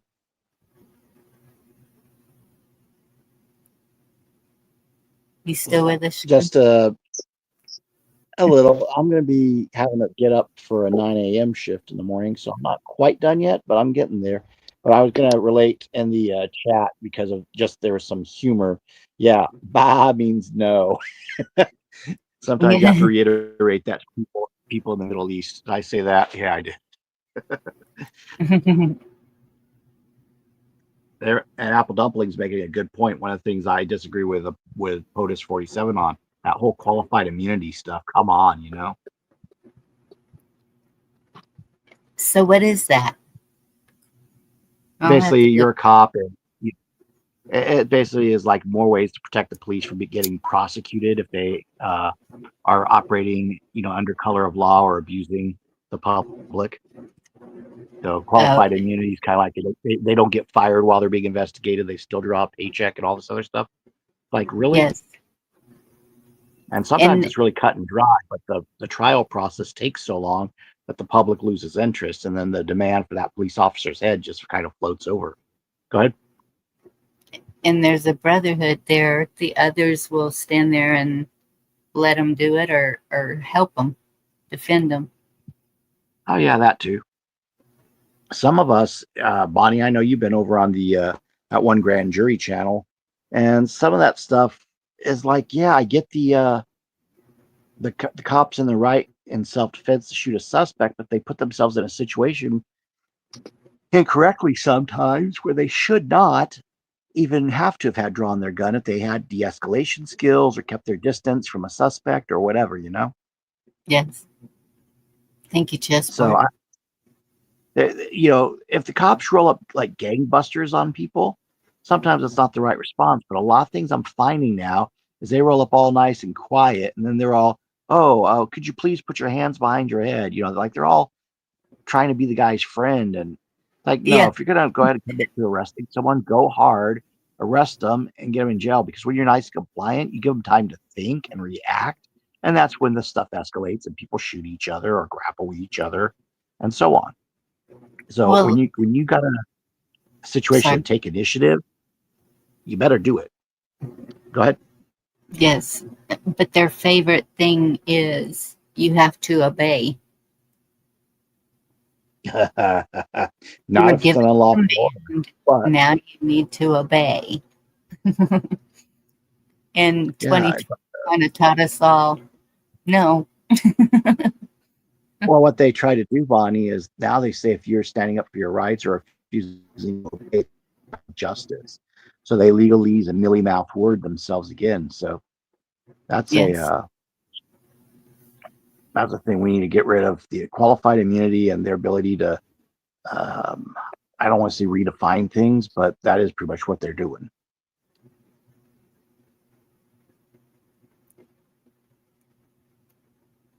Now in QI.org. Thank you, Apple The new Dumpling. website. Let's see, now in qualifiedimmunity.org. Okay, I can look at them. Yeah. That's something, by the way, your assembly in your county and in your state can also direct that, those law enforcement and public officials don't have, I keep calling them officials, I really shouldn't do that, but you can, direct your board of supervisors to repeal qualified immunity and so on. But if you don't have an assembly to do it, you can't do nothing about it. And Well, see right there, I didn't do nothing, and that's the other problem is you got a lot of members of the community that are claiming they didn't do nothing, but a grand jury or a jury could actually investigate that. So there's a little bit of this and that to what's going on. right. Oh, they'd have Sorry for talking. every reason to pull me over, but just give me my tickets. I know that I deserve a ticket. Just give me my ticket. Don't pull me out of the car. Don't hit me with a taser. Just give me my ticket and we'll go on. And you won't see me again today. Maybe tomorrow, but not today. And because I don't know how to use all the things that people use. But all they have to do is run my plate for one of the things. And no, I don't have it at the moment.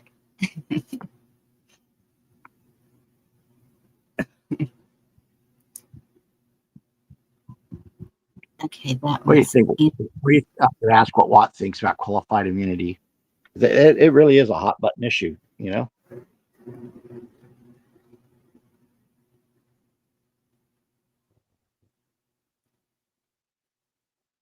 I think he might have gone to sleep. Possibly. He's still with us, what? Present. Oh, he is. And was that .org or dot? Oh, I did find it.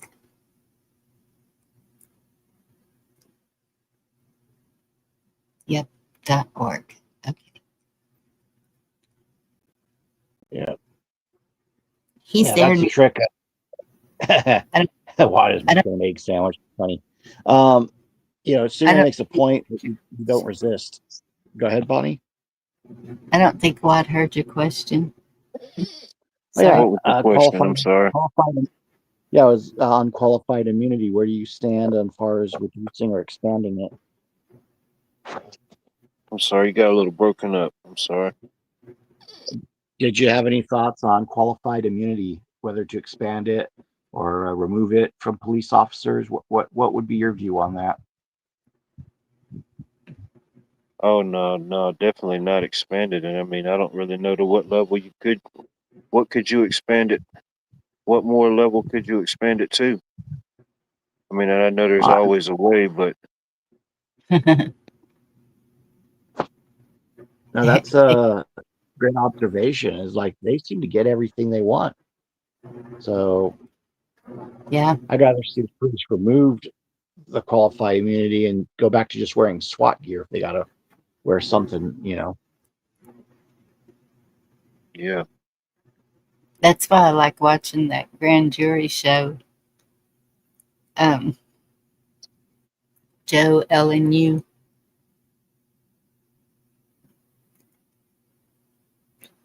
And having a voice, even in chat, even if it's wrong. But they all seem to think it's okay to say you obey an order. And so Dee and I are like, wait a minute. I do not comply.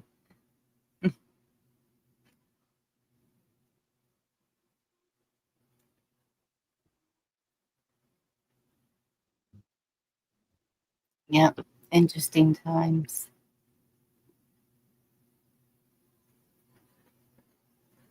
Well, remember the again, people are going to probably roll their eyes. I'm bringing this back to the Third Amendment, but those police officers may not live under your roof, but with their qualified immunity, like the British Red Coats of old, they could step onto your lawn and cause trouble, and you have very limited options about what to do.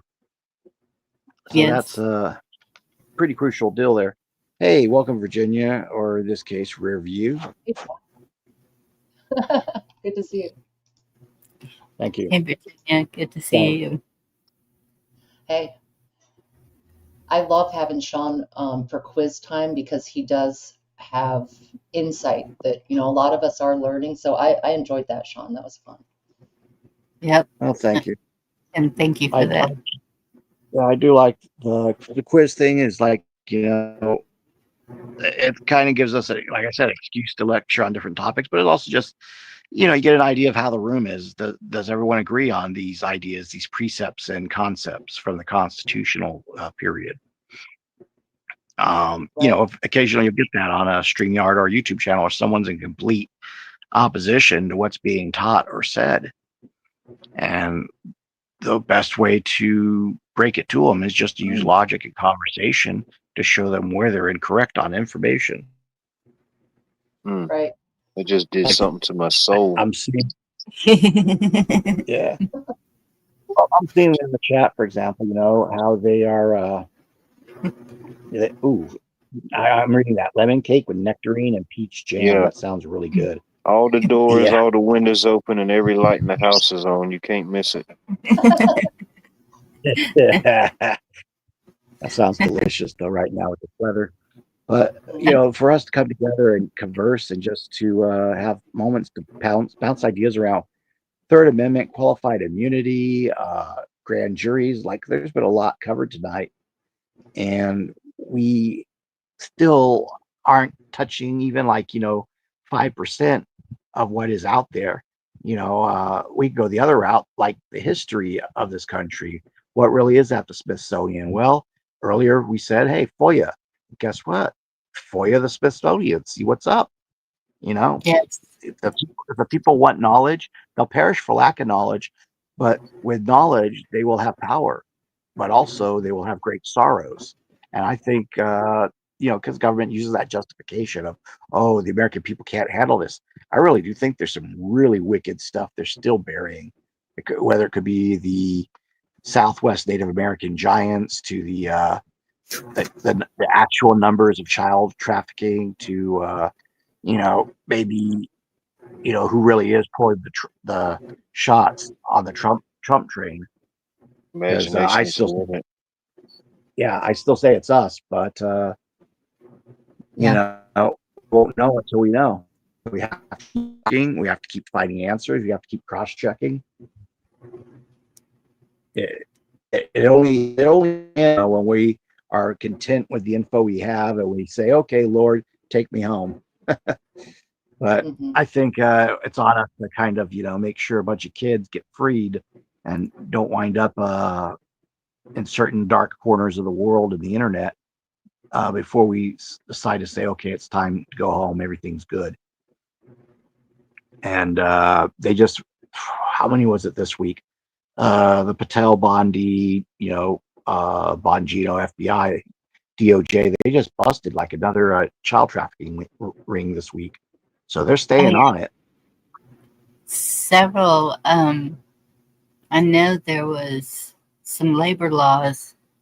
There was one in Houston, the churches, Houston, Michigan, and 2 in Florida.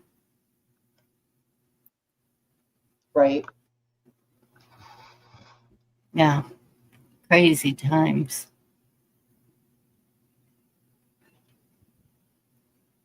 Agreed.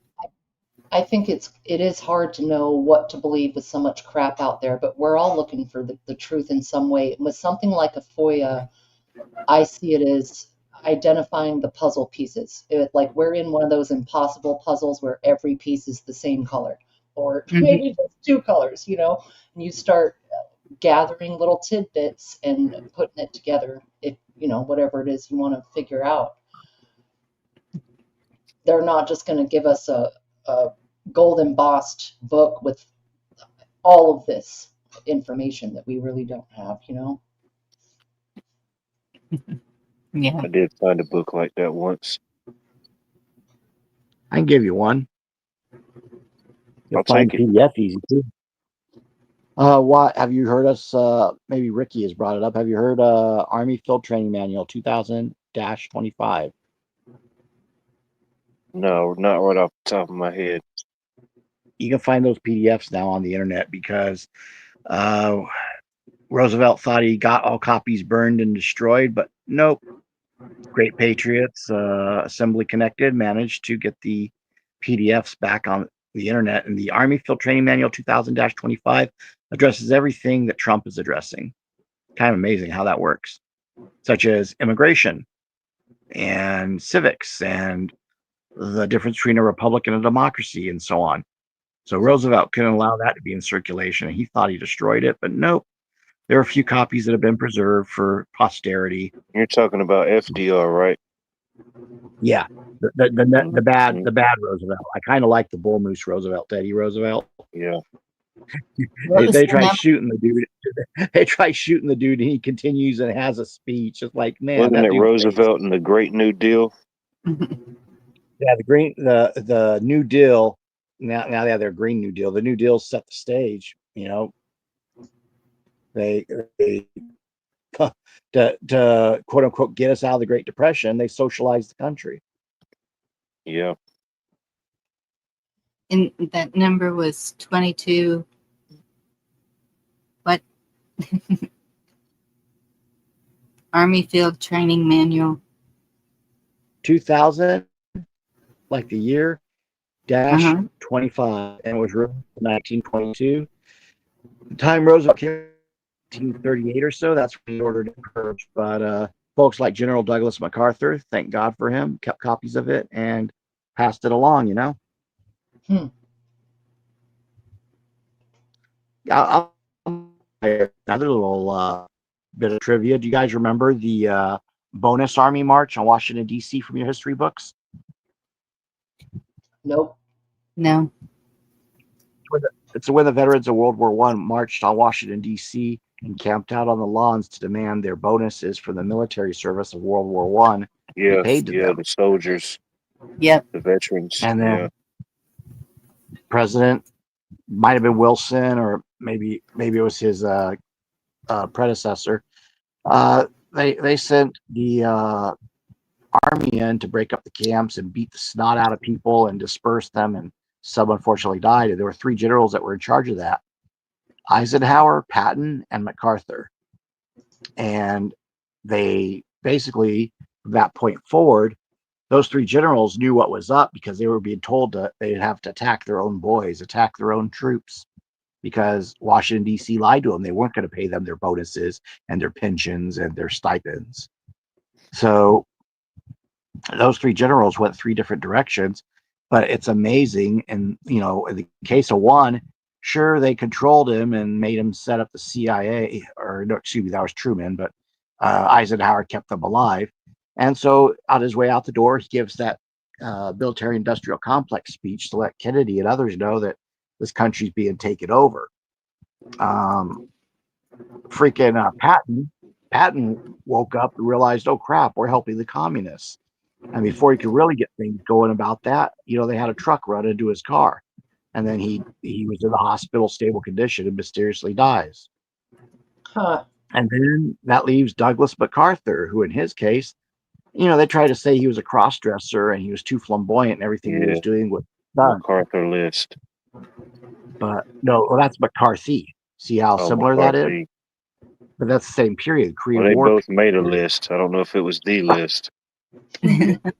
Well, McCarthy, the McCarthy hearings, he did break due process, so shame on him. But he was right in that the West was infiltrated by the communists of the day, and it was worse than he thought. That's what drove him over the edge. Basically the intel agencies fed him the information. Sometimes they'd feed him bad information too, just to screw with him and destabilize our country. But in the case of General MacArthur, he's the one that he helped preserve knowledge of how to get things back on track and passed it down to his proteges, for lack of a better way of putting it.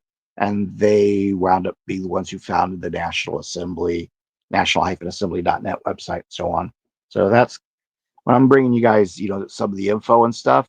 It's basically from the horse's mouth or from the, from vetted sources. And that's why I tell people, go check the website, because you will find all the references, the PDFs, the National Archive links. My God, I'm still going through that site and finding new material. I've been on that site since like 2018, 2019. There's so much. Yeah. All right. I'm going to go ahead and close this one down. Yeah, I think we've kind of ground down a little bit slower. I know Virginia came up here, but is there anything we can do for you, Virginia, while you're up on the panel? I'd like a sandwich, please, and some of that. Well, when you say that, my mind's response is immediately to channel Chet from Weird Science and be, how about a nice, greasy, dirty pork sandwich served on a dirty ashtray? No. I don't know, just something about Weird Science and that character being so belligerent to his little brother. That's a blast from the past for sure.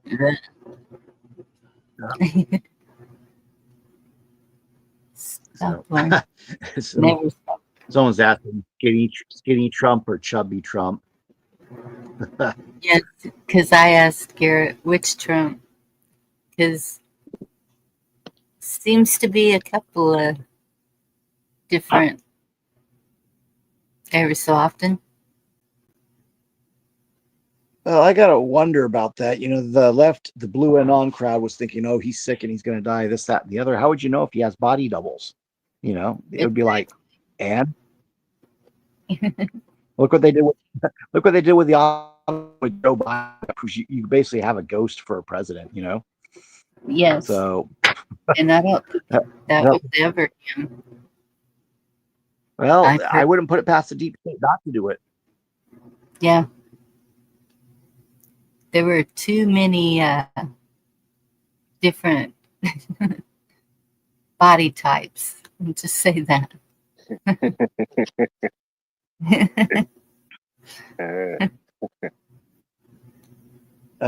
I do know one thing with Trump. If he looks bulked up, if you're wondering when he looks bulked up, the collar is closed, that's when he's wearing his bulletproof vest.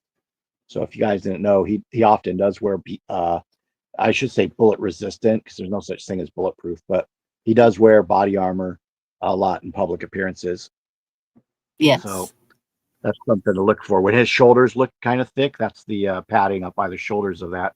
I just got to wonder if he's actually wearing, like a full on, what you call a class 4, plate, or a class 5 plate, if you guys know the plate system, you know what I'm talking about.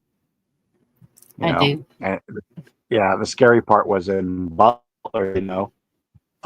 wouldn't matter what class wearing on his chest, because that guy was aiming for the head. So we're very lucky that we're in the timeline that we're in right now. The whole if you're into the whole CERN and Mandela effect and all that, it's like, yeah, we're living in the best timeline, but we can make it better.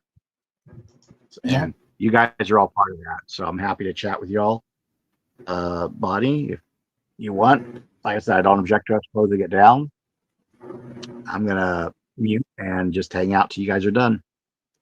Okay. Well, y'all have a good night. Thank you so much for joining us and participating. Love y'all. God bless you and have a good night.